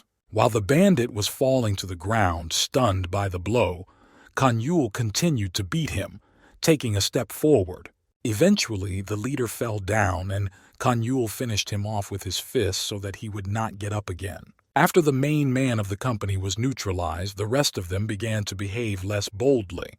Han Yul showed all his strength, and the hooligan was lying in front of his feet and did not move. Silence reigned, and all the high school students stared at the boy who had managed to emerge victorious in the fight against the main bully. His friends were already thinking of running away from the class. Since Han Yul managed to win so easily against such a man, they might soon be crushed into dust. While the one who wanted to deal with him so badly was silently taking steps back, everyone else fled the school. It was the young man who remained in the company that interested Han Yul the most, so he turned to him and approached him. He demanded that he tell him the location of Gang Dae-chung, but he was ready to swear that he did not know the answer. Then Han Yul ordered him to shut up. The guy didn't understand anything. He just wanted to leave this place as soon as possible and not to meet this nightmare again. Han Yul rushed at him, offering to start with one punch, wondering how long he would stay silent. But I didn't have to beat him either. He immediately split. He told me about a club where Gang Dae-chun often goes to have fun. The bandit was already sweating and said that the place was filled with bandits, so there was no point in going there. The young man shouted that he didn't care. He wanted the address of the club. It was the H2 Club, and Han Yul got there pretty soon, and there were a lot of people partying in that place. The boy thought that it would be best for him to go inside and look for Gang Dae-chung there. He moved forward, soon encountering a security guard standing in front of the club's entrance, who looked at the young man with a displeased expression. And when Han Yul did not answer and just walked onto the door, he stopped him with his hand and did not allow him to pass. The guard grumbled quietly, asking what he was doing in this place in a school uniform. The man was definitely not going to let him in, so it would be better not to make him angry and leave in a good way. The boy scratched his head, assuming that the entrance for minors was closed, but then how could Gang Dae-chun, who was his age, get in? Han Yul walked away, looking again at the note with the address given by the hooligan. He thought that maybe he had come to the wrong place. But while the high school student was thinking about it, he heard someone call out Dae-chun's name and call him over because the boss had some questions for him. It was indeed him. Kan-yul had come to the right address after all. Now all that was left was to neutralize him and return safely. Kan-yul immediately ran back to the door, shouting at him to wait, but the guard continued to stand his ground and was not going to give him permission to go inside. The man pushed him against the wall, taking away his opportunity to meet with Gang Dae-chun, but he also warned him to get out, so ordinary words were not enough for the boy. However, his anger and rage took its toll, and Han-yul could not be stopped after seeing Chun with his own eyes, so he insisted that the guard let him go. The man was about to hit the boy, waving his hand at him and calling him a psycho. And as soon as the hand approached Kan-yul, the boy's teacher, whom he had not seen for a long time, appeared between them, and the mentor pushed the guard away from him and protected him. The high school student definitely did not expect to see his sensei in this place, hardly believing it was possible. But when we heard some kind of commotion at the entrance, a bunch of guys approached the guards, curious about what was going on. The teacher smiled and turned his gaze to his student. It was time to look at his progress and achievements. A man in dark glasses who stood in front of everyone else happily asked if they even realized where they were. He did not look like a sober person. Sensei closed his eyes, waiting for Han-yul to act, but he moved forward so quickly that he didn't even have time to finish his sentence. The guy really took a lot from their lessons, and while his mentor was holding the guard back, he started to fight the intruder. One by one, men fell from his blows, knocking others down. It was unexpected that an apparently ordinary high school student started to tear apart their entire company. And while Kan-yul continued to push them, the largest man of them all grabbed him from behind by the arms, after which the boy was unable to move. He easily lifted the guy up and wanted to throw him away.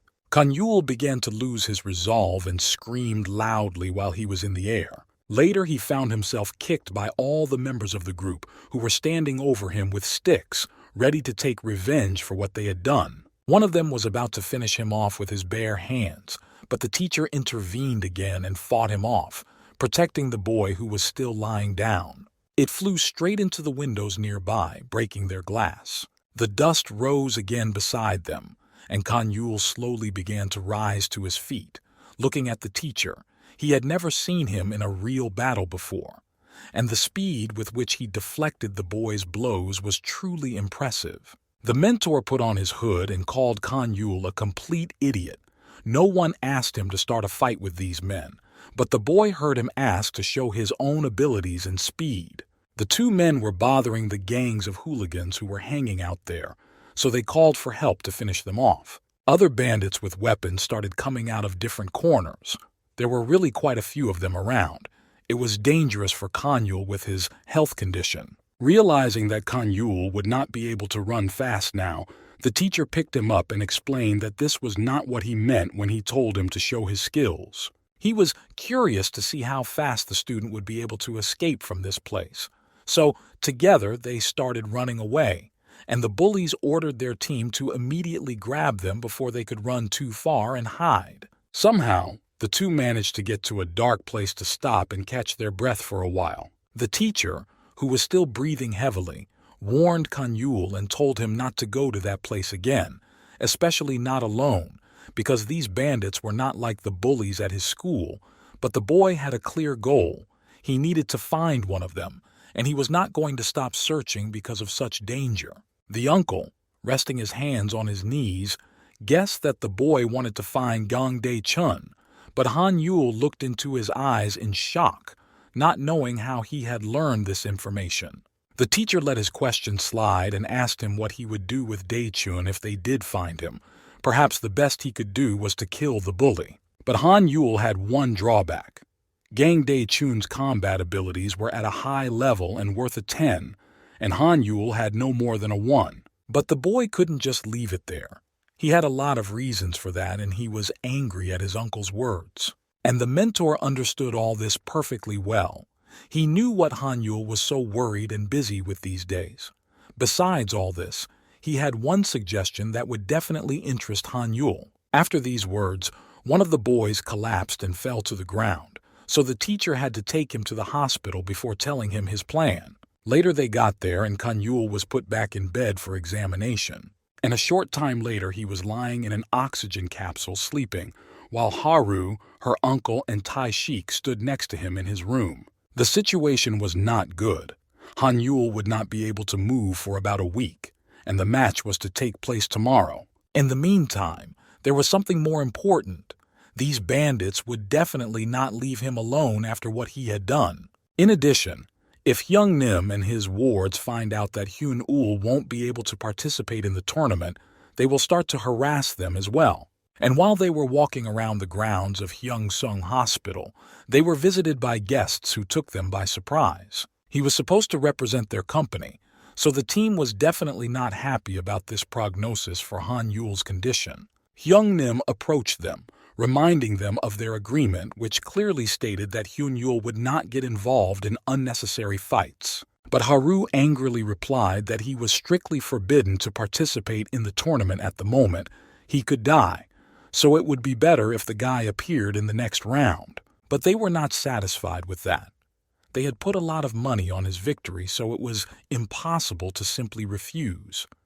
So they set a condition that if he did not appear in this match, they would kill him themselves. Hyung Nim turned to his wards and ordered them to immediately bring Gang Han Yul here and call everyone else. But at the same moment, Tae-shik started to stop them and ask them to stop because it was a matter of a person's life, not just a game.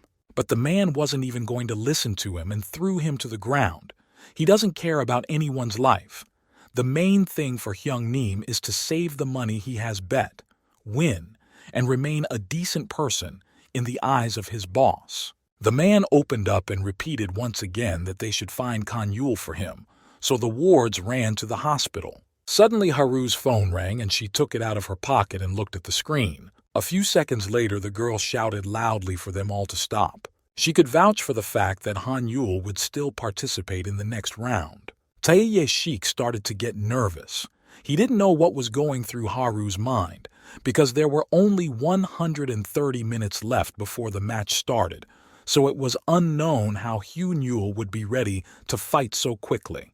Hyung Nim looked at her with a smile, making it clear that she would be in trouble if she lied now. Tae-shik came up to her and quietly said in her ear not to say such rash things, because if Hyun Yul can't enter the arena, no one knows what the company will want to do with them. But Haru backed away from him and once again firmly stated that the boy would appear at the tournament, and if not, she was ready to become their slave for the rest of her life. So now she asked them to leave the hospital. But Hyung Nim didn't want to leave right now. First, he needed to make sure that the guy they had placed such high bets on was in good condition. She offered to take them to Hyun Yul's room, and Tae-shik listened to her promises with a sweat on his face, realizing what a hole she was burying them all in. Later, they did go to the ward, but in the cell where Hyun Yul was supposed to be, Hyung Nim did not see what he wanted.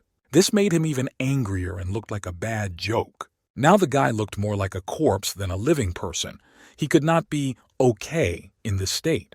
The man once again mentioned her promise and told her to get ready to pay for her words right now, that he had already accepted the lie when assessing the condition of their soldier. But the girl threw his arm off her neck, ordering him not to touch her.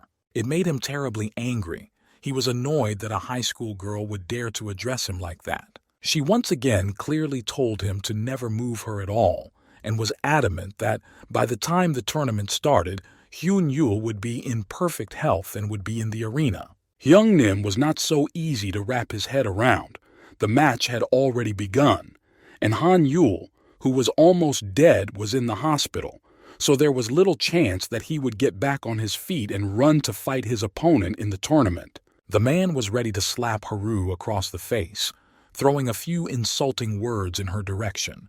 Tae-shik instantly reached out to shield Haru from the man's blow, but then she held the phone forward, telling Hyung Nim to look at the screen. Looking down at her phone, he glanced at the text, and the fact that the man saw it only made him laugh, and loud laughter could be heard in the ward. After that, she and Tae-shik left the office and sat down on the chairs next to each other, and the girl handed him the phone. showing him the message. It so happened that one of the participants of the tournament, Ma Sung-chul, was disqualified, so the GT League administration decided to allow Gong Han-yul to participate instead. This was good news, of course, but who knew that their friend would be competing against Ma Sung-chul, who had probably left the tournament as soon as he heard the name Han-yul, because he was afraid for his life. It was good that they managed to buy at least a little time to restore it until the next stage of the tournament begins. But Taishik was a little worried about Han-yul's recent fight.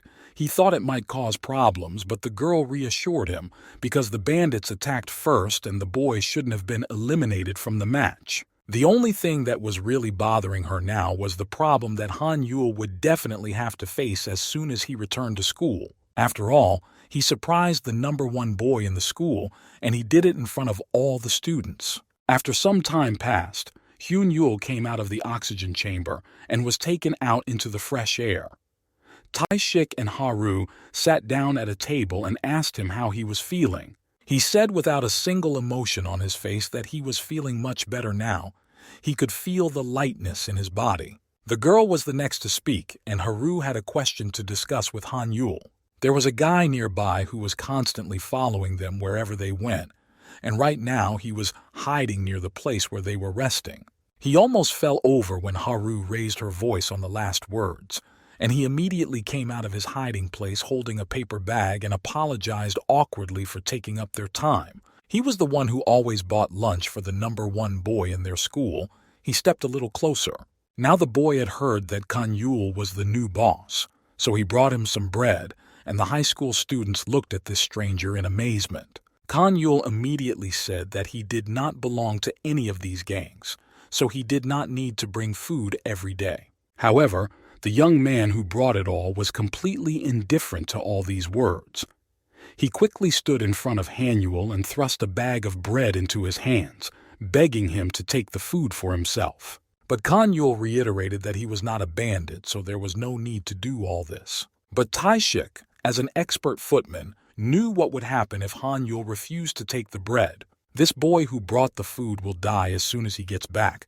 The bandits who hate him will kill him immediately. But the boy really didn't need that bread. Taishik went on to say that the reason why the people like this one bring him bread is that they are asking for protection from other bullies. So if he doesn't accept it, it's the end for the poor guy. And if it wasn't for Han-yul himself, Taishik would still be the same. The high school student was still trying to persuade the boy to accept the bag of bread, and Haru was getting tired of it. But then, one of these hooligans showed up and punched the kid in the face, and everyone was afraid of him the most. And for good reason, because he had been the leader of the bullies since high school. Taishik felt uncomfortable here as soon as he noticed him in front of him. The unfortunate boy who brought the bread was already lying beaten at his feet and his shoes had come off. He put his hands in his pockets and called Ma Sung-chul, who often walked with him, over to his side. The leader claimed that he had not been watching this kid and that he was wandering around the city, trying to get attached to someone and seek protection from the stronger ones. Ma Sung-chul apologized to his son Bae and promised that this was the first and last such incident and would never happen again. Seong-bai poked little Oh Sang-shin again and asked where his lunch was, and Hyun-yul came forward. Even though he was a ranking boy from school, he was annoyed by such arrogant behavior. Sang-shin started to collect all the food that had fallen out of the bag while he was falling, but they didn't let him do it, pushing the food further away. He would definitely not be treated well after such a betrayal. The hooligan yelled at him to come over quickly with the food he was holding. One day, Oh Sang-shin managed to put the product in a bag and approached it with trembling hands. Ma Sung-chul raised his hand up and started scolding this poor boy, about to hit him. But at the same moment, Han-yul shouted loudly, asking him where his bread was, which stopped the hooligan. Han-yul realized that this was a way to save this Oh Sang-shin from the bandits, so he went out to him and told him again to bring him food quickly. He stood there silently, not knowing what was going on, and Sombi didn't care about another high school student who didn't look like a strong man. But Oh Sang-shin immediately smiled and exclaimed that everything would be brought to him quickly. The boy's happiness knew no bounds. he was rescued from the clutches of these hooligans. He immediately ran to Han Yul, and Ma Sung-chul only now saw his face while the boy was thanking him for saving him. While he was smiling happily, looking into the eyes of his rescuer, a bully from their school was already around the corner, who had long had his eye on Kan Yul and wanted to take revenge on him. Now he was sure that this time he would definitely be able to deal with him, bringing another stick as a weapon. If he succeeds in bringing down Gang Kan Yul, the current top dog, he will take over the position after he falls. The guy who was missing one tooth quickly jumped out with a bat at Han Yul and said that for the sake of Sonbi, he would deal with this loser right now. But while he was flying with the hope of finishing the guy off, Haru was instantly next to Han Yul and hit the toothless bully. He dropped his bat and fell down until the so-called number 1 inch realized what was happening. Han Yul screamed, and so did Taishik. He was afraid of everything, of any fights and hooligans that came across his eyes. Having taken a powerful blow from the girl, the high school student flew to the side and rolled a few meters more along the sidewalk, where he fell with a thud. He was stopped with his foot by a Sonbi who had reached him, and he sighed, realizing what a loser he was. Sonbi looked at the girl, and she caught his eye with her courage and agility, hitting one of his wards. He turned his gaze to her, asked her name, and did not move from where he was standing. Of course, Haru ignored his question, but Han Yul did not immediately move towards him and was about to throw him to the ground as well. Taishik watched in fascination. Now Han Yul was using the low kick he had once used to take out Ma Sung-chul. The boy would never miss another opportunity to see it with his own eyes. But it didn't work out. The plan failed only because the Sun Boy tripped him up, and Kan Yul, who stumbled, just rolled down. In addition, the bully hit him again, pushing him away from him and mocking him. When Kan Yul finally fell to the ground, he did not stop kicking him, intent on finishing the job and putting the young man in his place. After making another punch, Kan Yul flew into the wall and hit his back hard against it, smashing everything in his path. He brazenly told him to wait for his turn and that soon the Sonbi would return to him. But now things were a little different and more interesting. While the boy turned to Haru, he needed to show her how not to behave in front of a bully like him. The girl backed away, taking a few steps away from him. He was already reaching out to her, repeating his question, annoyed that she still hadn't answered him. But Han Yul immediately crawled over to him and grabbed his arm, preventing him from hitting Haru and saying a few words to him. But Sonbi was not happy with him talking to him like that. He was used to a completely different attitude because everyone was afraid of him, so they were not rude even though they hated him. However, Kan Yul grabbed his arm again and shouted that he had never thought of him as a Sonbi. After listening to this circus, the hooligan jerked his hand forward, after which Kan Yul once again fell face first into the asphalt. It was not even fun to play with him because he was too slow in his hands and attacks. But soon Kan Yul rose up to face the bully, which he did not expect, and he stood there in surprise. Unexpectedly, he fell, receiving a blow to the head which knocked him down. Kan Yul glanced at him, hoping that this trick had worked on this bully. But he shouldn't have been written off so quickly.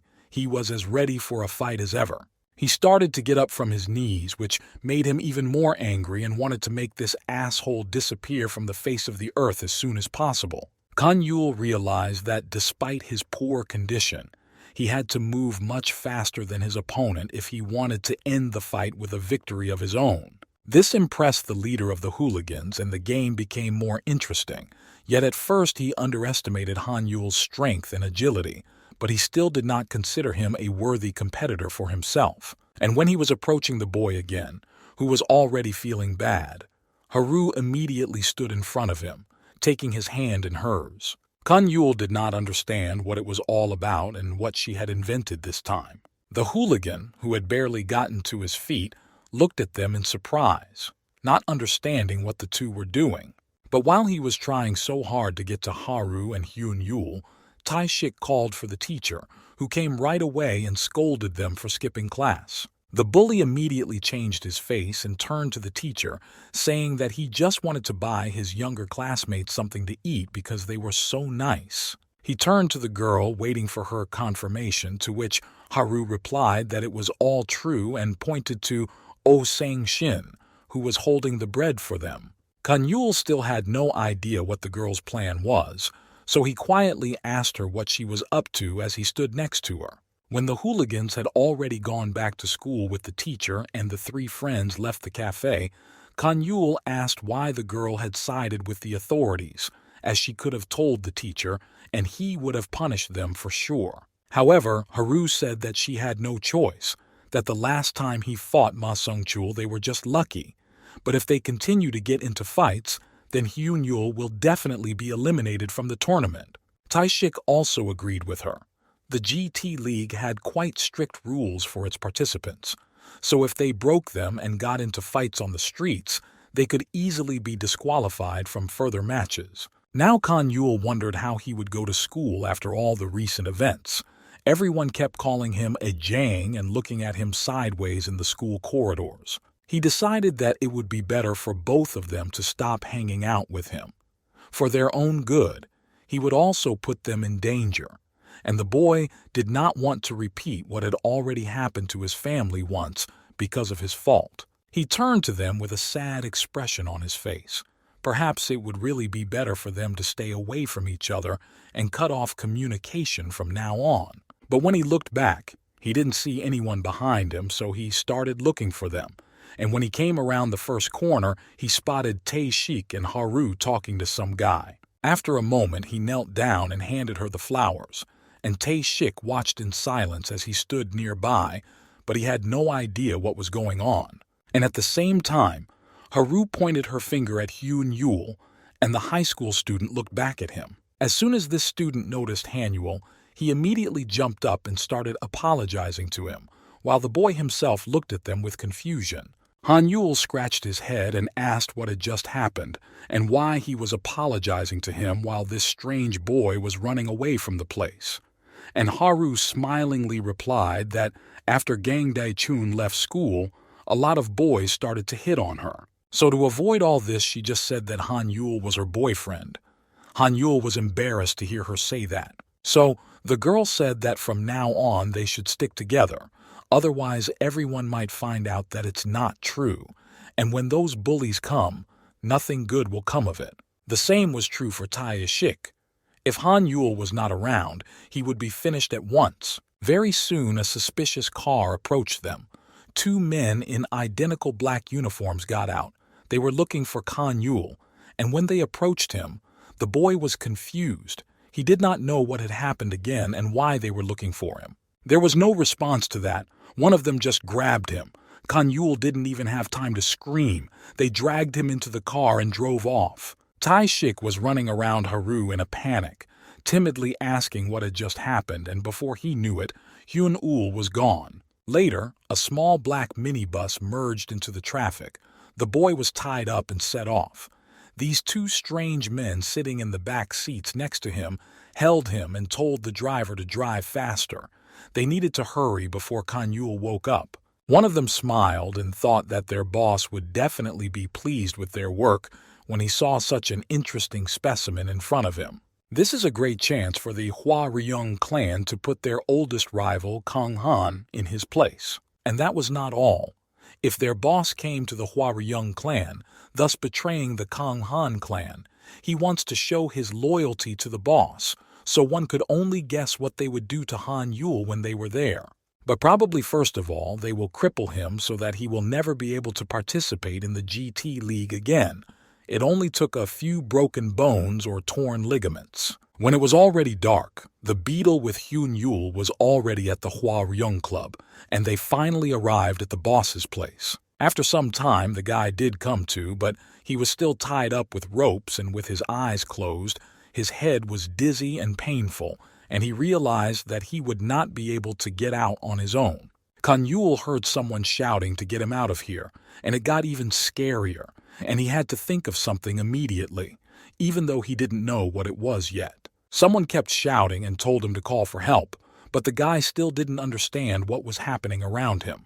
At the same moment, his blindfold was removed, and he saw Hyung Nim in front of him, and he got on his nerves when he was informed that he had been kidnapped. And when he opened his eyes, he saw his mentor not far away, who quietly told the others that they had too little time and that they should get out of here as soon as possible. The teacher replied that Haru and that miserable coward who was always tailing them had called him and told him that Han Yul had exposed the Hua Ryung clan, so he had gone to rescue him. But then Han Yul was very lucky again, because the clan's area was not so large. Now they were standing among a pile of corpses and there was a risk that help might arrive, so the guy should get out of here quickly. His uncle told him to get out of here as fast as he could, and that they would deal with all the others who would come here. But Kun Yul did not like the idea of just running away from the scene. But there was no time for arguments. The mentor told him to do what he said because the guy was not to get involved in any way, and he must not forget that this area belongs to the Hua Ryung clan. So the teacher asked him to avoid all trouble on the way. No matter what happened, he had to just run as far away from the area as possible. Kun Yul did everything as the teacher ordered and was almost there. His clothes were crumpled and he was very tired, but he still had to wait for the bus and get on it to get where he needed to go. But suddenly he heard the girl screaming and that stopped him. The guy stood still because he couldn't just leave her there to fend for herself. But he remembered his uncle's words that he was strictly forbidden to be seen in any fights. And besides that, he hadn't taken the serum, so if he started fighting, his body wouldn't be able to take it, and all his plans for Gang Dae Chun would be drowned, and all his dreams would be forgotten. He moved on, passing closed shops one by one, for now it would be better to just ignore it all and move in the right direction. Yet he really wanted to look Se-young in the eye later. This girl was picked on by local bandits who dragged her into a dark alley to mock the poor girl. He started molesting her and taking off her clothes, telling her about her father who owed them a large sum of money, so now she had to serve her sentence for him. He put his hand over her mouth and mockingly said that no one would hear her anyway, because there were almost no people here, and at this time of day. So he ordered her to shut up so as not to use his power again. He was anxious to get started and to allow his colleagues to get rid of it. And when he had already pulled off some of her clothes, someone called out to the man, and he turned around, looking at the person who had prevented him from playing with the girl. A short high school student was standing in front of them, holding the handles of his backpack. But Han Yul couldn't pass by and decided to help the girl. While Taishik and Haru were sitting on the couch and could only hope that Hyun Yul was okay, he was fighting the villains, saving the girl from harm. The last message the guy sent to Haru was that he was already standing next to the bus stop and on his way to the gym, so everything should be fine. Taishik now blamed himself for not having time to give Hyun Yul the medicine because of the robbery, which could have caused him to lose consciousness at any time, especially if he started fighting with someone again. But Haru reassured him and told him that everything was fine now and he was already on the bus and on his way to their gym. But the guy continued to worry. In order to convince himself that everything was fine, he kept asking the girl if she was sure, but he kept shaking at the thought that Kun Yul might get hurt. He stood in the doorway with bloody hands, having entered the office of the bandit who had threatened the girl, and he had the same composed smile on his face. He was really amused by the fact that he was killing these scoundrels. The guy enjoyed it. There were a bunch of members of this clan lying on the floor covered in their own blood, no longer moving. After knocking the door out of its hinges, he went to the man, who was panicking, spilling coffee on the table and miraculously dodging all the debris that was flying at him. Head Hua Ryung hid in a corner and shook with fear, not knowing what was coming. It was really scary to be in the same office as a psycho. Kun Yul showed him the print of the sole on his shoe and climbed under the table where the boss was sitting, showing him this. The guy said that he had stepped on his foot and it had annoyed him. Kun Yul was about to kick him in the face while he was loudly begging him to stop and not hurt him. His own shoes had marks from his own sneakers on them, and the man kept screaming. But Han Yul even liked it, so he continued to abuse him. When he finished with him and got his way, the guy realized that he had done something he shouldn't have done again. He was in a terrible state. His body seemed to be tearing into small pieces. When he gathered his strength and slowly began to walk in the direction he wanted to go, even though it was very difficult, he heard someone's voice telling him to stop. It was the same man, Boss Hua Ryung. He had gathered another team, and this time he was prepared for a fight and knew for sure that he would turn this guy into pieces of meat. Kanyul could not stand on his feet, so another fight was out of the question. His body simply did not listen to him and slowly began to fall to the ground. The guy fell in front of the bandits, losing control of his movements. Hua Ryung's boss approached the boy who was lying helplessly on the ground in front of him.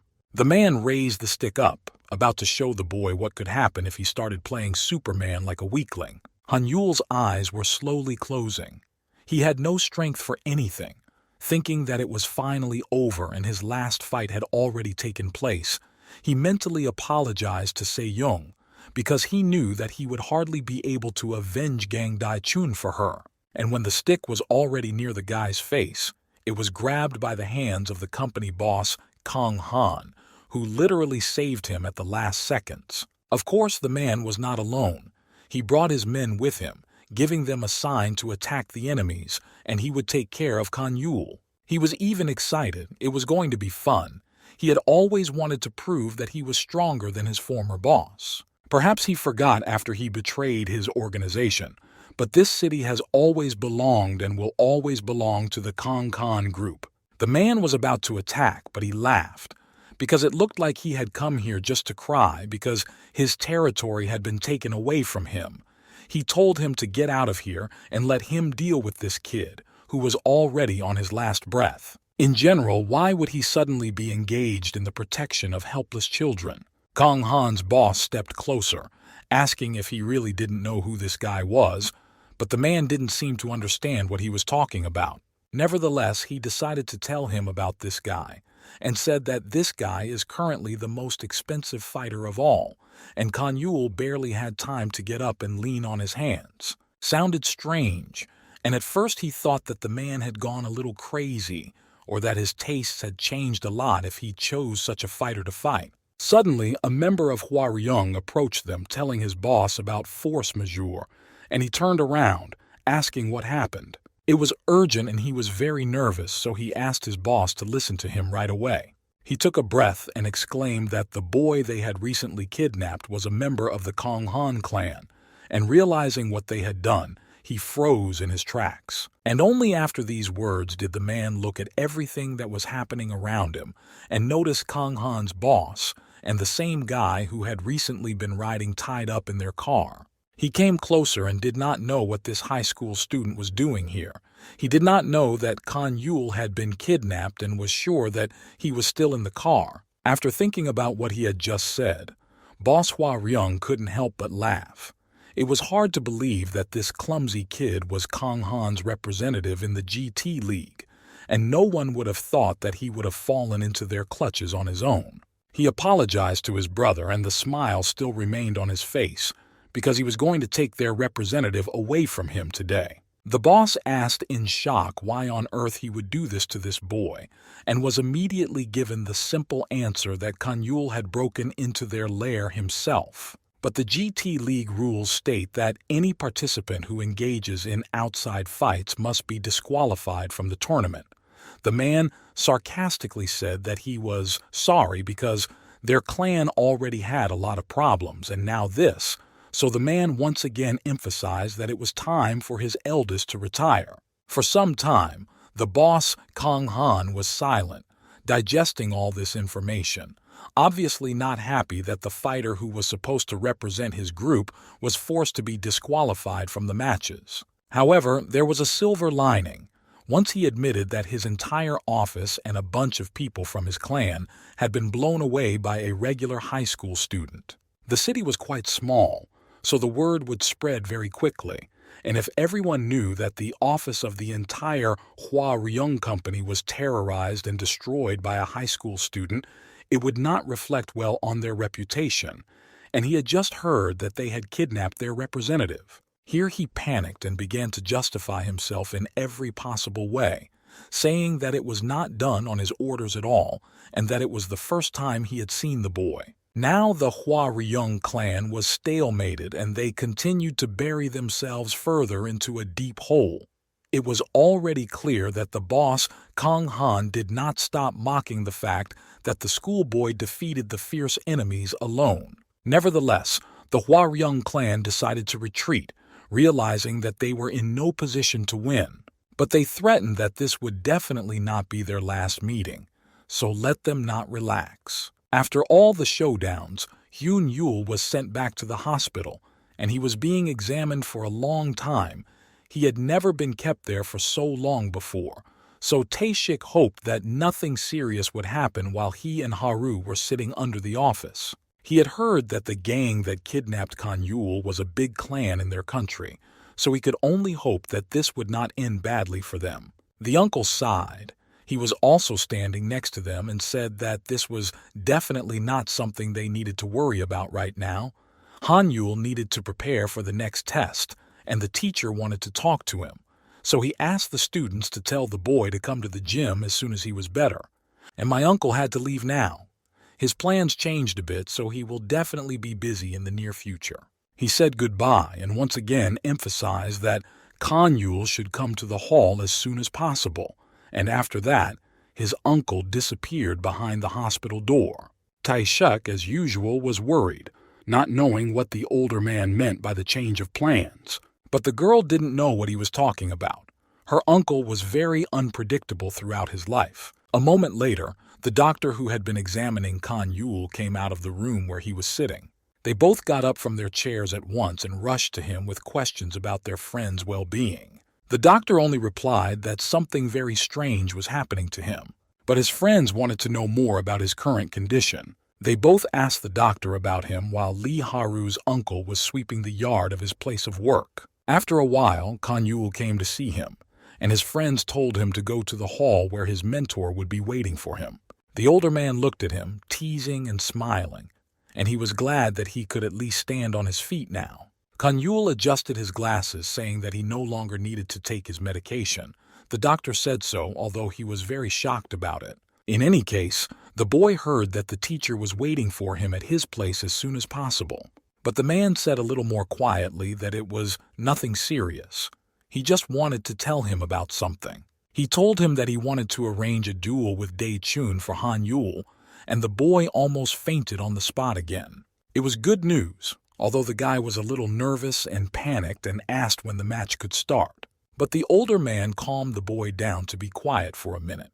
Everything would depend on him when the fight took place, but Kan Yul did not understand and asked for an explanation. The teacher was ready to arrange a match between them if the boy managed to fulfill 2 conditions, and once they were met, the match could be arranged right now, and he added that everyone would be watching her fight. The boy was determined to fulfill these 2 conditions as soon as he heard them, so that he could finally achieve his dream and face Dae-chung in a fair fight. The first condition was to improve my results in the GT League. It was meant that the guy should now win all subsequent matches, and he was also strictly forbidden to start fights outside the tournament. Kan Yul realized that it would not be that easy, as he was literally drawn into skirmishes with the bandits. The guy may not lose in competitions, but as for the second part of the condition, he cannot guarantee anything. Sometimes his actions are beyond his own will and he loses control of his body. The uncle turned away ostentatiously. He wasn't going to persuade him, so if something didn't work, he could cancel it. But Kan Yul stopped the teacher and asked about the next condition. And this rule was that his student should reach the same level of scores as Dae-chun. It was easy to calculate using an example. If Dae-chun's score is 10, then Han Yul's is only half, so we needed to increase it to 10 according to the teacher's standards. If he fulfills all these conditions, his uncle will be able to arrange a match with his main rival. But Han Yul wondered how he was going to count the bill. He laughed. There was a machine that could do this easily, and the guy himself had probably used it. Kan Yul had no idea what he was talking about, so his mentor called him into the hall to show him the counting machine that had already been installed. The boy was very intrigued by what the teacher told him. He was sure he had never seen such technology. When the boy entered the hall, he saw a slot machine which is mostly used in amusement parks. At first, Kanyul did not believe that it was real and thought that his mentor was just playing a trick on him. But my uncle was very serious, and in fact, he had never seen a better way to find out the exact result in his life. The thing was that not only physical strength was important here, but also a fast and powerful striking technique, so the guy had to get a high score from this iron. He understood everything correctly, but he still had to pass more than one test to show his strength and speed. It turned out that his mentor had brought almost all the city's slot machines to the hall. The older man took a tablet with tests for the boy and handed it to him. There were several positions where his results would be entered later. The guy was already starting to have doubts about this strategy when he started to read it. But if he wasn't sure, he just had to try it himself. First, Kanyul was going to take off his school uniform, but the tutor shouted and said that he would not give him any points if he was not in uniform, which surprised the boy even more. He couldn't understand why the GT League requires its participants to wear their school's uniforms. If they were training in sports uniforms, the results could be even better. But the GT League is not a sporting event. It is just a teenage program created to help participants feel the spirit of camaraderie among school children. So they want to attract the attention of children who have run away from home and started a life of hooliganism. In this case, the boy thought that the result was no longer particularly important to them, and his mentor confirmed these words, because for Hyung Sung, the final result never mattered. All matches were played to attract the attention of the public. So it was time to put your skills to the test with this machine. He had a good ultimatum. If he scored 1,000 points, he would finally be able to meet Gang Dai-chun, so he wanted to do his best and get it over with as soon as possible. First, he had to take the correct stance and then put all his strength into the attack. Han Yul started by focusing all his attention on this. It only took a moment, and now it was worth looking at the result. And there was not even half of what he wanted to see. He managed to earn only 400 points. He didn't believe it, having put all his strength into the punch and getting such a low score. It couldn't be true. It was not clear how he could have reached 1,000. No one in his weight class could have reached the set bar. A voice coming from the corridor brought Hanyul out of this trance. A skinny guy walked into the gym, addressing his mentor, who, as it turned out, was also not quite healthy, but was already training the student. Kanyul did not know him, but he had the impression that he was going to faint because of his sickly appearance. But the first thing that came to mind was whether the teacher would want to spar with him. Kanyul apologized for interrupting, but he didn't think he could train with someone so weak. At these words, the skinny boy walked up to the machine and hit it, waiting for the points to be accumulated. And the result was really impressive. He scored as many as 1,500 points. Hanyul couldn't help but shout. There was no way that someone like this guy could score so much. But he exhaled and said that he was already short on time, so there was no need to delay the start of training any longer. He turned around and said he would start first. Kanyul took off his glasses, thinking that he and the teacher had rigged the cars, and said with satisfaction that he would regret what he had done. And while the guy put his glasses aside, he noticed his opponent was already approaching. He was really fast and seemed to be aiming right at his face. For now, Hanyul is not going to dodge the strikes. But when he bent down, his opponent was already on a level playing field with him. He quickly hit him in the chin, knocking him down. It was quick and unexpected, and Kanyul landed on his back and was trying to recover. Kanyul was sure that his opponent was aiming for his face. Looking back, he noticed that he was preparing for another attack. This time, the blow was also meant to hit the guy's face, as the competitor was actively approaching and preparing to strike. Right now, it was worth continuing to evade, as it was the only thing Kanyul could do. But at some point, while he was ducking to the side to avoid getting hit again, the guy turned sharply in his direction, as if reading his mind and already knowing what he was going to do next. Still, Hanyul failed to dodge the second attack from a competitor whom he had called a weakling at the beginning. The guy hit the floor, and it was too much for him. The skinny young man stepped toward Hanyul, who was still sitting on the ground. But this time he didn't attack. He just said that he really had a golden vision that had many advantages. The stranger had never seen such a super-fast reaction, except from the teacher himself. Han Yul blushed. He didn't think he had fought well, because he still couldn't read his movements in advance. Before, he at least managed to determine where he would be aiming. His teacher told him that a person cannot completely hide his or her weaknesses and intentions. The body reveals it all, but here some trick was used that made it impossible to recognize them. But he lowered him a bit from the heavens, saying that he would definitely not use any tricks in a battle with an ordinary high school student. But then Han Yul was completely confused, not knowing what the trick was. Of course, these students who hurt everyone and fight in the streets did not know even the basics. But Han Yul did not leave his. He asked what had just happened before his eyes. The young man raised his hand, calling this technique a fist twist.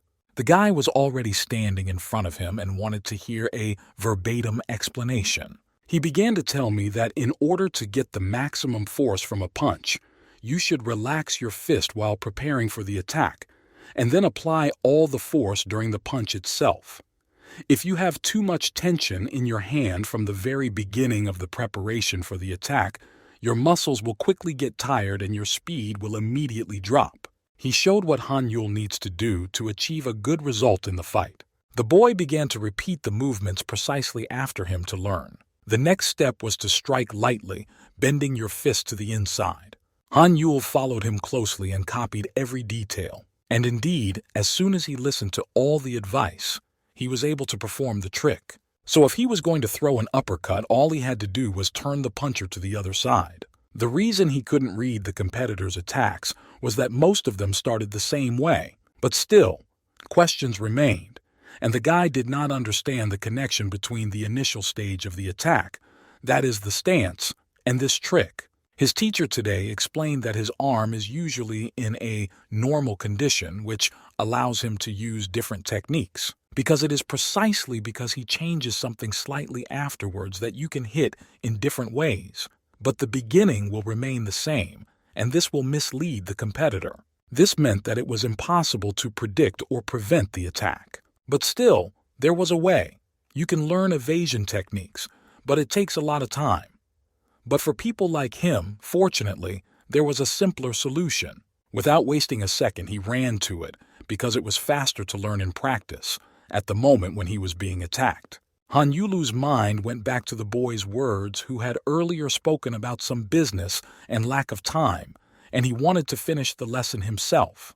But he suggested that they had now switched roles. His opponent will no longer use his hands, so if Han Yul manages to hit his body, he can be considered a winner. The uncle was not too happy with this decision.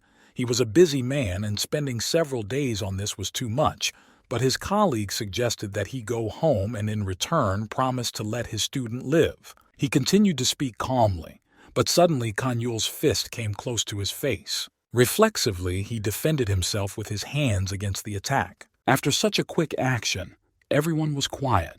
Now Han Yul realized how much it helps to simply relax his hand before attacking. The guy calmly grabbed his hand.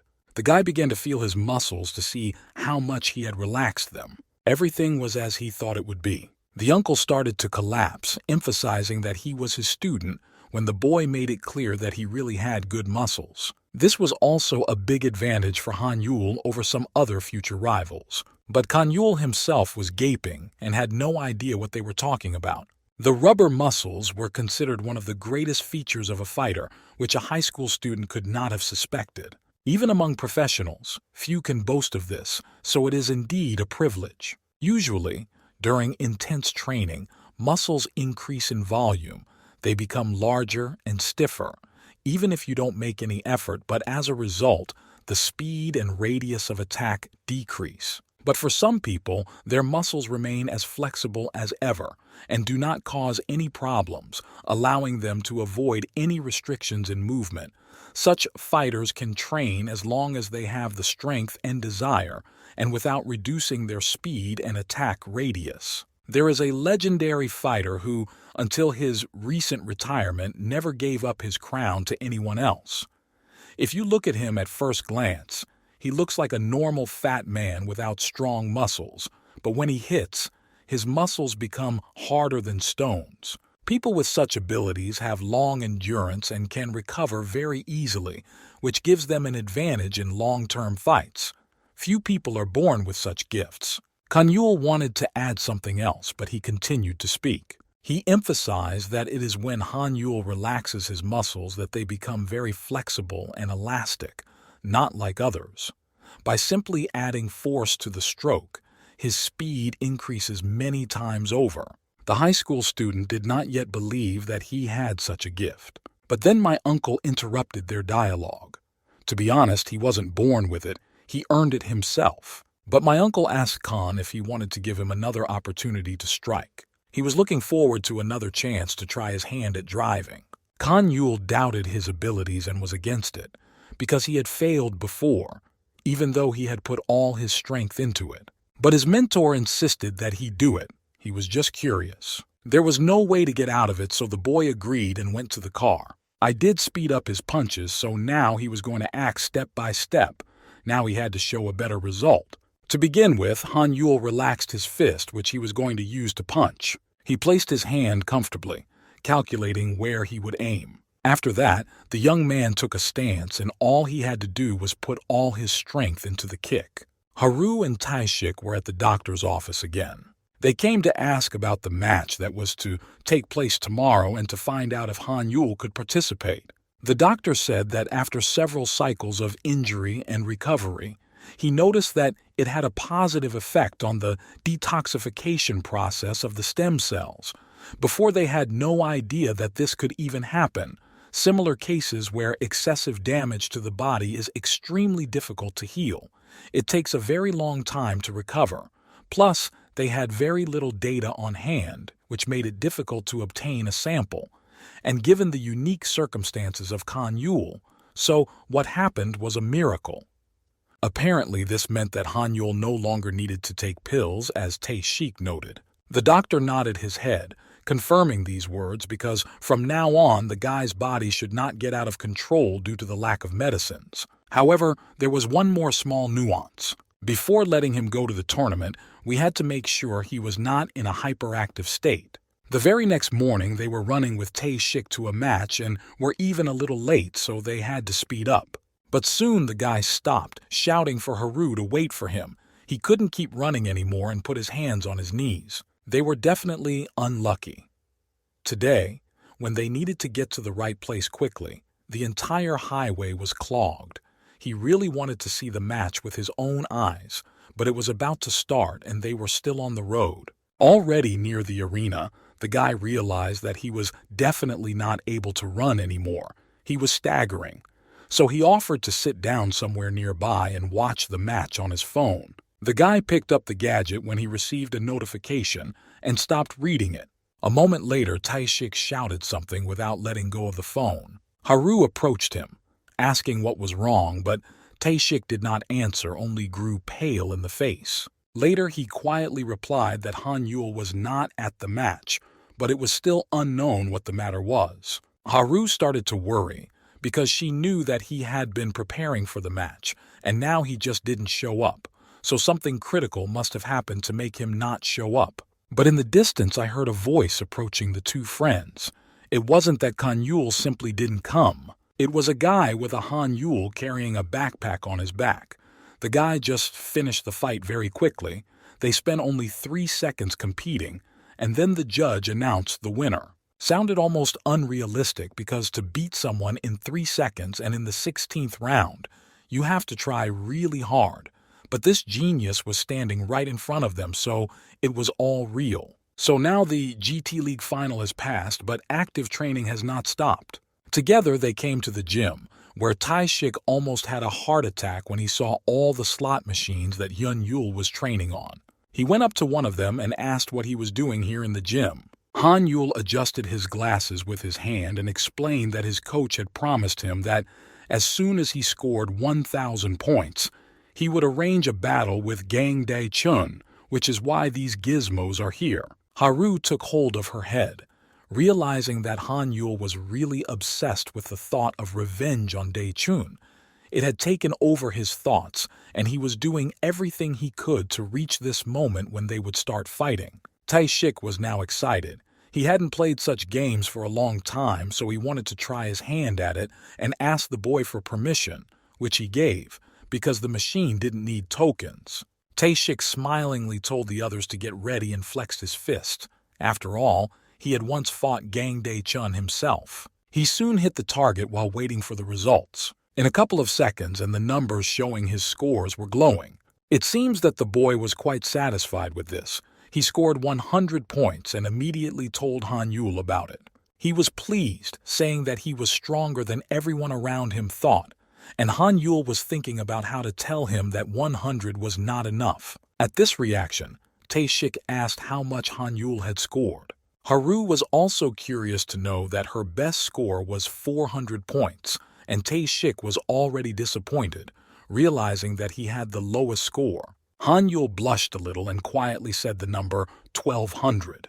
This is indeed a lot. They were expecting to hear much lower numbers. But there was also very good news. His friend thought that Han Yul had passed the test his mentor had given him. But in fact, it was not exactly what they provided. Han Yul did pass the fist-punching test, but besides that, the guy still has 4 unfilled columns. Then his niece asked him why he was leaving the gym so often.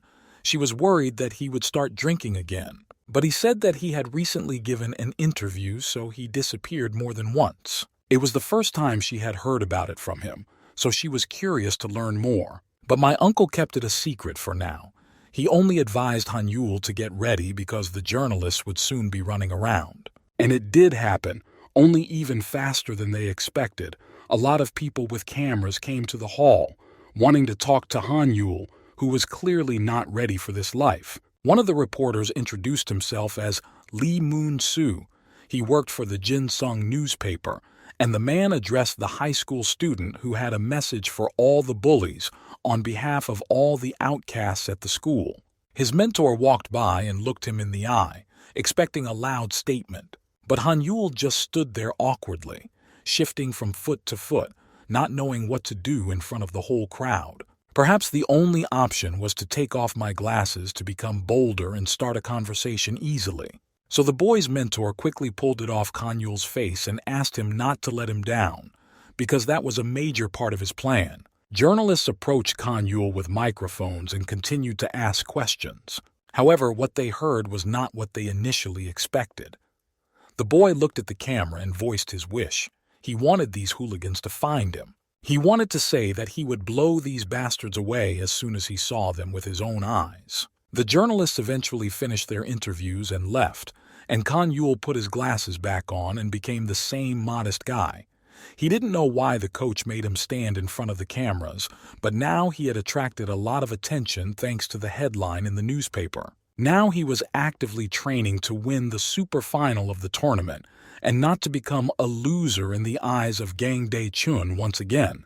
And he continued to be helped by his assistant coach, sometimes even beating him almost to the point of unconsciousness. But this methodology paid off, and he was able to reach the highest level in his matches, completing them in less than 1 minute. Each time he improved, people who knew him began to actively support and cheer for Han Yul in the arena. However, at the same time, it became a target for many gangsters, including him. The TV started showing the news again, HNC News, which told about all the latest events in their city. They talked about the ST League, a joint project between the government and a corporation aimed at stopping violence, and the project has shown promising results so far. The number of cases of violence in schools has decreased by more than 60% since the project was implemented.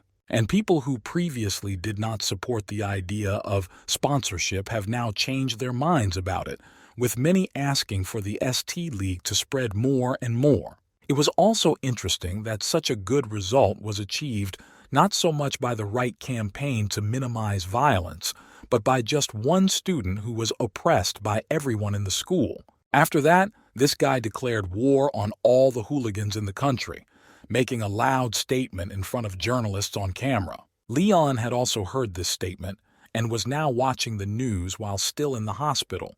The host also added that the rulers were currently considering spreading the ST League to the masses. The guy sighed when he heard all this, and Se-young stood silently next to him, realizing that it was partly because of her as well. She was very worried about the whole situation, so Lee Ann expressed his opinion and said that in that case she should go to him. Se-young didn't answer, continuing to stare at the TV and think about her own thoughts.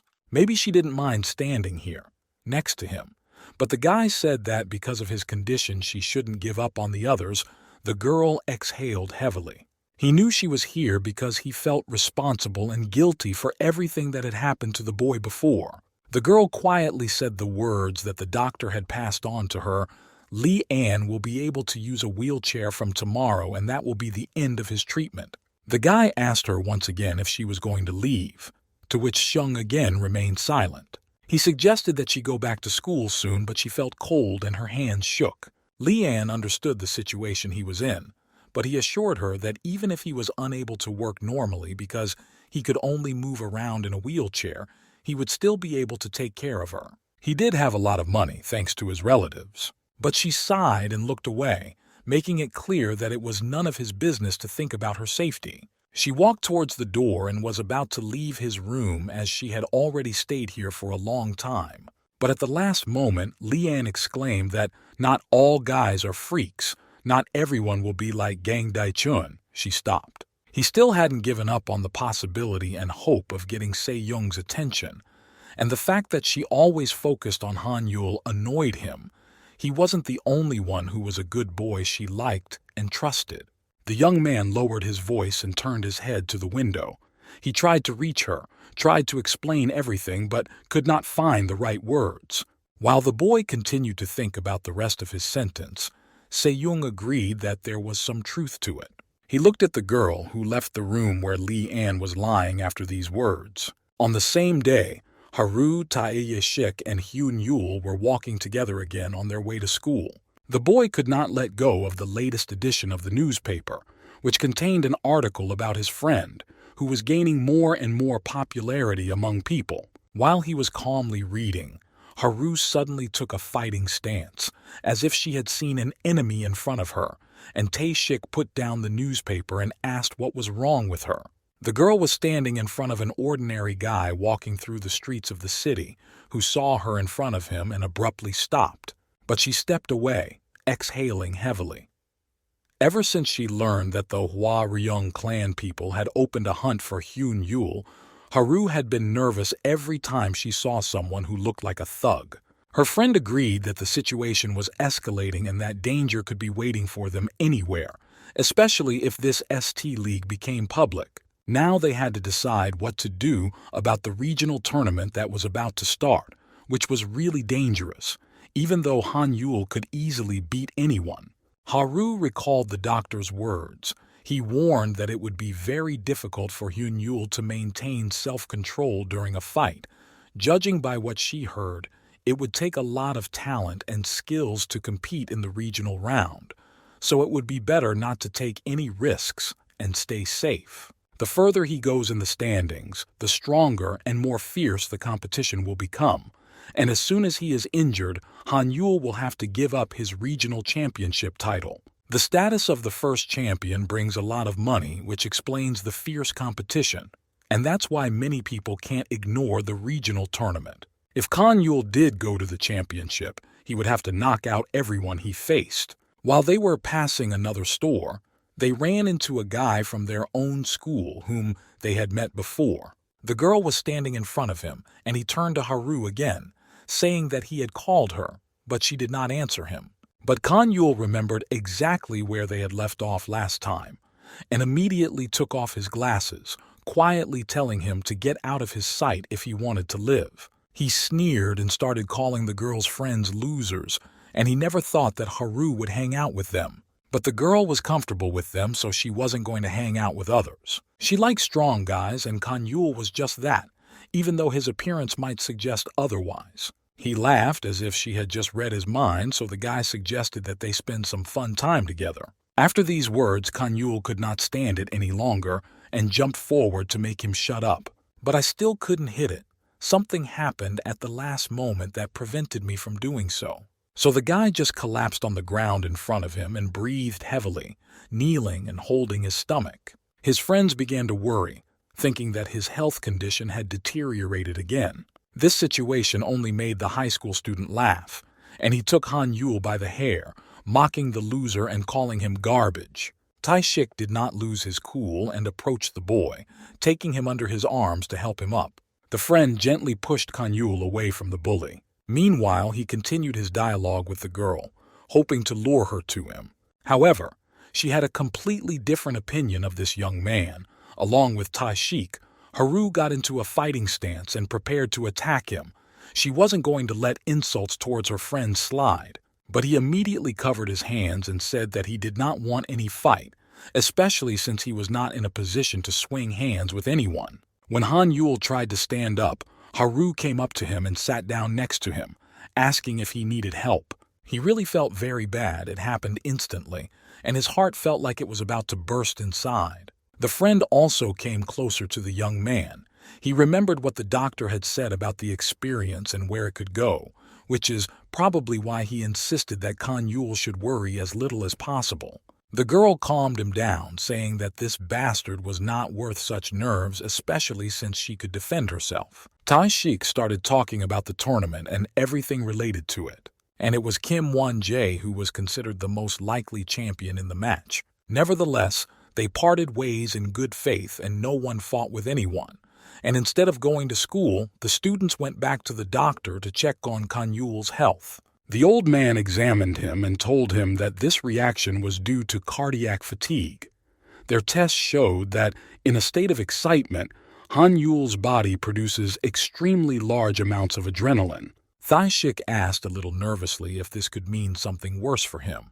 The doctor sitting at his desk explained that at this point there was no immediate tissue damage, but Han Yul would still feel severe pain inside. And the more often this happens, the worse the consequences for him will be. At the time, such problems were not at all urgent because the championship was already at hand, and if Han Yul simply fell during the match, it would be the final end for his status. The doctor asked questions about this tournament and looked at the three of them closely, hoping that the guy was not going to participate in this tournament after such a diagnosis. After talking with the old man, the three friends returned to the gym where the assistant coach was waiting for them. The first thing they asked him was whether it was possible to compete without being excited, and this put him in a stupor for a while. Han Yul still had some hope that this would still be possible, because he was desperate not to miss the match. He sighed, but in combat it was usually better to keep your cool and sober thinking, but you couldn't compete without getting angry. I had to come up with something that would allow Han Yul to keep his cool, but still be motivated to fight.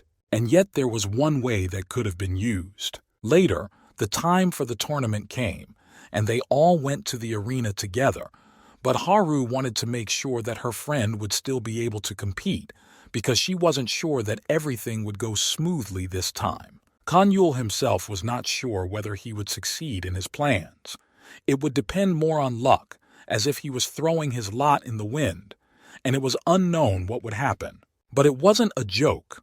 Tae-shik had already imagined the worst-case scenarios that could happen, right up to Hyun Yul's cardiac arrest, and his friend didn't even want to let him go to the arena. One of the organizers came up at a very bad time, interrupting the conversation, loudly asking if Han Yul was here because he was about to leave, and the boy asked him to wait for a while. But my uncle reminded me that participants would be disqualified from the competition for not showing up on time. After these words, Han Yul seemed to be blown away and quickly ran after the old man so as not to miss his exit. All that was left was to hope for the best that Han Yul would come out of there alive and not fall at the feet of a competitor. Tae-shik turned his head to the coach, who had to come up with a safe way for the boy to fight. The curly-haired man had given him some advice earlier, but he wasn't sure how much it would help. He had little experience in this area. But it was too late. The fight had already started and there was nothing to stop it now. Both participants stepped onto the platform, and then Han Yul realized that he would be dealing with the same guy they had recently passed on their way. He was in a good mood. Now he could easily hit the man he hated so much and would not be punished for it. The young man was already waiting and wanted to start as soon as possible. But instead of starting a fight, Han Yul took off his glasses, putting them aside and walking up to his opponent, starting to whisper something in his ear. But again, the battle started very untimely, and a horn sounded to announce it. And of course, this was a green light for Han Yule's opponent to start hitting him, so he could only dodge the fists. If this little boy, who was a real trash in the eyes of his competitor, was too scared, then there were questions about his coming to the ring at all. Han Yule began to say something inarticulate, opening his face and looking him in the eye. But the second contestant's reaction was quick. Of course he didn't react to these words, but instead did a small favor for Han Yule, going to finish with him as soon as possible. Tae Shik was losing his mind as he stood outside the door and watched everything through the window. He had no idea what the coach had said to him, that Han Yule was now constantly whispering to his competitor instead of starting to fight normally. A few days before the tournament, the man advised the guy to learn a little more about his opponent, so that's probably what he's doing now. But the coach was not expecting what is happening on the platform now. When the nervous boy was already holding Han Yule's hair, the young man managed to say that he wanted to get to know him better. I received a clear answer to this. The competitor once again tried to hit me with the words that he was not interested in such an acquaintance. Despite his speed, Han Yule leaned down and missed. This guy had a height advantage, and being taller, he was able to grab Han Yule's arm and grab him by the back. It was now clear that Han Yule was using a boxing technique to deceive his opponent, but he managed to figure him out in a matter of minutes. He again attacked, saying that he hated boxers. Han Yule's eyes went dark when the boy kneed him in the stomach. He went on to talk about boxers, assuring me that he knew a lot about them. It may have been luck that accompanied him throughout the tournament, but he learned everything about boxing at the championship. He added that he had once studied it himself, but only until his father died while fighting in the ring. Han Yule tried to dodge again, but it was really hard. His opponent had more physical strength and he did not let go of his hands so easily. In the end, he could not stand it and his legs gave out, after which Han Yule began to fly down. Outside the door, his small support group was very worried. At this rate, the guy could have died. But the coach was closely watching the whole process of the fight, and it seemed to him that right now the guy realized how to proceed. His uncertainty and shyness were gone, and Han Yule stood up with that same smile on his face that meant one thing: his enemies were finished. But his competitor believed that by the time Han Yule started boxing, he was already dead, so he was sure that he would soon be done with him. The former coward seemed to let these words pass his ears. He only said that it was extremely funny and humiliating to see the son of a boxing champion turn out to be a worthless hooligan. The guy didn't say anything to that. Instead, he was thrown into the cold and started shivering. It overwhelmed him so much that he could barely get a few words out after a few seconds. Han Yule continued to touch on this painful topic for the boy and mentioned his father, who would hardly have liked who his son had become. He would have felt really ashamed if he were alive to see it all. Han Yule succeeded. He got him emotional. He could no longer keep his cool and was guided only by anger. The guy managed to dodge the attacker's fists and took a fighting stance. The only way you can control your own anger is to see your opponent in front of you who is even angrier. He reached for Han Yule again, about to grab his neck with his hand. But because of his anger and unbalanced state, he failed and Han Yule hit him himself. All three of them, who were standing outside the door and were so worried about their friend, froze in their tracks when they saw what had just happened on the platform. But the battle was not over yet. They were both ready to tear each other apart, so the fight became more and more hellish. While the older man was speaking, Han Yule managed to run even closer and jump on him, kneeing him in the face so hard that blood began to drip onto the floor. This time, his opponent fell to the ground and rolled on the ground, almost tumbling. Haru and Taishik exclaimed with joy when the guy knocked his opponent down. And suddenly, Uncle Haru, who appeared out of nowhere, came into the room, and he approached the others, looking through the observation window, and said that now Han Yule was ready. But the girl didn't understand it. She didn't know what her uncle meant. He was talking about a fight he had promised to arrange, a fight with Kong Dai-chun. Soon it was over, and Taishik picked up the phone. Everyone was discussing the tournament on the news, and he noticed that Han Yule's face was already on the screen, which was very dangerous, especially since they were only in the first league. But the journalist just wanted to reveal the winner's face, not even thinking about the terrible consequences that could follow. Haru suspected that this might happen, but she still hoped that the faces would be covered at least until the finale, and now everyone will know about Han Yul. His friend turned to the boy. Now he had to realize that he had become the most famous high school student in their country. But his mentor didn't think so. While they were sitting on the roof of the building, an uncle came up to them. Now the name of the national champion has been announced, which was also expected. The girl asked curiously who he was, and this answer amazed everyone. It was Kang Dae-chun himself. This information upset Han Yul, but he was also prepared for the fact that he would not meet his enemy in the first league. The boy thought about it and said that it would be better for him to find Kang Dae-chun himself, without waiting for them to face off in the championship.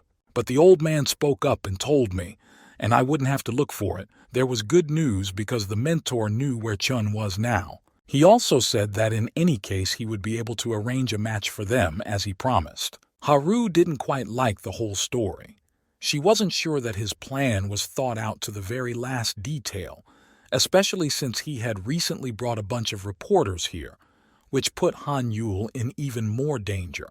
However, for my uncle, there was no problem at all. On the contrary, he thought it would be better, because Han Yul would become famous after that. But the girl reminded him of the Hua Ryung clan, which had started hunting for Hyun Yul some time ago, and this could sooner or later bring him even more trouble. But the old man just threw up his hands and started making excuses that it wasn't his fault. After that, he gestured with his hand, saying that he had to go, because he was a very busy person, and the group of friends was now worried about what kind of trouble they would get into this time and what situations they would have to unravel. But my uncle looked back at them and assured them that they would not be in any trouble. He just wanted to make a star out of Kang Dae-chun. The three of them were numb and simultaneously exclaimed that they did not understand his motives at all. The girl knew that her uncle could be strange, but not to the point of doing something like that. After the master's words, a few days passed, and Kang Dae-chun really became a star, without whom no newscast could be complete. Of course, the majority of the population was very afraid of him and prayed when they went out to avoid meeting him in the dark corners of the city. At the same time, the popularity of Kang Dae-chun skyrocketed among hooligans, who admired him and dreamed of achieving the same success someday. Legends even began to spread about him, and he soon gained a lot of fans. Kang Dae-chun quickly became an idol for the entire gangster world. When Kan Yul once again left home in search of adventure, he ran into a gang of hooligans.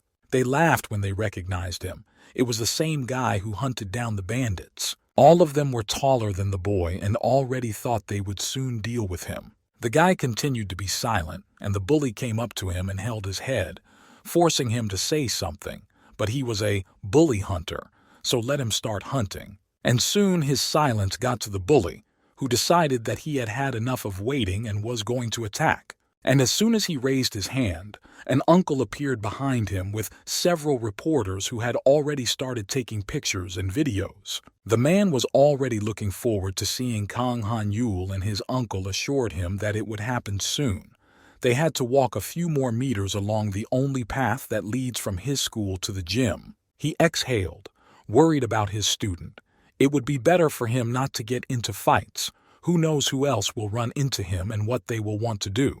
In a few minutes, the uncle and the reporters were almost there, and he asked them to follow him. At that time, Kan Yul turned away from the bandits and covered his face, saying that they were most likely just mistaken and took him for someone else. But the bully knew perfectly well that he could not confuse him, and yet he once wanted to be famous just like Kang Dae-chun. That's why he decided to start by beating him, and after that, Kan Yul stopped. The guy's body was covered with goosebumps, and he started shivering when he heard this name. The bully started laughing out loud when he saw Han Yul's reaction. But the guy was not confused. He threw off his glasses with a light movement, which fell under his feet and shattered. Returning to the image of a killer of hooligans, he quickly ran at him, hitting him hard in the face, demonstrating his agility. He fell down when he felt a lot of pain. Kanyul broke his nose and his whole face was covered with blood. The other two bandits looked at their friend in horror as he screamed and was unable to get to his feet.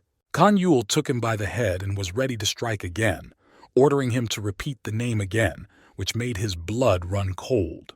When the boy remained silent to this order, Kanyul hit him and repeated the nasty name louder to make him repeat it. While he was torturing this bandit, almost killing him, Kanyul heard cameras clicking nearby. The journalists were standing behind him in awe and filming the whole fight.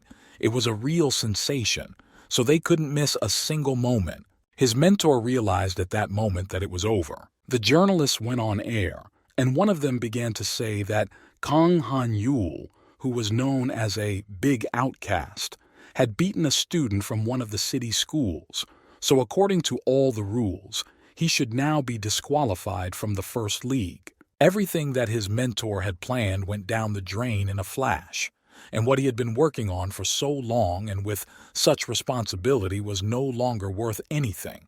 But suddenly, someone's voice was heard thanking Kanyul for saving him from the Yuandits who had allegedly attacked him. It was Tae-shik, who quickly came up with a plan to help his friend and knelt down and shed tears to make it look more realistic. Kanyul himself did not understand anything at first, so he watched everything in silence. One of the bandits, hearing these slanders, immediately approached Tae-shik and took him by the shirt, starting to shout that they had not touched him with a finger. But the boy continued to beg for help and said that these hooligans had not calmed down yet. Later the bandit let him go, moving away from the cameras, and Tae-shik calmly approached Han-yul and thanked him once again for his help. The journalist smiled with delight. He immediately made corrections, starting to tell us that it was the other way around and that Kanyul had saved this poor boy from the hooligans. Tae-shik quickly walked past all the reporters and approached his uncle. In fact, he was surprised by this act of such a timid boy. Tae-shik bowed before him and asked him with a smile if he had done a good job as an actor. And it was really brilliant. The old man was ready to jump for joy when this kid saved his plan. They returned to their home shortly afterward, and the next day the three of them gathered to discuss the past events that had come too close to failure. Tae-shik said that while Kanyul was beating the hooligans on the street, his uncle suddenly brought a bunch of reporters with him. And of course he couldn't help but boast about saving him when everything was almost lost and hanging by a thread. Tae-shik proudly said that he didn't lose his cool this time and made his move to save his friend's fate. But Hera didn't care so much. She was glad that everything was okay, but she kept thinking about her uncle, who had been too active in recent days, but she had no idea what he was up to.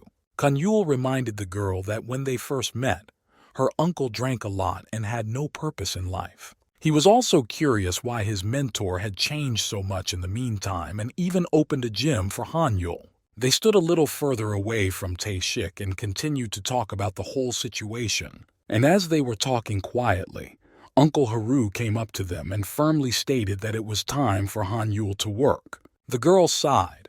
She was no longer happy when he took such initiatives and asked in a monotone whether she would have to get out of any trouble this time. But the old man repeated his previous words with a smile on his face, that it would not be long before the battle between Han-yul and Kang Dae-chun would take place. But then she couldn't hold back and screamed at him. He knew perfectly well that Yoon-yul would be easily disqualified for fighting outside the tournament, so one could only imagine what the Kang Han clan would do to him after such a disgrace. Tae-shik also joined the conversation and added that the plan almost came to an end yesterday, so it was better not to continue taking risks. And besides, the Kang Han clan will definitely not allow the two of them to just walk away quietly if they catch their representative in a street fight. But the man calmly replied that he had never said that the two of them would fight right on the streets of the city. He knew full well that Haru would not allow him to arrange an open-air match between the two. But the girl was not at all amused. She asked him seriously about his intentions for the match once again. Uncle, and also Han-yul's mentor, said that the government and Hyun Sung's group are not yet fully prepared to broadcast the competition, so before doing so, they will decide which match would be best to show to the public as a pilot test. But Kang Dae-cheon was the national champion, while Han Yul only recently won the status of regional champion, so there is no way they will be able to cross paths in the league. But the old man continued to stand his ground and smile wider and wider. He never mentioned the fact that these two sworn enemies were to meet in the league, and Hara was fed up with it and asked him to get to the point. It was quite simple. He just wanted to say that it would be possible to make this match fully official, even if it was not part of the first league. In his mind, it all came together in a single puzzle while the children stood there in a stupor and looked at him as if he were inadequate. All that needs to be done is to make the audience want to watch such a match with their own eyes. If we manage to achieve this, the agency will be guaranteed an audience, so the match will definitely happen. It was also beneficial for the board to get positive feedback to the first league, because they will definitely be on board with this event. It was all really well thought out, but it could have broken down at the very first stage. Haru didn't know how he was going to make the audience see this battle. However, everything was very easy here. Since both Han Yul and Kang Dae-chun are stars, all you have to do is submit an application and wait for it to be approved. They continued to discuss the whole plan in detail when suddenly someone's voice was heard from below, saying that Han Yul was going to challenge the champion, and they all went to the edge to see who it was. They were the same journalists, keeping up with them for a minute and filming everything that would attract the public's attention. And my uncle exclaimed joyfully that the great outcast Kang Han Yul was challenging the champion Kang Dae-chun himself. Their joy was indescribable. They had hit the jackpot, because this was the kind of news that was now of interest to the entire population of the city and even the country. So the reporters were going to broadcast this news to the public immediately. They needed to broadcast it as soon as possible before anyone else had time to challenge Kang Dae-chun. This plan of the masters really worked. It was a good decision, because the agencies had a bit of a problem solving the issue of the fight between the two of them. Of course, the people were eager to see a duel between the great outcast and the idol of all hooligans. In the end, people got what they wanted. They saw the match. Everything was as his coach had promised. But there was something else. The results of this fight were important not only for Han Yul himself. All the outcasts and poor souls who had been bullied at school came to the boy with tears in their eyes and begged him on their knees to win against Kang Dae-chun for their own sake and for the sake of all of them. A high school student burst into tears and thanked Han Yul, because it was thanks to him that he realized he was being bullied, not because he was too strange, but because of the problems in the minds of the bullies themselves who were doing it. When people like him looked at Han Yul, they got hope that someday they too could achieve something if they really wanted to. They began to realize that they were human beings, not rags. Han Yul inspired them, but the boy himself did not know how to accept compliments and praise. He only assured them that he was not such a person and tried to end the conversation as soon as possible. But he didn't even hear him over his own tears. The young man fell to his knees again and begged Kang Yul to prove for them all once again that they were worth something, that they didn't deserve to be abused like this every day, and most importantly, that such people can achieve something in this world. Suddenly, Kang Yul seemed to go back to his past when he heard these words. He remembered how he had come across his current mentor some time ago, how he begged him to take him as a disciple because he really wanted to destroy all these idiots, but he was too weak to do so. Recalling all this, the guy fell silent and then quietly said that he could not teach this young man anything because he still considers himself a miserable insect. He still remained on his knees, hoping that Kang Yul would change his mind. And soon a whole bunch of the same poor people gathered outside his gym, begging for this victory for the sake of all of them. The guy felt completely uncomfortable. He held his head and said awkwardly that he was not who they saw him as. These people did not care about such words. One of them even approached the high school student and grabbed his arm. It was an older man who looked very upset and asked Han Yul to help his son leave the room, believe in himself, and finally smile. The man continued to shake his hand and hope that he would succeed, but Han Yul took his hand away and took off his glasses. He felt that he should have apologized to them all long ago, because he had never been a decent person, especially since he had never considered himself special. Their last hope was dying, but Han Yul had something else for them. He knew for sure that these ungrateful hooligans would burn alive in hell. Soon a very heavy downpour began in the city, and it was raining like a bucket. Two men who had previously decided to hide from their boss because of an unfulfilled assignment were sitting in their not-so-comfortable hideout. The rain worsened their situation, because now they could not stay here for long, because they would be flooded with water. But it was also dangerous to go out into the world. The moment the boss caught them about to harm a member of their own clan, they automatically became a target for the Kang Han clan. But his colleague suggested that he join the Hua Ryung clan, as did their two former members. But now, everything is different. If they want to switch sides, they will have to give up the entire district, and if they come empty-handed, it is not known what they will do with them. They knew perfectly well who was responsible for their imprisonment, who was to blame for the fact that they are now thinking about betraying their own feces. A man with long hair was sitting a little further away. He covered his face with his hands, thinking that it was the end. The situation seemed hopeless. But the other one did not lose hope. He took his phone out of his pocket and looked at the screen. The next moment he laughed out loud and kept his eyes on the phone. His colleague watched him in surprise and cautiously asked what was wrong. It seems that their lives still have a chance to get better and that this impasse is not the end. On his phone screen, an article about the fight between Han Yul and Kang Dae-chun was open. He stood up and was about to leave, but his companion had no idea what was going through his mind or what plan he had just come up with. And he was going to go to a meeting with the head of the Hua Ryung clan. They had to walk in the pouring rain for a long time to get to the Hua Ryung organization, but they did it anyway. As soon as these two entered the room, they fell to their knees in front of the head, bowing their heads down. A man in a hat, sitting on a throne, leaning on his cane, asked them questions, wanting to hear at least one good reason for them to join the clan. He said without looking up that the clan would have great wealth if they allowed him to join. Hearing the amount they were offering him, the head of the organization burst out laughing. He knew that these guys didn't have a cent on them, so he wondered how they were going to get such a pile of money. The answer was simple. He said the name Kang Han Yul, which should have been enough to get a large sum of money, and this answer attracted the boss's attention even more.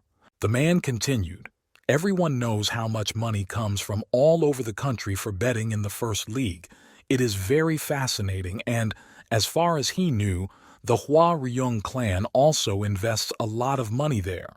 If given the chance, he was ready to make a promise that he would make sure that Kang Han Yul would definitely not get into the match, and the boss didn't even have to do anything, just sit and watch. To watch his favorite son confidently march to victory thanks to them. They vowed to bring Kang Dae-chung to victory in the match. And while the storm continued to roam the city, the coach announced that the match between Han Yul and Dae-chun would take place tomorrow, which caused a great deal of fright among everyone in the room, because it was too soon. In fact, my uncle said that the battle would have taken place today if it had been up to him, but the rulers had set their own rules. Hyun Yul was sitting in shock and trying to digest all the information, and Haru couldn't understand why there was such a rush to get it done. It was not a personal whim. My uncle said that it was all the fault of the Hua Ryung clan. In general, it was very difficult to even imagine how much money was invested in this fight. The Hua Ryung clan is confident of winning, and that is why they are not afraid to take risks. You can bet that they invested all the money they had in this match. But it didn't seem that it was that simple. It sounded doubtful that they could let the guy go without asking questions after Han Yul's victory. But then another theory arose. If the Hua Ryung clan loses, thereby losing all its savings, it will simply cease to exist. Especially since this clan has sworn enemies. The Kangkans, they will not just watch this happen, but will immediately get rid of their haters. But then Haru began to worry about another question. After all, There was also a possibility that Hyun Yul would lose the match and would hardly entail any negative consequences. Most likely, losing would have resulted in dire consequences not only for Han Yul himself, but also for his mentor. They both could have been killed after the failure. Haru was not very pleased to hear this, but her uncle decided not to dwell on it, especially since he had finally received a call from the head of the TV show that was supposed to broadcast the boys' fight live. This was the first time she had heard of such a thing, and now she was even more confused by the old man's plans. The man picked up the phone and started answering the questions the organizer was asking him. He soon left the room, continuing to discuss the TV show. He was sure that if they collaborated, they would have incredible ratings. Haru still didn't understand anything and tried to get at least some information from Hyun-Ul, thinking that he must know more. After that, without waiting for an answer, she asked the next question, because she could see that the guy was nervous. He was thinking about what happened recently when he beat up that bully. Then Kan-Yul couldn't control himself. He got carried away with the process and didn't think about anything else. But too many people, including the master, were affected by this story. The guy looked up. He said with confidence in his eyes that he could definitely win. It was a priority for him, for his own sake and for the sake of Sejong. He had to do it. Perhaps the only thing his friend could do for him was to encourage him and believe in victory. Even though they were only pretending to be a couple, Haru still felt very sorry for her boyfriend if he got hurt. After hearing these words, Hyun-Yul was speechless and his face began to turn red. She again broke the silence that had prevailed in the room and told him to try not to get hurt and to come back to her safe and sound. Although the guy confidently spoke of his victory to Haru, he was frank with himself and did not hide his doubts about his own victory. He was worried not for himself, but for Sejong. He was afraid of causing her even more pain than he had already caused. And now Hyun-Yul felt extremely lonely. But it would have been impossible to turn back the clock. Now we had to accept everything as it was and go through it with dignity, continuing to move forward. When he went outside and saw his sensei sitting on the stairs looking at him, he realized that he was not alone in this battle. The man fell asleep right there, and when Kan-Yul woke him up, he asked why he had been so sad since the morning. The uncle got to his feet and said with a light laugh that he hoped his student was ready for battle and that he had not yet wet his pants with fear. But it was far from that. Kan-Yul was aware of his responsibility in this match and was ready to tear everyone to pieces to win. Now he dreamed that the whole world would see the god of hooligans, beaten to death by a mere outcast. Han Yul was behaving very confidently, still wearing his glasses. And now Sensei realized that the time had come when his student would no longer need hypnosis. Now he was turning into a psycho even with his glasses on, but when the man told him about it, the boy looked like he didn't understand. He just waved it off, saying that he meant something else entirely, that today Kan-Yul looked great in those glasses. Eventually, Kan-Yul asked his teacher a question, and the young man wondered why he, a complete stranger, had been helping him all this time. Kan-Yul had heard that before he met him, the man had been drinking all the time, and he didn't want to do anything, let alone take on a student. But now his current mentor was taking crazy risks to keep up with his student. My uncle exhaled. Not that he wanted to talk about it, but he felt that this moment would come sooner or later. But the boy still did not understand what point his teacher was talking about. And instead of starting a conversation, my uncle quickly ran to the bathroom, telling him to wait for him here and not to run away. Kan-Yul stood there with mixed feelings and thoughts, not understanding why his mentor had such an attitude towards him and why he played such an important role in his life. Suddenly, the guy heard a scream not far from him, a girl loudly begging for help. Of course, he couldn't just let it go and took off running to help. When Kan-Yul came running to hear the cry, he saw a girl with eyes pleading for help, as well as several men who froze when they saw him. It was a crucial moment for the Hwa-Ryung clan, and the men who wanted to join it had to know whether Han Yul would show up for the battle today if they wanted to live. But we didn't have to worry about that because they had a good trap. But now, to make their own plan a reality, they should go right now. However, before leaving the room, the men heard someone's voice and looked around. He was a member of the Hwaryong clan. He came into the room with a big smile and asked where they were going so early. They were not happy to have such a guest. He literally disrupted their plan. But the elder quickly sat them down and reminded them that when they were in the Kanghan clan, it was thanks to his kind soul that they had this status. And even if they managed to join the Hwaryong clan, they still remained under his leadership. The man had clear intentions of killing Kang Han-yul and watching him sing after he was defeated. But the boss had already taken care of that. The men thought they had tricks up their sleeves and began to scare him with what would happen if Hwaryong touched a member of another clan. However, he did not start talking about a representative. If they wanted to get to Han-yul, they had to kill someone else first. It would be impossible to catch this high school student in such a short period of time with the guy guarding him. But he shut him up. He could have dealt with anyone, so I thought the boss should have backed off right then. The ventilation made even more noise from the strong wind outside, and the man laughed. It really sounded like a mockery of him. The only way to stop this guy was to kill him, and there was no way the two of them could have done that. The wind was howling harder and harder, and the two of them were frightened by his words because, judging by them alone, this guy was a monster. Meanwhile, while Kan-yul was taking care of his business, his uncle ran to the restroom. He breathed a sigh of relief when he had done his job. It was a truly heavenly feeling for him. But suddenly he heard a loud scream that startled him. The man did not understand why the girl was screaming in the area, and now had to decide whether to go help her or run to the match that was about to start. For a moment, a very strange thought occurred to him, and he tried to convince himself that this could not be real and that he was imagining it. But for some reason, his intuition told him otherwise. The man ran out of the restroom as fast as he could, shouting Kan-yul's name loudly. But he didn't have time to do so because he immediately crashed into a man dressed in all black. And he definitely didn't come here to do his business. He was holding a big knife. Then Kan-yul, who also heard the screams, looked around and immediately ran to the victim of the bandits to save her. He was also running as fast as he could, realizing that time was short before the match and he needed to help her get out. Kan-yul saw the unfortunate girl pushed against the wall by several hooligans who silently turned their gaze to him. And there were only a few minutes left before the match started. Even Tae-shik and Haru had managed to get to their seats, but they didn't see Hyun-yul anywhere. His friend was worried and panicked the most, as was his usual practice.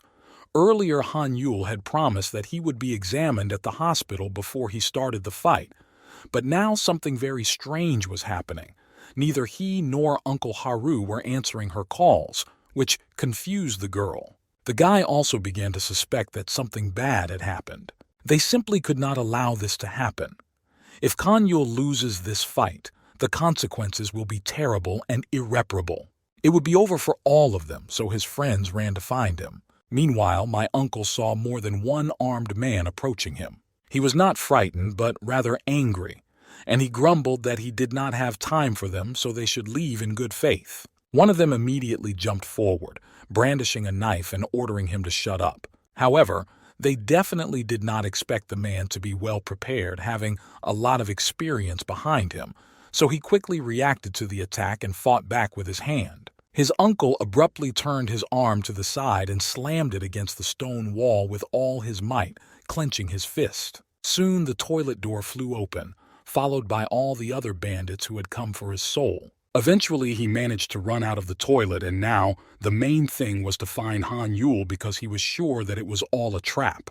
But while he was thinking which way to run, someone pushed him in the back and he began to lose his balance. When he recovered, he saw the silhouette of a man in a black cloak approaching him with a knife, and then his mentor mentally apologized to Kan-yul for not having time to do anything. The next moment he was pierced on both sides by sharp knives. Haru and Tae-shik could not even suspect what was happening to them. The time until the tournament started was running out faster and faster, but it was not here yet. The girl had a bad feeling about it all. She felt very anxious. She immediately ran to the gym, thinking that something terrible could be happening there right now. Tae-shik tried to catch up, but he could barely manage it. They did make it to the bus stop, but the line was incredibly long, and it happened at the exact moment when they needed to get to the scene on time. Tae-shik was starting to worry, but he pulled himself together and tried to call a taxi. Haru kept pushing him, reminding him that they had very little time to do all this. And then the last hope was lost. They were now on the outskirts of the city, so the fastest a taxi could arrive was 10 minutes. There were so many people here at the wrong time, but she had already begun to wonder if there was any other way to get around them all. Suddenly, a black car approached them and stopped abruptly in front of them. It was Lee-Ann. He noticed Hara screaming loudly and his car stopped next to her, so he decided to find out what was wrong with her. She said in a panic that Kan-yul was still not there, and the battle was about to begin in a few minutes. He quickly opened the door and told them to get in the car immediately, and that was their only salvation. The situation had already been reported to the boss, but he didn't believe in it. However, Hyung-Nim stood his ground. He was sure that someone had kidnapped Hyun-yul, and that it was to prevent him from participating in the match. The boss reasoned that, in his opinion, Hwa Ryung was not the kind of person who would do such a thing. But then the question still remained. Who is behind this? And then he realized that it could be the two traitors themselves, number 2, who had been acting strangely in their last few days, and Hyung-Nim also confirmed this theory. He ordered all their people to gather immediately. They urgently needed to throw all their strength into finding Kan-yul. If they could, then soon everyone would die. One of the people who had participated in the mission with Han-yul had already come to the organization and reported to the head about all their actions, and the head was interested in the man who had defended Han-yul and who needed to be disposed of. The man in the black cloak replied that the best of the best had been sent there to handle this task accurately, and they should receive reports from them on their work very soon. And the former, No-2, had to deal with the representative of the Kong-Kan clan himself, so they would have solved all their problems, but their hands would have remained clean. The head ordered that as soon as the results of the match were published for the people, they would find the little weakling, Kong-Kan, as well as all their enemies. They all had to die. The ward said that almost everything was ready, and they would soon start fulfilling other orders. Meanwhile, they had already taken the guy to an abandoned building where all the windows were broken, and no living sound was heard except for the wind. There were video surveillance cameras in the room where he was sitting. Kan-yul was sitting alone in a large and spacious room, tied to a chair by his hands and feet. Kan-yul began to creak softly when he came to and realized where he was. He did not believe until the last moment that this could have happened to him right before the match with Gang Dae-chun. He blamed himself again, remembering these guys and the victim. He realized that it was all a miserable trap. He shouted very loudly for these bastards to let him out of here immediately. But in this remote place, no one would have heard his cry and helped him. Meanwhile, Lee-Ann and her two friends Han-yul had already gone to the gym, but they were moving very slowly because they were stuck in traffic. Today, the traffic was indeed incredibly terrible, which made it impossible for them to get to the right place quickly. Lee-Ann looked at the driver of the car and asked hopefully if they could speed up at least a little. But the man replied that in this situation, it would take at least an hour to get everything together, and they were powerless in this case. Then the guy took his phone and was going to call his assistant, but it was not known whether he could send someone. Lee-Ann called the assistant. As soon as he picked up the phone, the guy shouted out to send someone to the gym immediately. It was urgent. Tae-shik held his head and was very upset. He was already thinking that all this was pointless and would not work. After all, the match had already started, but the arena was not there at all. Even though the guy was in an almost hopeless situation, he did not want to give up. He did not believe that everything could end like this. Han-yul had been working towards this goal for so long, but it all came to an end in just a few minutes. All his hopes for revenge on Gang Dae-chun were already in vain.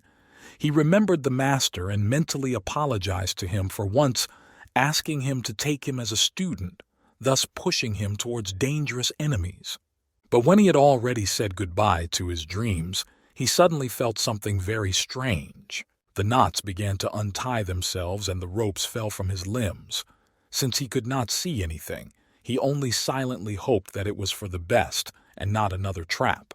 When it was completely unraveled, the guy got to his feet, and now everything he had thought up earlier made no sense. Kanyul took off the blindfold and saw daylight through the window. He came closer to examine the area and understand at least the approximate location. But when he looked out, he could hardly make out anything because the place was far from the city, somewhere closer to the mountains, where there was absolutely nothing. Kanyul did not understand where he was and how to get out of here. But when he was looking around the territory, he heard someone's voice calling his name from the distance of the forgotten corridors. The boy grabbed his head, trying to remember all the past events.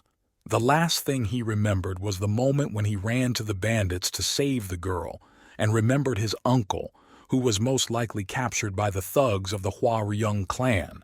Now he had lost faith in everything. While Taeshik was panicking and the others in the car were trying to find some way out of the situation, Haru picked up the phone and saw something very strange. The match between Han Yul and Gang Dae-chun was being broadcast right now on all screens across the country.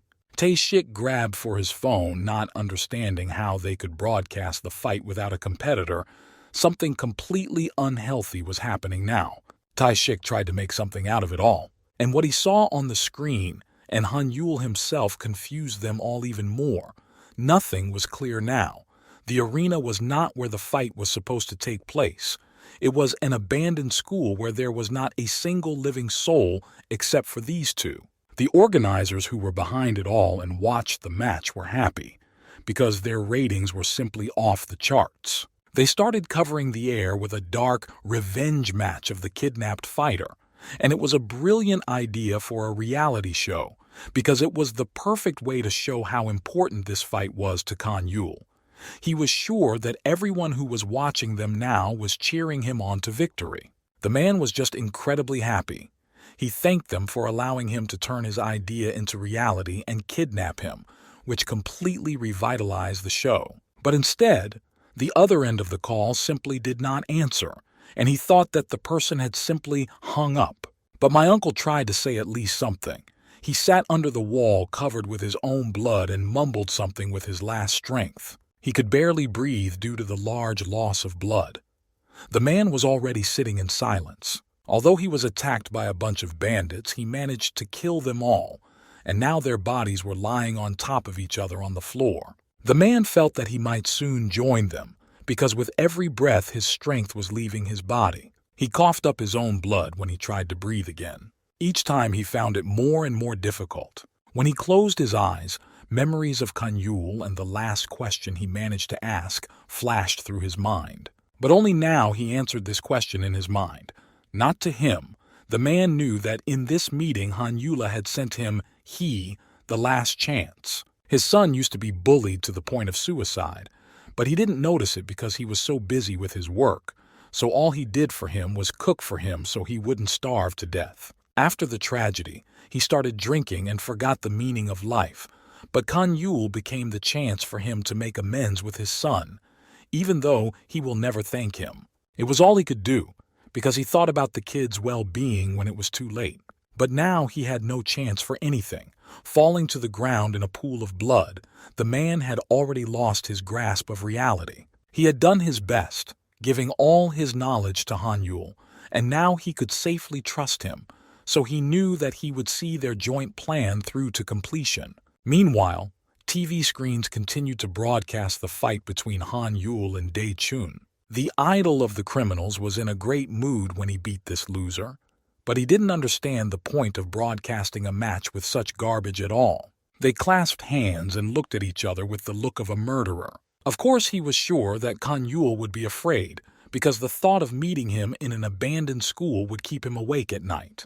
But despite everything, the boy stubbornly kept on his feet and did not give up. He admitted that he was really scared, that he was trembling then.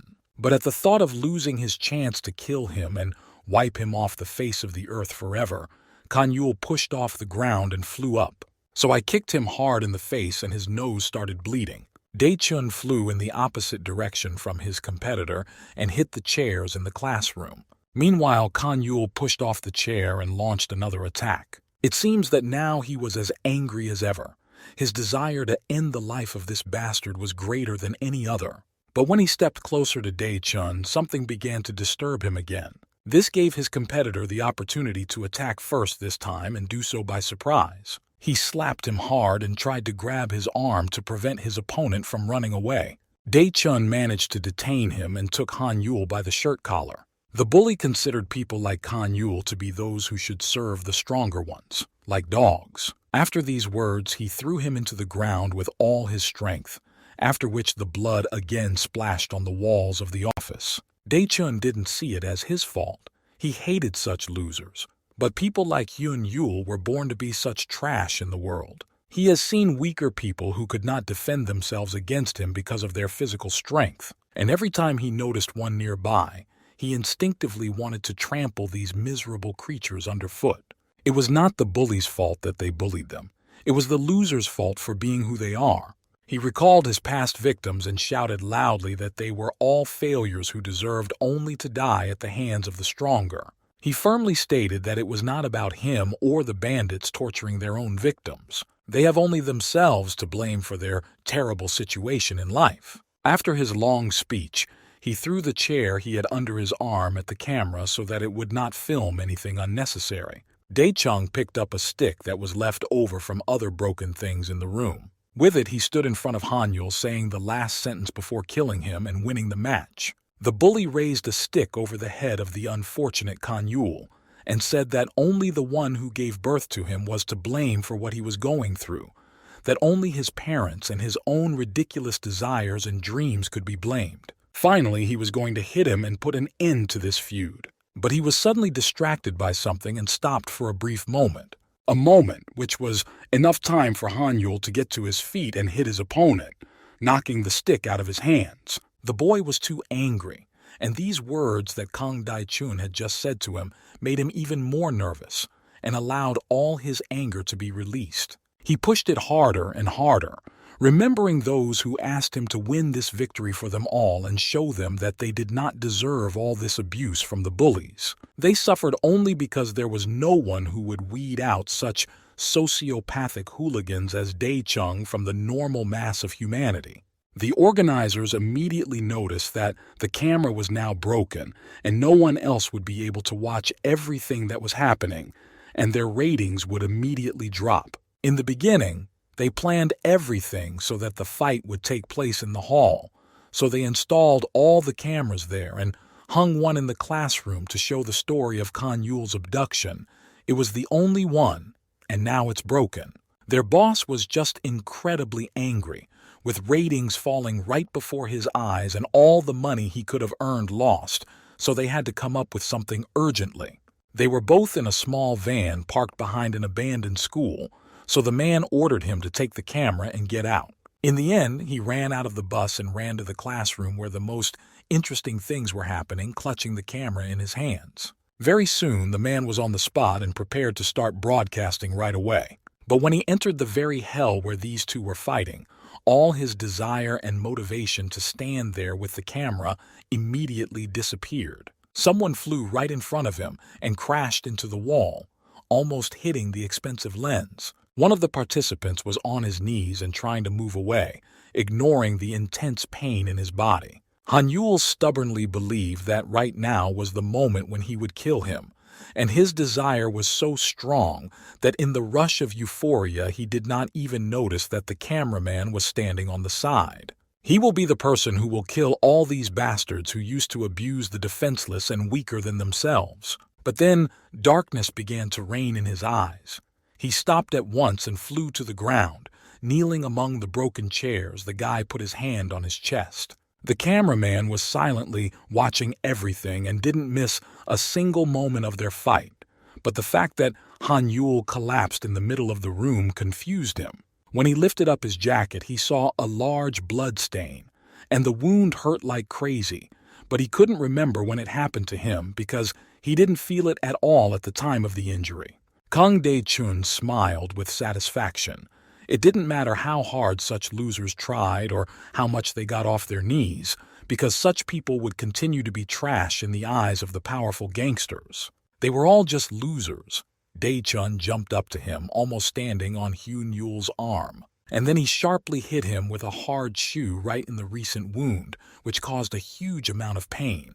The bully did not stop beating him with all his might.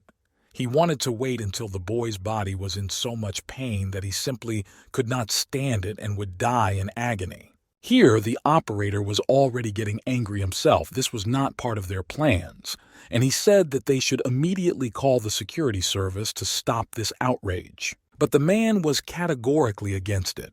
He ordered him to stand there and film everything. The fight was to continue no matter what. Back when he was discussing all the details with his mentor Han Yul, he was very interested in one point that he did not dare to ask for a long time, but he finally spoke up. He didn't understand why they wanted to collaborate with a dying show like theirs, because there was no reason to do so.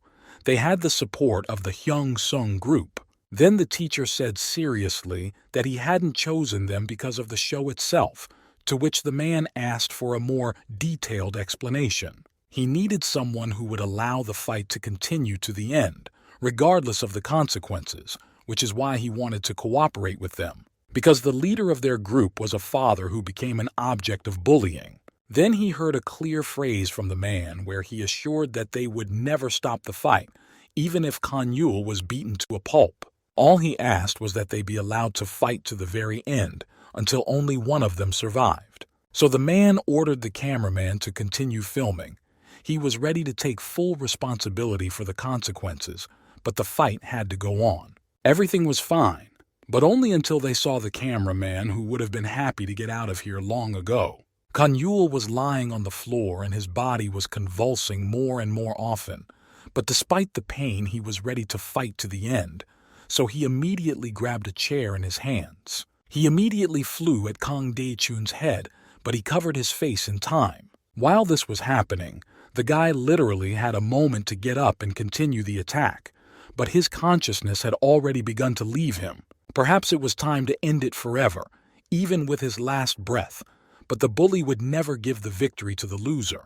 Kang Dae-chun took his opponent by the shoulder and pulled him closer. He lifted Han Yul with one hand above him to show his strength. He slammed him hard against the wall and added that such a fate awaits anyone who wants to become his enemy. Meanwhile, Lee An, Haru, and Tae-shik finally arrived at the gym, and they all ran to the building with An on crutches, the girl having a hunch that something was wrong, so she wanted to find her uncle as soon as possible. And when they entered the room, everyone was stunned. All the walls and the floor were covered with blood, and now they were sure that something terrible had happened.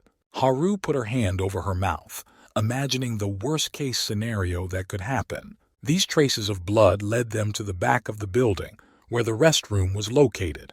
Of course, Lien was the last one to walk with his crutches and kept asking the two of them, and he was also worried about his teacher.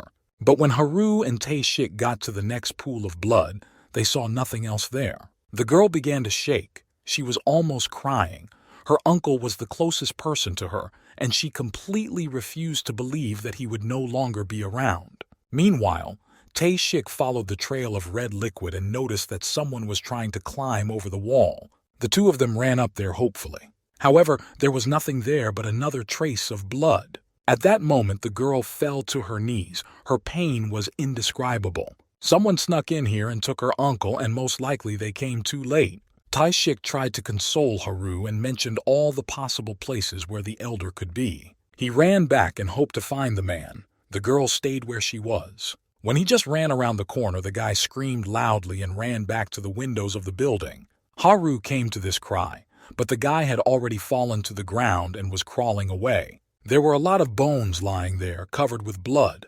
The girl came closer to the window, unable to say a word. Tae-shik adjusted his glasses and asked if she knew what could be going on here. However, Lee An, who finally got to them, showed them the screen of his phone, where the fight was being broadcast and they were in big trouble. On the camera, it looked like Kang Dae-chun was about to kill Hyun Yul. Indeed, the guy knew no pity, and no one was giving him a stop. So he had every right to do whatever he wanted to his competitor and make him look like a loser to all the people. He wanted to demonstrate what he would do to his victims, who will want to resist him. Han Yul began to fall to the floor, But Kang Dae-chun had only accelerated and was now about to throw all his jin at the boy. With all his strength, he punched him in the face, pushing him even harder into the floor. At that moment, everyone froze at the screens and the operator tried not to make a sound. The bully began to like the show more and more. He didn't care if anyone wanted to stop him, and he didn't care how many convictions he would get. He knew that no one could stop him. He looked again at Han Yul's body, which was no longer moving on the ground. Dae-chun first wanted to leave something that would be a sign that Hyun Yul had gotten involved with the wrong gangster. The operator tried again to reach the main man. The whole situation was getting worse by the minute, and it couldn't be left like that.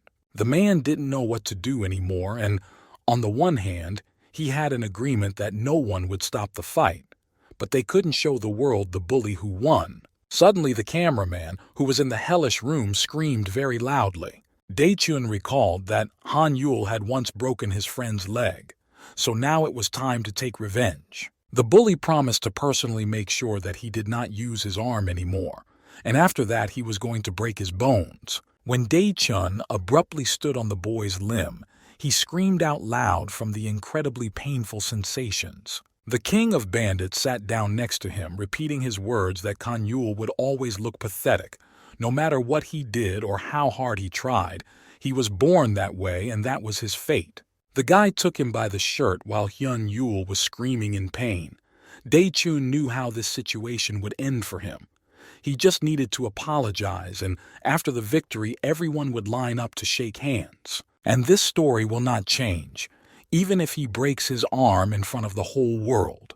Kang Yul, who was breathing heavily, tried to speak, but he could not finish even one word. Dae-chun approached him, once again calling him trash, and asked him what he had said. At this, the guy shouted that he had only one hand to finish the fight with him and win. But his weak and badly damaged body did not allow him to get up, and the thought crept into his mind that this would be the end of him. The show's organizer stood up from his chair. He didn't know what to do anymore. From the very beginning, it was impossible to bring the fight to an end and show the murder on the screens, but he was gnawed by doubts because of the words of the customer who demanded that the rivals not be stopped. The man was so worried about the possible consequences, he blamed himself for allowing it to come to this. With tears in his eyes, he powerlessly said that the struggle was over at this stage. The operator accepted his order but still continued to look at the competitors at the other end of the office. He looked at the two men standing behind him. The cameraman sighed heavily. Now it was time for the last words for the broadcast. He looked down, realizing everything that had happened. But he let them down again when he heard a sound from Kang Yul. The boy was still alive and trying to speak. He quickly put his hand forward, blocking the way for the two men, and told them to wait. He went on to say that one healthy hand would be enough for him to win. Dae-chun was amused by this, and he watched him suffer for a while longer. But he jumped away from him when Kang Yul screamed again. After that, the younger man hit Dae-chun with his uninjured hand until it bled.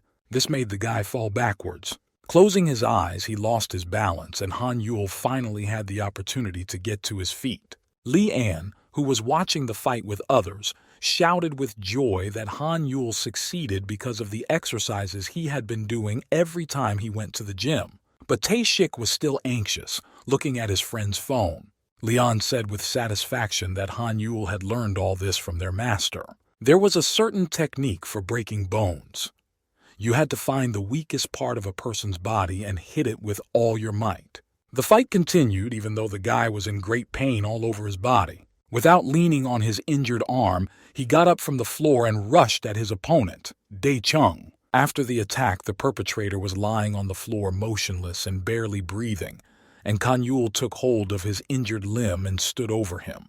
He reminded Dae-chun of his own words that he wanted to leave Han Yul with something permanent, something that would be a lifelong sign. But now they have switched roles, and he will keep the mark, which will remind him of this battle for the rest of his life. After saying these words, Kang Yul jumped as hard as he could on his competitor's knees to break his legs. The guy had completely lost his mind.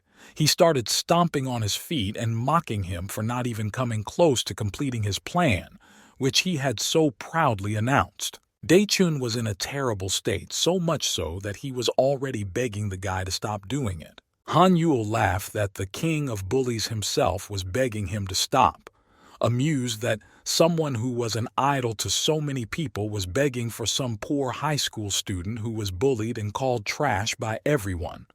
But then he calmly told him to keep begging. He begged for it from all those who suffered at his bloody hands, being completely innocent, begged for it from the people whose lives he had broken. And to all these words, Han Yul added that he should immediately apologize to his friends. Xiang Kyung watched it all from the hospital room where there was a TV. Daechun, in turn, denied everything the boy said, and he did not want to admit his guilt to these people. The hooligan started shouting at the cameraman standing in the doorway. He ordered him to immediately stop this inadequate person who was going to kill him. The man looked around, but the two were nowhere to be found.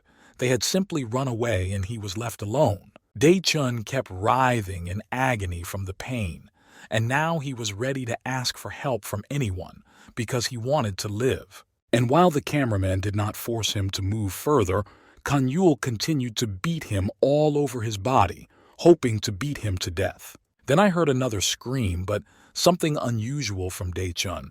He was lying still and begging for forgiveness. He was apologizing to him and to those he had broken. Those who were in front of the screens immediately became quiet for a few seconds, listening to these words. Kan Yul stopped beating him for a moment and looked up, and then he started crying. The hooligan continued to apologize to Han Yul without opening his eyes, but the guy stepped closer to him again and started talking. It was too late for all these apologies and repentance. Nothing would have helped him. Everything he once did to all those innocent people could not come close to a mere apology. He had to be punished, severely punished for everything he did. Daechun did not stop calling himself garbage and a miserable creature. The guy should have known this feeling himself. And the only way to get rid of these feelings is to take away those who are worse than himself. But this time, Kan Yul answered calmly. It was not like that at all. After all, no one gave these hooligans the right to choose whom they want to beat and deprive of a chance for a normal life. Daechun continued to shout loudly, begging him to have mercy on him and stop. Later, the whole nightmare ended. An ambulance arrived at the abandoned school and took both boys with them, treating their wounds.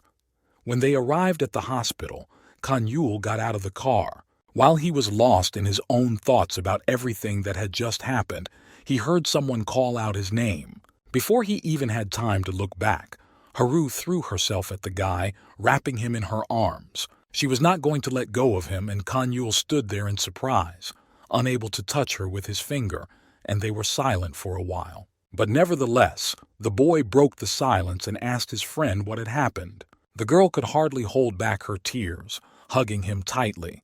She told him that her uncle had disappeared, and this news stunned the boy. As here, Tae-shik suddenly ran out of the hospital and called them both over.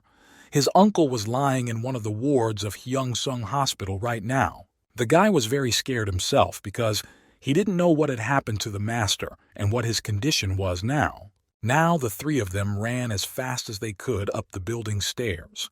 And when they reached the right room, Tae-shik pointed to it and said that the man should be here. They looked inside the office, and the girl was most afraid because she didn't know what to expect to see. In the ward, there was a bed near the window, and a person was lying there covered from head to toe with a white cloth. Unable to contain all the feelings inside her, the girl fell to the ground with her hand over her mouth to keep from screaming out loud. But the nurse, sitting at the table not far from them, exhaled a sigh of relief, saying that she was getting a little tired of the patient because he was breaking the rules. She went to her husband's bedside and once again emphasized that he should not be engaged in any kind of exercise, and this was not the first time she had made such a remark. And then Lee Haru's uncle's hand appeared from under the white cloth, at which point the girl's heart stopped, and she forgot how to breathe. Her uncle was very exhausted and bandaged, but still alive, which was the most important thing. He barely smiled as he peeked out from under the blanket. The girl rushed to him with hugs, and her joy knew no bounds. He laughed slightly when he saw his niece, but Haru immediately pulled away from him, Thinking that she might have hurt him when she hugged him so abruptly, she asked him how he was feeling. Taishik exclaimed in fright, remembering that the whole gym was covered in blood when they got back there. It was strange to hear that he was okay after that. Hyun-ul felt happy to find him not only with himself, but also with a sense of humor. My uncle smiled again and turned his head to Haru.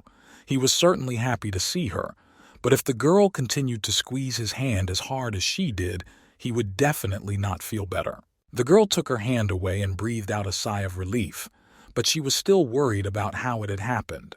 The master would probably not have survived if the gangsters had been the first to find him and not the girl's friends. But Haru had no idea what kind of friends he was talking about. He only replied that they were probably on the roof now, which surprised them all even more. He looked at her for a while and then asked why she was still here and not with them. He looked at Han-yul. He should have said hello to them as well. Of course, Han-yul already knew exactly who we were talking about, and while he was climbing the stairs to the roof with a broken arm, he was thinking about how to talk to Si-young. Then she came out of hiding only because she completely trusted Han-yul. But the girl was hurt again, and again, because of his fault.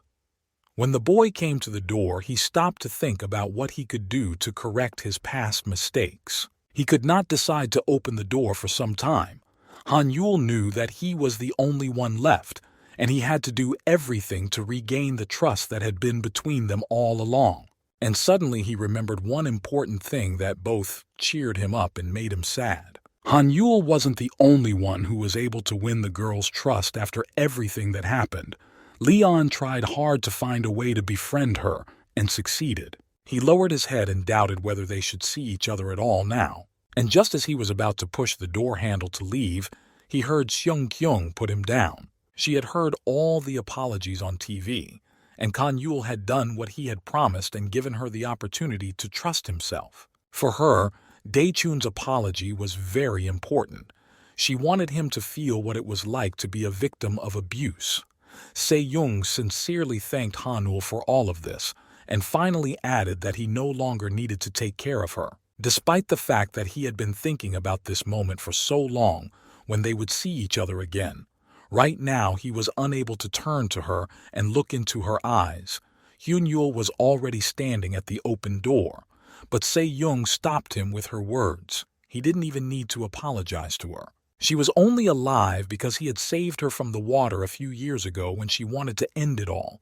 And Se-young really appreciated such a sincere and open friendship, and tears rolled down her face at this point. It was Kan-yul who made her live life and look at the world anew with a desire to live on. The guy barely uttered a word of gratitude, but still did not turn his face to her, which was covered with salty tears. These words of Se-young's were the most important to him.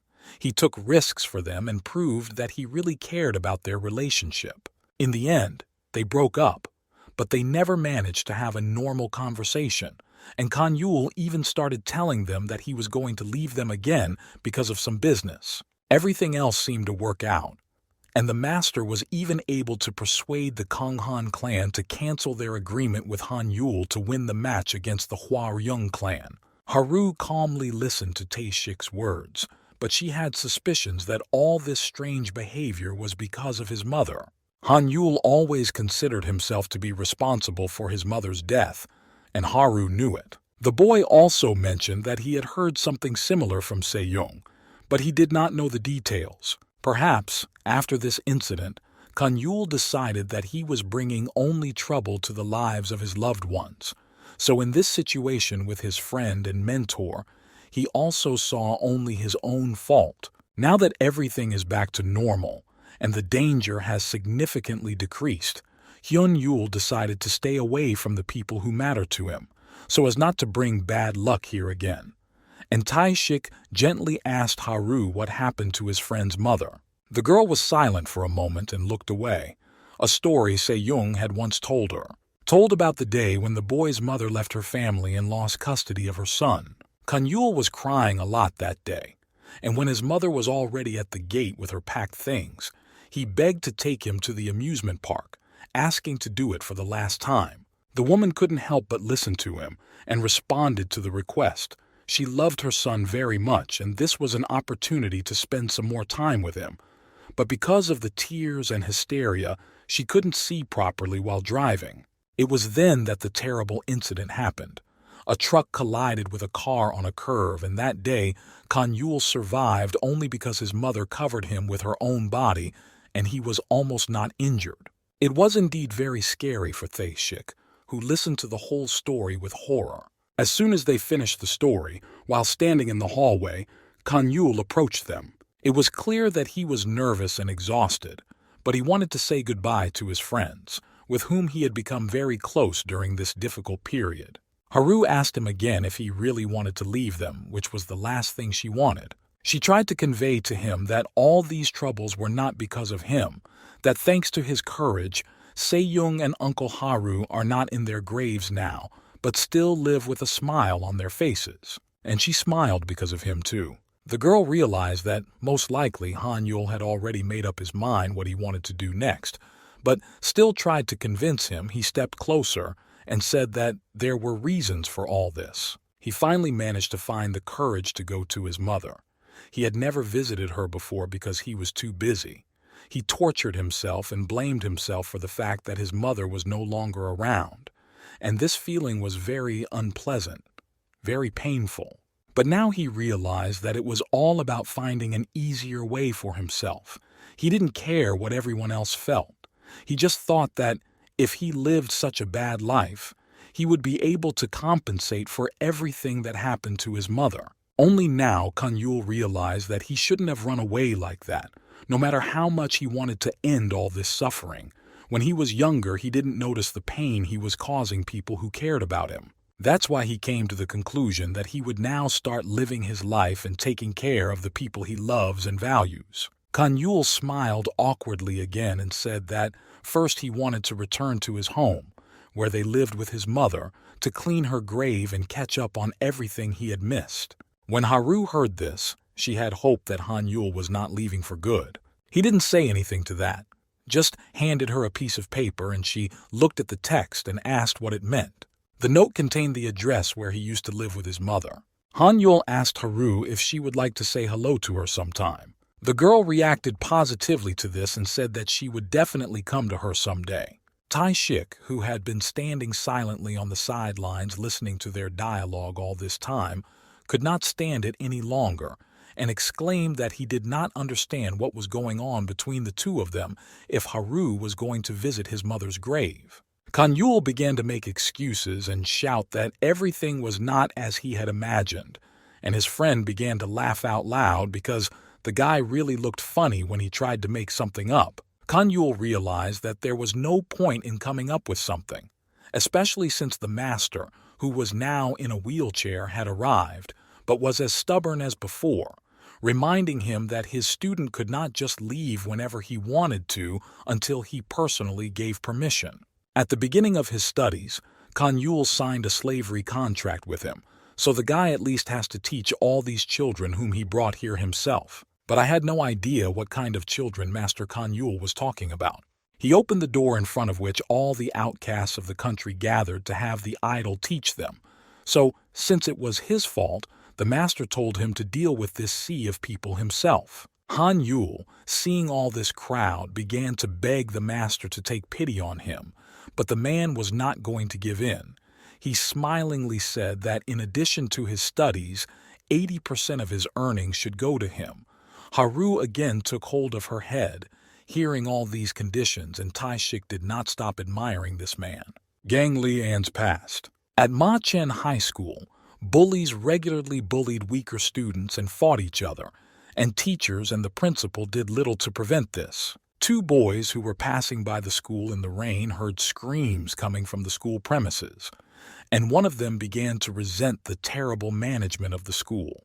The other just wanted to pass by as quickly as possible so that they would not accidentally get hit. He quietly said in his friend's ear that this school had the most troubled students from all over the country, and they were not much different from ordinary gangsters. They were unlucky enough to stop near the door where the hooligans saw them. The two of them ran away in the moment while Li An stood next to the car and held an umbrella over his head. He would calmly stare at his notebook and reread what was written there. It turned out that he was in the right place. His new school was located here. Inside, someone was being beaten again, and the unfortunate man was begging them to finally stop and feel sorry for him. A crimson guy was standing by the window, and next to his feet was a school student who was covering his head with his hands and begging him to stop beating him so hard. The bully was fed up with the fact that the kid kept asking for pity like an annoying parrot. He was angry with him because of an unfulfilled promise, after which he gave him a chance to improve, but he failed again, and this time the gangster decided not to be so lenient with the boy. When he was about to hit him with the chair he had in his hand, Li An entered the room. Seeing this scene, he immediately knocked the chair out of the giant's hands, and the boy screamed even louder.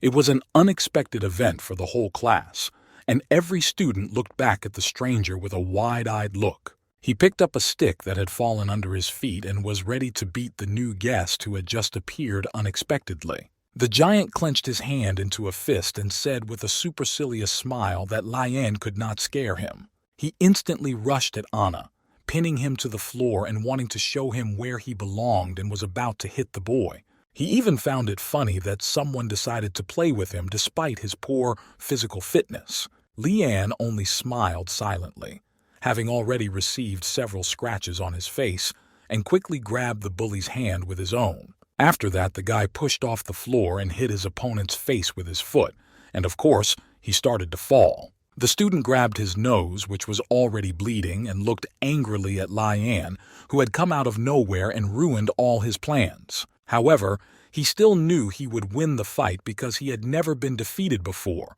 so the giant pulled out a sharp knife and was ready to strike again. Li An spoke to him for the first time and behaved very calmly, which further unbalanced one of the most violent students of Ma Chen's school. The fact that his attacker had a knife in his hand would have played into his hands in front of the police, because now everything Li An does will be considered necessary self-defense. Such reflections did not suit the creature, and with a weapon in hand it ran at the boy, who still remained calm and stood silently in place. As soon as his enemy approached the right distance, Li An dodged a sharp knife. After this action, the bully was not in the best position at all. His hand was held tightly by Li An, and now he had to try very hard to at least somehow hurt his hater. Li An didn't listen to him, but said his own thing, and now every time this idiot pulls out a knife with the idea of attacking someone, he will remember the pain of hell. After these words, Li An twisted his arm with all his might in the other direction, and a very loud scream was heard from the school. After that, the guy pushed him again in the chest, and the bandit fell down with a broken and completely dislocated arm. With a loud roar, the giant crashed to the floor and continued to scream, his arm hurting badly. Li An boldly approached him and put his foot on the chest of this thug, who looked more like a trash, asking him to stop because he hadn't done anything to him. This hooligan began to threaten him, involving his father, who was supposedly an important person here, and the consequences for the boy might not be very happy. However, Li An was completely indifferent to both his father's words and his father's actions. The boy still behaved calmly and confidently. He didn't expect such courage because he was used to everyone being afraid of him and even afraid to make a peep at him. And here was someone so brazen who dared to hurt him. And Anne wasn't going to stop there. He stepped on the bastard's shoulder with all his might. The boy straightened his tie on his shirt and didn't even look him in the eye anymore, and didn't care about his father. After all, he could not be richer than Li An. The guy took a notebook out of his pocket and a pen and began to run his eyes over the lines, and crossed another name off his list. The next day he was already at home, but his grandfather found out about his recent antics and was not happy about them. He was very angry that nothing affected him. His grandfather even turned a blind eye to the fact that his son had stopped studying, but it was too much to constantly involve himself in various fights, especially since he had a heart of gold. One of the aides expressed his opinion that Gang Li An could fight until he was recognized as the strongest in the country. All these fights were the result of his wanting recognition of his strength. But the old man had a different solution. If Li An wanted to become the strongest, he could simply participate in fighting matches instead of running around in strange places and looking for adventures. However, the doctor who accompanied Li An assured him that such fights have certain limitations, so it would not satisfy his grandson, and he wants to become the strongest first of all to feel peace. Liao Qingze asked if he had understood the doctor's message correctly, that his grandson only gets calmer during fights. And it was true. Li An was now experiencing a very strong sense of anxiety, and fighting was very calming for him. Now the grandfather didn't understand anything at all. He wanted his grandson to feel better, but he was still worried that one of these fights might not end the way he wanted. The doctor explained that in elementary school he had developed a fear that went with him into adulthood, and that his parents' divorce had taken a heavy toll on his psychological state. And since neither of his parents paid attention to how their son was suffering alone with his own fears, Li An became like that. He has an urgent need to become much stronger to be sure that he can protect himself, regardless of the complexity of these problems. So this is reflected in fights, and the more dangerous it seems, the more he feels safe after it is over, and this is how he cures himself of his own fears. It was addictive, like a drug, and in the future he would look for even more dangerous conditions and even more dangerous people to fight. There was no other way for Li An to overcome his anxiety attacks. His grandfather was already upset, thinking that nothing could be done about it. But the company's assistant broke into the conversation and said he had one option to help his grandson.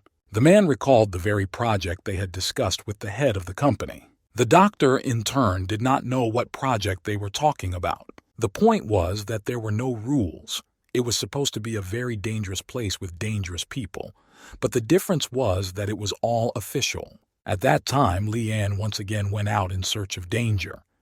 He had several addresses of different schools, but the one he was going to was quite far away. He was really hoping that this time he would get a more interesting and serious opponent. As he entered the school grounds, Li An came across two bandits who were mocking the boy and demanding a considerable amount of money from him. They were laughing as they beat him and kept going because they wanted him to give them even more money. So Li An found a victim, and he instantly came over and sharply hit one of the hooligans. He fell to the ground and hit his back against the pole. The second one, who was standing next to him with cigarettes and a lighter, calmly spoke to him, saying that if the guy came in, he had enough courage. Li An replied in the same calm tone that he was also wondering if there would be any money from a couple of good hits. He laughed as he lit a cigarette.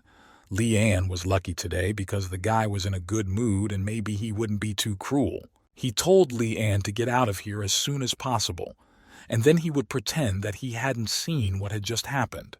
But the guy came here to get the dose he needed to get into a fight, so he pushed the hooligan and the cigarette fell out of his hands. The bandit was not going to stand for this.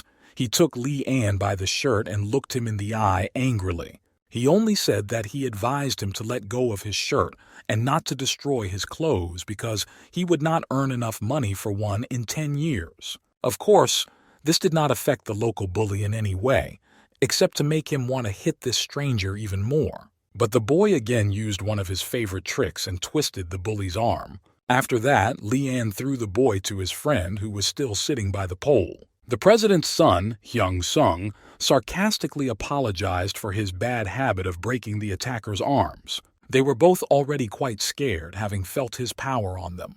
So when Li An began to approach again, they realized that it was time to run away. The boys immediately got up and ran away from there as far as possible. Li An immediately turned to the victim who was sitting in the corner and said that he did not need to be thanked for this act. He was a simple representative of the new era of model youth. But he just stepped on him more and called him a psycho. The guy stood up and Li An was silent for a moment from this reaction. He took it in his head, of course, that he was uncomfortable hearing such things about him because he had saved him. And here was such ingratitude. And it was because of such incidents that the boy did not like to meddle in other people's affairs. The guy who had just been mocked almost cried, He was already thinking that it would be better to just give them his money and they would leave him alone. But now, because of Li An, who has been minding his own business, he simply cannot go to this school anymore. The guy was surprised by this answer. He replied that the hooligans would never feel sorry for him the next time he came to his classroom, and that simple money would not be enough for them now. It was impossible to imagine how crazy they were. He was so worried about all of this that he put himself in the grave alive. But Li An decided to help him to the end, so he said that he would take care of everything and that he shouldn't worry. He straightened his tie and asked the younger man a rhetorical question, saying that he wanted to beat the crap out of the gangsters at his school and whether he was okay with it. This scared the guy even more. His eyes started to darken with fear. Li An was really a psycho if he wanted to do such a thing. The boy assumed that even if Anu succeeded in dealing with the head of the hooligans, he would still be finished the very next day. But Lee had a slightly different plan. He picked up the phone and fell silent, dialing the number carefully. He called his grandfather and told him that starting tomorrow he would be attending a new school. The young man listened to his story with amazement, but did not believe what he was saying because it was impossible to transfer to another school in one day. Right after Lee hung up the phone, a car pulled up to him and a man called out to him. The family's assistant was already preparing the documents for the young man to enter the new school, and he said that everything would be ready soon and that he could visit the school today. But Leon was disappointed by his appearance. The young man once again emphasized that the next time they followed him, he would find a hiding place that no one would be able to get him out of there. The man began to make excuses and said that it was just a coincidence. The boy whom Anne rescued still couldn't get over the shock. He couldn't believe his eyes when he actually transferred to this school for him.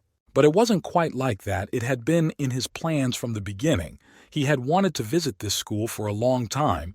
Lee looked again at his notebook. Xuanji School had been on his list for some time, and then he had the opportunity to go inside. Leon and this bank went to the classroom, where the boy asked Jing Zhengxi where the fifth group was. But then he wondered why he needed these people from the fifth group. At this moment, without even giving me time to answer, the same bully whose arm Leon broke yesterday and who was already walking with a cast burst into the classroom. He threw open the door and ordered Jing Zhengxi to drag his ass over to them. While the boy was about to hide under the desk, this scoundrel came up to him and wanted to push him. But Lian's voice came from the next desk, and he looked at him and said that he had probably attacked him too weakly. Now the bandit's confidence instantly dissipated as soon as he remembered the face of his nightmare. While Anne was sitting quietly at his desk, not even lifting a finger, he wanted to run out of the classroom as fast as he could, just to avoid seeing him. It scared him.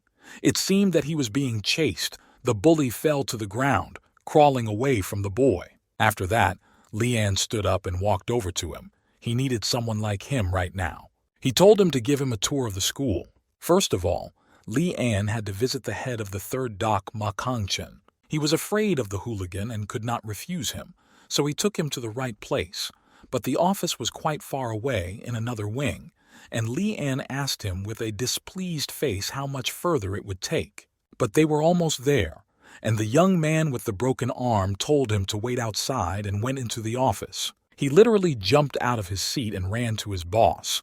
The guy was already telling him about Anna when he broke his arm. When the main gangster of the school got up from his seat, he walked over to Leon.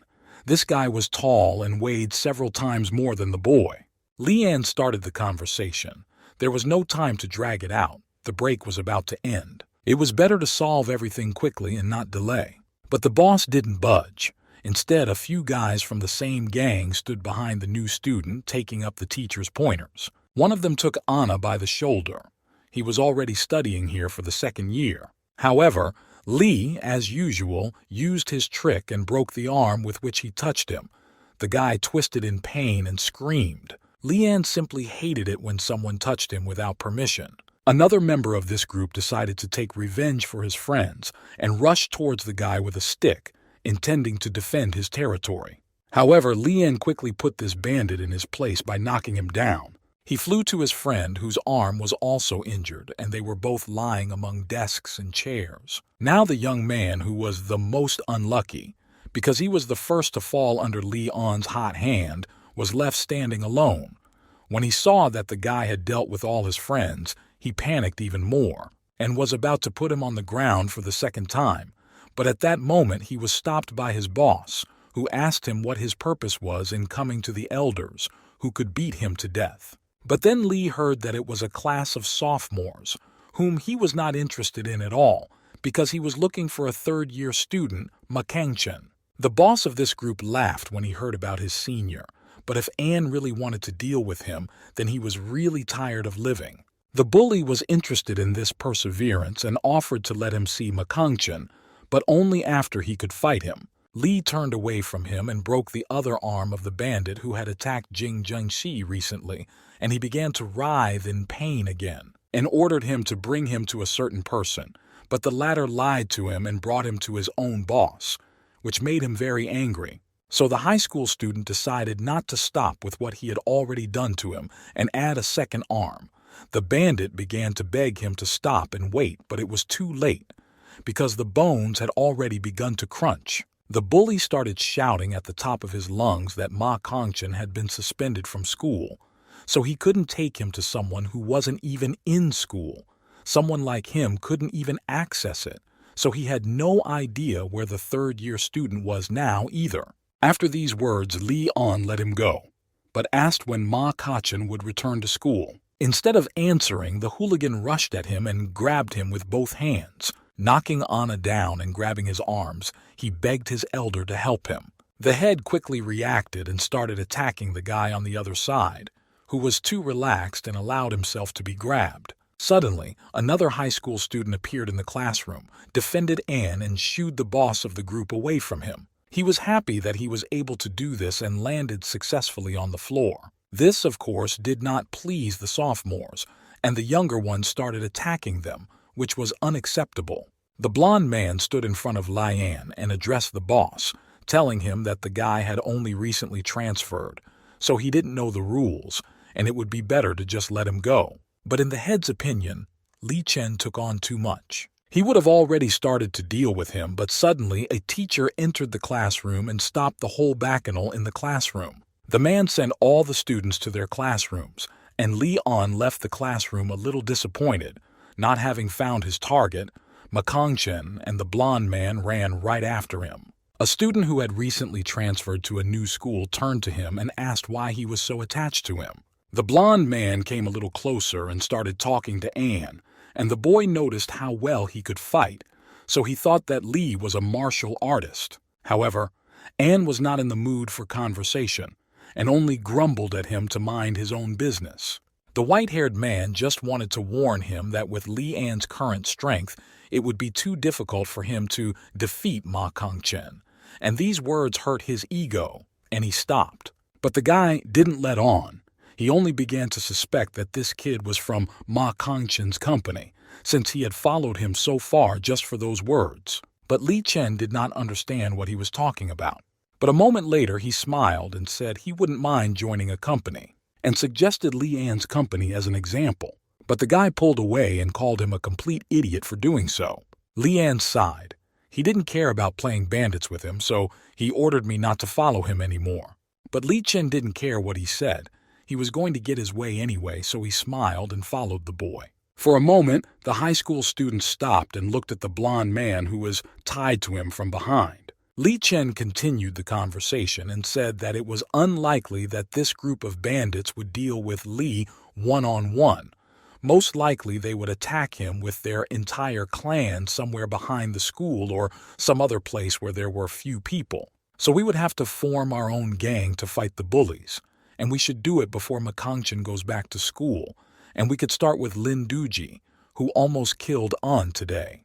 However, Li reacted aggressively to these words as well, gritting his teeth and saying that he would have easily dealt with him if someone hadn't stuck his nose in. Li Chen covered his hands and laughed nervously, telling him not to get angry but that it was still worthwhile to complete the job. However, Li An clenched his fist and said that it would be better to get rid of Li Chen altogether, but the latter came back saying that he was on his side and fully supported him. Still, Leanne's angry look scared the little blonde, and he said that he still had some business to attend to, so he should leave. The hooligans were sitting in class and coming up with a plan to get rid of this devil gang Leanne. They had gotten a good beating from him today, so they were not going to turn a blind eye. Their head replied that this issue could be resolved quite easily, especially since he was alone against them all. He asked if all the members of their gang were gathered to fulfill their plans. However, before they could finish, Leanne himself came to them for the second time and kicked the head's face with all his might. Blood appeared on his face, and he turned his gaze to the boy, realizing that he was dealing with a brave opponent. The next moment, the loud one hit the desk with his fist and pushed his hand through it. Leanne managed to jump out of there in time, and his opponent interested him even more, because it was going to be even more fun than he had previously imagined. Since Leanne needed the strongest possible enemies, he was excited to compete with him. Another gang member quickly got up from his seat and decided to call everyone else into the classroom to help deal with the boy. They all ran to the classroom in a few seconds holding sticks, and now the team was complete. The hooligans shouted that they should all attack Leanne together and put an end to such a scoundrel who had brazenly invaded their territory. But then Li Chen reappeared and pushed the bully hard, and he fell on his friends, so they didn't even have time to enter the office. Together they fell in front of the door, knocking each other down. Li Chen picked up the pointer and walked to the exit, and with a confident smile, he suggested that they try to enter the classroom again. The bandit with the broken arm quickly shouted out to call absolutely all the members of the group, because they realized that the fight could be more serious than it seemed at first. The blonde man turned back and told Gang Lian to deal with their leader as soon as possible. While there were not many people here, he would have a better chance of winning. At that moment, the head of the gang of hooligans approached Lian, almost knocking him down. The bandit swung his fist at the boy and hit him, but he managed to defend himself. It was then that Lian realized that this sophomore had a lot of strength, and that it would not be so easy, especially since he would not be the only one there. This time, Anne was able to put his hand in front of his head, but he would not have been able to stand it for long, so the bully continued to attack. The gangster laughed and once again emphasized that such a weakling would never be able to defeat him in a one-on-one fight. It would just be a waste of time and energy. Already in the scratches, Lian thought about what to do next, because if he continued in the same spirit, he would definitely not be able to counterattack his opponent. After stepping back a few steps, Douge swung again, thinking that his freshman rival would not be able to escape this blow. However, Lian deftly stepped forward and leaned over, preventing himself from being hit. The gangster with the broken arm was cheering on his boss, and when he noticed that Lian had stumbled, he started shouting even louder for Douge to crush the younger man. However, the boy stood calmly, leaning on the desk, until the group leader blinked and the boy ran away from him. Leon was used to thinking about his next move in advance, so he calmly carried out his plans while Douge just waved his hands in his direction and tried to hit him on the body. The bandit came closer but stopped fighting for a moment due to shock, and Lian started talking to him. The guy noticed that Douge could not work with his legs, and these words made the leader angry, so he started swinging his fists again, but Anne remained calm. Now Douge was curious to see how much the guy would be able to dodge. However, Lian did not seem to be tired. He again easily jumped to the side so that he could not attack. Douge could hit as many times as he wanted, but there would be no use in these blows.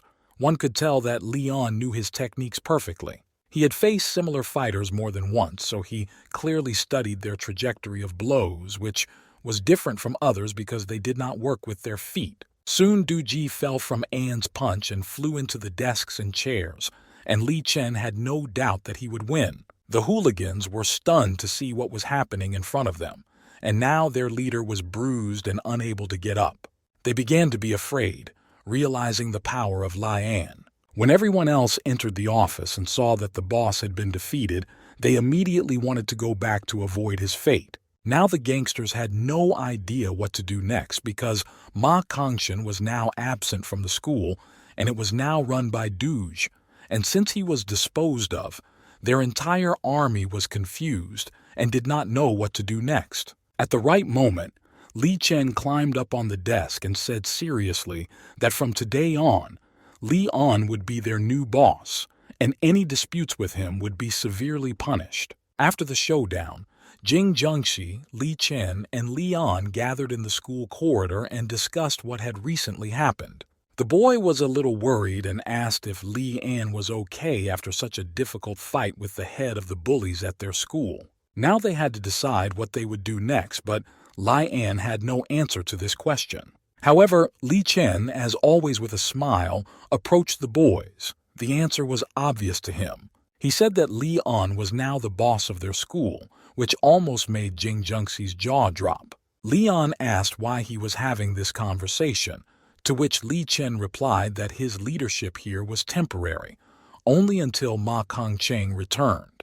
It's not that Li An was trying to maintain his status as the boss at this school, but he just couldn't help but ask everything about this Ma Kongqun if he was told with such confidence that no one could beat him. Li Chen replied that he used to be involved in some not-so-legal business and had seen many hooligans, but he had never met anyone as strong as Ma Kongqun himself, most of whom were just meat, but he had an incredible talent for what he was doing. Leon snorted, saying that he supposedly had talent as well, but Li Chen brought him down from the sky and said that he was not at all like Ma Kongqun, which offended the boy. Here Jing Zhengxi joined the conversation, remembering this bandit with fear. He generally resembled a psychopath, not a normal person. Ma Kongqun was endowed with a fighting spirit and knew how to fight very well, and he was ruthless. He did not spare anyone, so it was extremely difficult to find a worthy opponent for someone like him. But if Ma Kongqun fought a psycho who changed schools for the sake of fighting, then maybe something would happen. Leon was about to punish the boy for saying that, but Li Chen didn't mean that he was just different. While the boys were sitting on the roof of the school talking, a whole bunch of hooligans came to them, each of them holding a stick. Leon himself did not understand what was happening, and Jing Zhengxi covered his head with his hands, already imagining what might happen now. He was very afraid, and he had a suspicion that everything would end very badly for them, and there was nowhere to hide in this place, so he panicked even more. Li Chen, on the other hand, behaved very confidently and looked at the crowd of bandits. It was a success to see so many hooligans who were ready to take part in the next fight. However, for Lian it was still too strange. Even if he managed to defeat their leader, none of this explained why so many people suddenly decided to take his side. However, Li Chen reassured him that during the time he was involved in dark deeds, he had already learned to understand such people. As soon as he said that half of them had already decided to join Li An, they began to suspect each other. Lian laughed as the three of them moved forward, but there was something more important than all that. Li Chen lied to these idiots that Ma Kongqun might never return to this school again, and this also played a role, because they almost immediately decided to join them. Perhaps now was the moment to be proud of the fact that Chen was a hooligan like me and knew all these nuances. Now, Li Chen was curious about their third companion, whom the boy called almost a fan of Li An, but he denied it. The guys moved away from him to talk. The blonde asked how they knew each other in the first place, and when he pointed his finger at Jing Zhengxi, he began to tremble. Because this guy is attached to Li An, no one dares to touch him, and there was something else that Li Chen knew about him. Jing Zhengxi was the town's whipping boy, and all the bullies bullied him, knowing that he had neither the courage nor the strength to respond to them in any way. At the same moment, Li Chen apologized to him and told him not to take it too personally. He didn't say it to offend him. It was just evident in his expression. Jing Zhengxi didn't seem to be afraid. He chose this path for himself. The blonde man just wanted to say that Li An and this boy were too different, and it was strange that he was running after him. As soon as Li An was about to step further, he saw the family assistant in front of him and wanted to run away. He was already very tired of them following him, but the man said that the boy needed to go to the hospital today. Leon insisted last time that they were no longer following him, but the assistant came up with an excuse this time, saying that because Leon had a doctor's appointment, they had arrived at his new school in advance, waiting for classes to end. But when Li Chen heard the guy being addressed as Mr., he became even more confused, not realizing who was standing in front of him. Now he decided to call him his elder, to which Leanne sent him away and told him to shut up. Later, when Leanne got into the car, she drove him to the hospital, where the doctor forbade him to organize similar fights in the future. He already had all the latest data on the guy's body, and it was not very comforting. But Leanne immediately stood up from the chair and said that the doctor didn't have to worry about all this, because he himself felt perfectly well what condition his heart was in. When the guy had already opened the door, he waved to the doctor and told him to tell his grandfather that he was completely healthy, and that was it. But immediately outside the door, the young man was met by an assistant who asked if the medical examination had been completed, to which Anne replied that he was too tired today and asked to postpone the examination for another day, because he wanted to rest now. To this, the man replied only that he had been pleased with him in recent days. To his own surprise, Leanne did not skip classes and attended school every day, which was just wonderful and could not but rejoice. The guy smiled and said with a slight mockery that he had been obsessed with school and going to school lately. The man also said that Dr. Han would advise Leanne to make friends, which would have a very positive impact on his health. And especially the doctor recommended that patient Leanne start a relationship with someone, which would also help him socialize and improve his health. Then the man began to speak a little nervously. He knew that it was a little difficult for Leanne to admit his feelings. Perhaps because of this he did not date anyone. And finally he added that it was nothing to worry about, but Anne was already very tense because of this dialogue. He clenched his fist and looked away from his assistant, asking them not to talk about this topic. But anyway, the man was really happy that Leanne had adapted to school life so quickly. The next day, the boy went back to school, spent several hours listening to the lessons, and during the next break, one of the students burst into their classroom and started shouting loudly that something was wrong. Anne turned to Li Chen and asked what was wrong with this guy. He told me, smiling as always, that this high school student's name was Zhang Sen, and that he was the one who had gathered all the hooligans on the roof yesterday, and that he was a fan of Leon's and was crazy about his fighting style. But Zhang Sen exclaimed that now was not the time to get acquainted. All their people were split into different clans. They had gone to different places, and it was not known how many people were left with them. Li Chen was not so cheerful anymore. He could not explain it at all, but he said that it was most likely the work of Ma Kangcheng's parents. Their family was one of the most influential in the country, so it could be true. In fact, they said that Ma Kangcheng should go back to school today right away. If this turns out to be true and Ma Kangcheng returns to training today, it will be a complete failure for them, and moreover, their fighters have scattered. Zhang Xing tried to convince them all to stay on their side, but he couldn't tell how many people would follow his words, so he told everyone to gather on the roof in 10 minutes so that he could calm them down, at least, and tell them about the plan. Li Chen decided to go check if Ma Kangcheng had really returned, and Leon told him to go to the roof and try to secure all the remaining fighters. Leon was still calm, but he was even more interested in the personality of this boy, Ma Kangcheng, because he must be a difficult person if he could turn the whole school on its ear. Zhang Sen went with him and showed him the corridor of the administrative building, which was a place that was rarely visited, so they could relocate here for now, and when the time was right, they would go to the roof. But to Leanne, the whole situation seemed very strange. When they passed by one of the classrooms, they noticed that everyone there was calmly continuing to study. No one was panicking. But the guy said it was because of a certain agreement. The idea was that if they sacrificed 1 or 2 people themselves, they would not move anyone else. Zhang also said that it used to be a very good high school with high scores, but everything changed a year ago when Ma Kangcheng transferred. He used his parents' connections more than once, and soon this school turned into a haven for disadvantaged high school students. That's why nerds don't care about everything around them as long as they are not disturbed in their studies and turn a blind eye to everything. Leanne didn't know who it took to turn a school into a living hell in a year. He was definitely not an ordinary guy. This is where Jiang Xing said that this is why he decided to rely on Li An in this case. He promised to end the rule of that bully Ma Kongqun. And now it was time to move forward more quickly, since everyone else might already be there, and it was better not to be late. However, as soon as they looked up on the roof, they saw absolutely no one there. And only now it became clear that the whole thing was just a trap to lure Li An to a place where no one could help him. So Jiang attacked him by surprise. He pushed the guy with all his might to the roof, where he began to bleed to death. He didn't invite anyone here, but still the plan was successful, and we managed to lure that devil Li An to him. Somehow the guy managed to get to his feet, although he was shaking quite badly.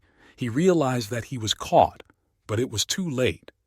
There was only one way out, to fight against the opponent armed with a knife. Jiang Sen once again decided to humiliate Li An, saying that no matter how strong he would still not be able to defeat Ma Kongqun, and that everyone who followed him would soon return to them.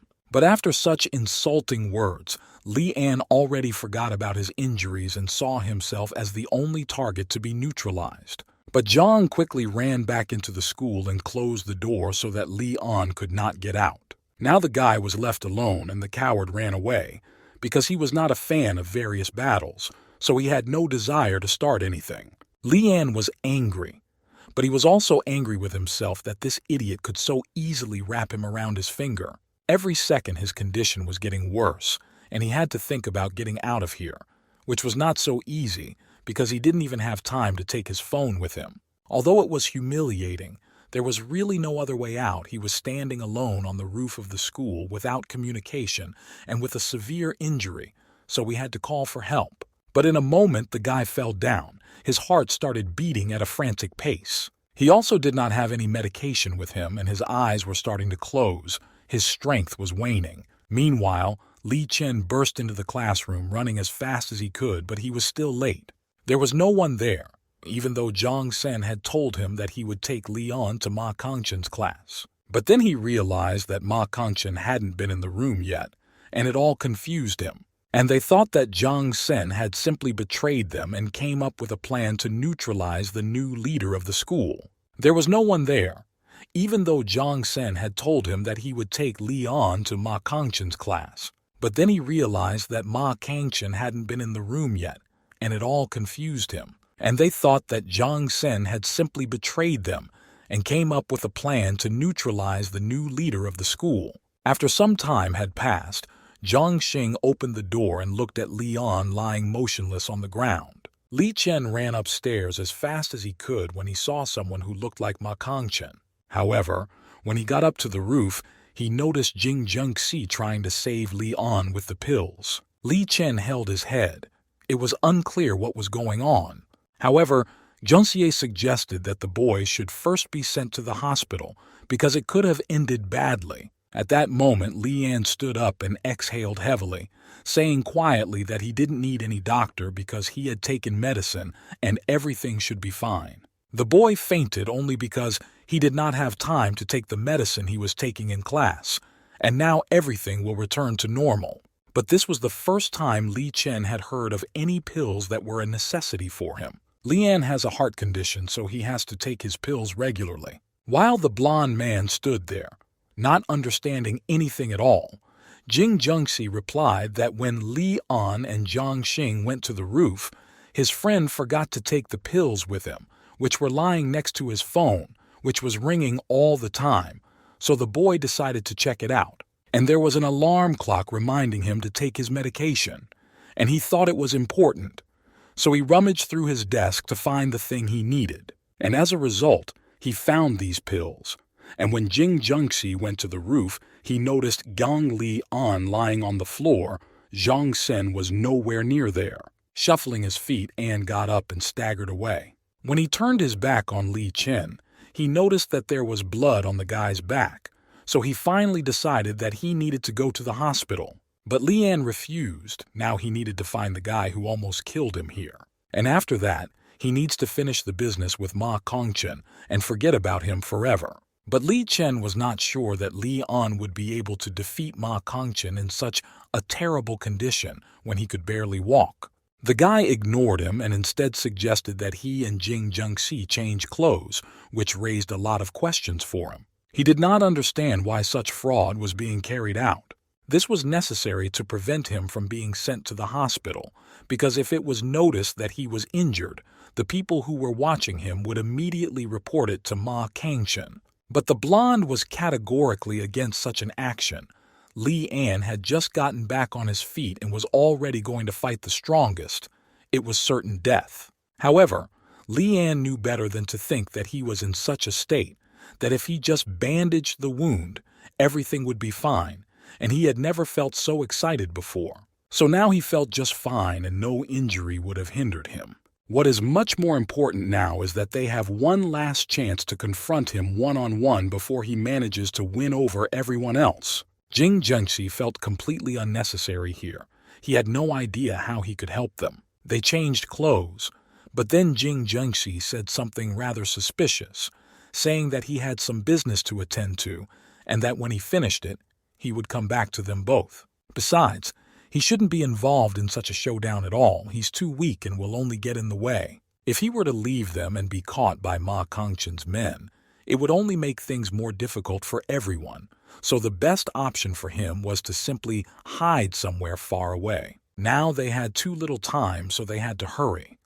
Li An moved forward as fast as he could, ignoring his injury, and Jing Zhengxi remained on the roof. Blondie had heard that Ma Kongchen was gathering all his men in the gym, so he should be there as well. But when they got to the gym, they saw only one person inside. But when the guy saw who it was, he immediately froze in one place and could not move. When Ma Kongcheng's army was already approaching, Li Chen shouted to An to come to him immediately. Only Ma Kangchen was inside the gym. The others had not yet managed to get there. It was a chance for the guy to fight him in an equal fight, but we had to hurry. Without waiting another minute, Li An ran into the room, relying on Chen to assure him that everything would be fine and that he would be able to handle it himself and wait for help. But then he was disappointed because no one said that there was anyone left on their side at all. In the meantime, Li An went inside and closed the door, and he saw the same guy whom the unfortunate outcasts fear and whom all the bullies admire. Ma Kongchen straightened his hair and realized that this was the same gang Li An that his people had told him about. He smiled awkwardly and nervously, saying that he was glad to see him in front of him. Li An was a little confused by this, because he definitely did not expect such a reception here and was mentally ready to fight. Picking up the basketball, Li An said he was annoyed by Ma Kongchen's expression and lightly kicked the ball. After this kick, he kicked the ball hard and it flew towards a blond man who was innocently standing nearby. But he easily caught the ball right in front of his face and laughed again, saying that he had had this expression since he was 6 years old. Ma Kongcheng threw the object back into Li An's hands and continued to stand calmly, saying that this was the expression he saw in the book. When An caught the ball, he suddenly approached it quickly with the same smiling face. At the same moment, Ma Kongchen hit him on the waist, in the same place where he had a fresh wound, and he dropped the ball out of his hands in surprise. The boy grimaced in pain and was sure that he was hitting him on purpose, knowing that he was injured. Li An quickly grabbed his opponent's arm and was about to hit him to wipe that smile off his face. And while Li An tried to hold his limb, Ma Kongchen made sure that the young man had an injury and should be hit there. He kicked him again in the same place, and that was almost the last straw. Li Chen was right that he shouldn't go into the next fight with such an injury. To be honest, Ma Kongcheng expected much more from this psycho after all the stories from his people, but Li An was a real disappointment to him.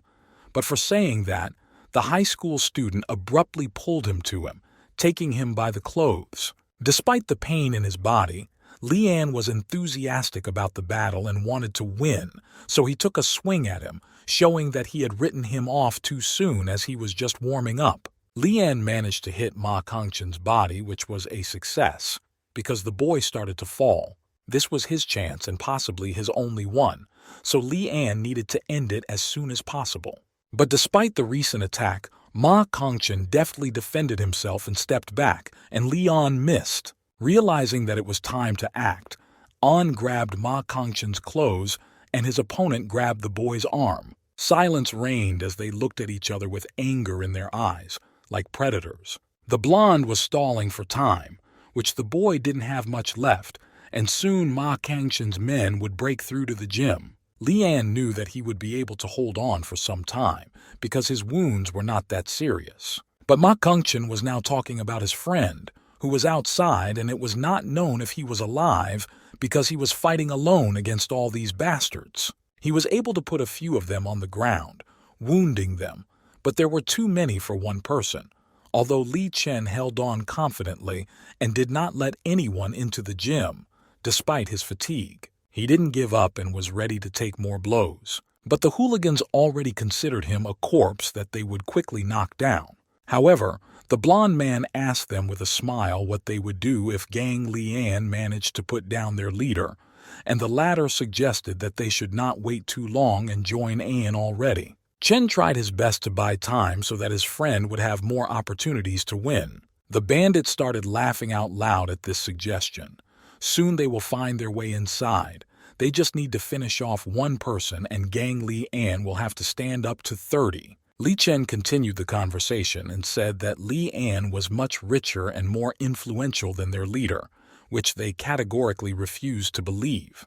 They ran at the guy in a pack, weapons in hand. While Lian was distracted, Ma Kongqin quickly caught him and was about to kick him again. And when the whole army of hooligans changed Li Chen for one, he realized that this was the end. He could not withstand such a wave. Lian called out with all his might to his friend standing outside. While Lian was distracted, Ma Kongqin quickly caught him and was about to kick him again. But it turned out quite the opposite, and Ma Kongqin's self-confidence did not help him hit the boy's body again, but instead he hit him himself. Li Chen was already completely discouraged in his own abilities.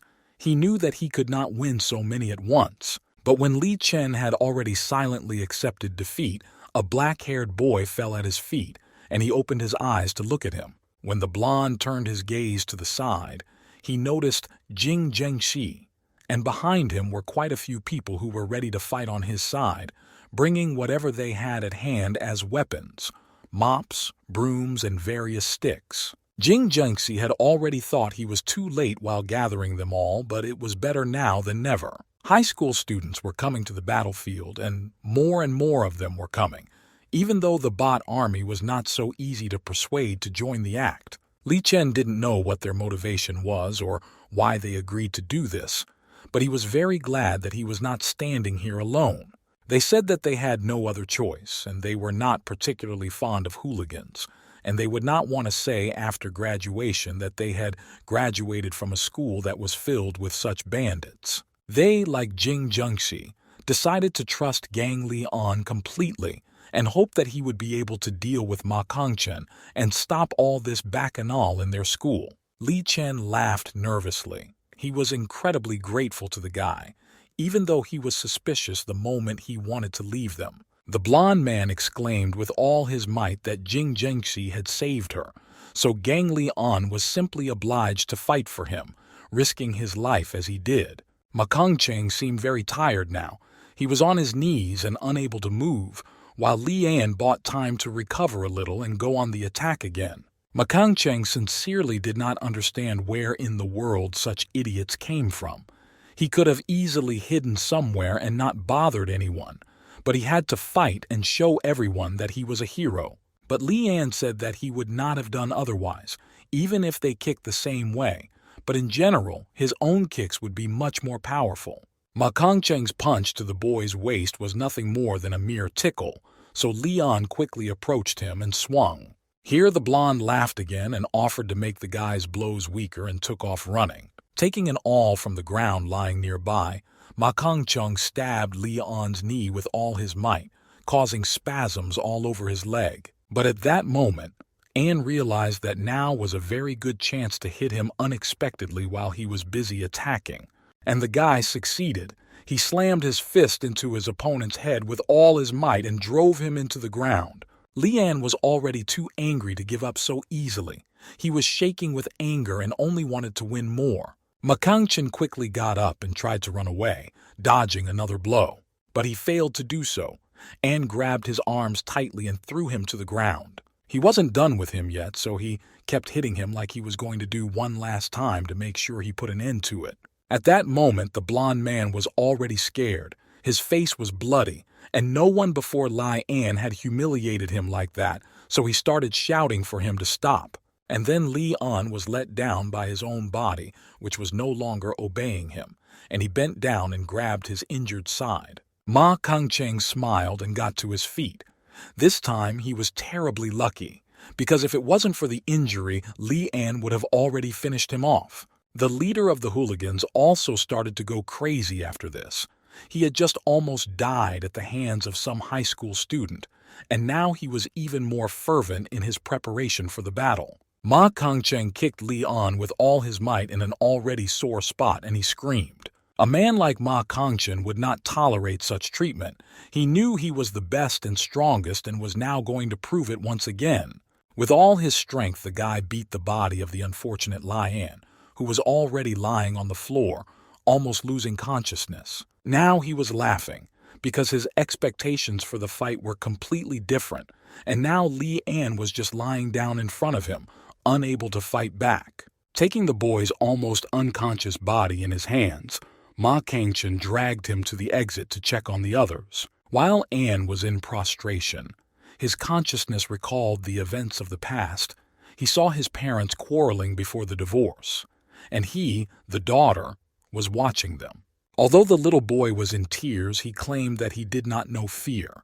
And at the same moment, An grabbed hold of his opponent's hand, who was pulling him along. Ma Kangcheng was a little surprised because he thought that he would not wake up, but it seems that it is not over yet. The blonde laughed, saying that he was already heavy, so he shouldn't twitch or they would kill him right away. But An did not let go of his hand, holding on with his last strength. Ma Kangchen looked at him as if he were an inadequate lunatic who had already begun to talk nonsense. However, what happened was not what he expected. An stood up and twisted his arm hard, breaking his bones. He had one habit. As soon as An's hands touched a bastard like this, he had a sudden urge to tear them off. After that, Anna's opponent reflexively let him go because of the pain. Li Chen was starting to get worried because a lot of time had passed and the two hadn't finished yet. Jing Zhengxi also said that the teachers would soon find out about all this, so they should hurry up, because in this fight it is important that one of the yellow men, one of the strongest, wins. And if Gang An manages to win, the title of school boss will go to him. But if the teachers come here now, all their efforts will be in vain. Some nerd standing a little further away saw that teachers were already on their way, and that was that. It was unclear why the two of them were there for so long, but Li Chen could not influence the speed of the battle. Finally, the door opened and a tired Gang An stood before them, dragging the body of the defeated Ma Kangchen behind him. Everyone standing near the gym was shocked by the outcome of the fight. After such a difficult day, An was hospitalized to treat all the wounds he had earned in the difficult battle. The guy woke up the next day, and Li Chen and Jing Zhengxi were waiting for him in his room, very interested in learning all the details of the fight. Jing Zhengxi happily told us that the news of Ma Kangcheng's dark deeds had spread very quickly, and that he would definitely not be allowed to study after this.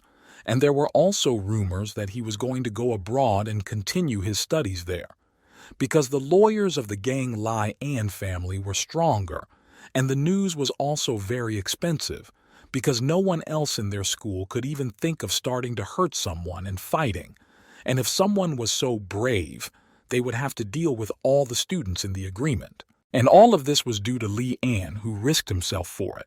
But he was upset, because it turned out that in the future they would do very well without him. An exhaled and said that all his obligations had been fulfilled, so now he had to find one person. Li Chen was not very happy about this, of course. He knew that he would leave them sooner or later, but not now, especially since he could not go looking for someone in such a terrible condition. Lian said that Ma Kongqun said some words to him that he could not ignore. When Lian managed to defeat his opponent, the boy shouted that he was the most powerful of all. Ma Kongqun laughed, however. He could now recognize that the boy was stronger than him, but there was a man he was nothing compared to. Before he passed out completely, Ma Kongqun told him to find him and that just by looking at him, he would feel his power. So Lian got out of bed, even though his friends were going to stop him. And when they tried to convince the boy to stay, the assistant of Gang Lian's family entered the ward, saying that there was no need to look for this boy. Lian did not understand, asking what the man meant. The assistant went to the boy's bedside and handed him a piece of paper. On paper, there was an announcement about the start of recruitment for the largest tournament among teenagers, and all fighters from the country could participate. Perhaps after Lian was able to defeat a special opponent, he began to think that he was the strongest. But to confirm this status, he would only have to win the tournament and become the champion. Then no one would have any doubts about his strength. However, the man assured him that it was better to wait now, because the boy himself had to realize that he still lacked the strength to become the strongest. So all he could offer him was to prepare diligently for the tournament with his self-defense teacher, whom he had been studying with since elementary school. Lian was very surprised to hear that his master was giving lessons again, and he had already been waiting for him for the first training session. So Lian said goodbye to his friends because he really had to go. They wished him success and believed that he would achieve his goals and become the strongest. Soon enough, he and his family's assistant were in the car and driving to the master. The man said that the master opened his own martial arts school nearby. Lian asked what it was called and how long it would take them to get there, and soon they were there. Lian got out of the car and stood next to the self-defense school for women. Lian stood silently in front of the building for some time. Lian knew perfectly well that he definitely didn't need to learn self-defense here, but maybe he could practice sparring. He was already eager to see his sparring partner, so the guy entered the hall. In front of him, he saw a guy standing in the corner, and his rival was Hanyul.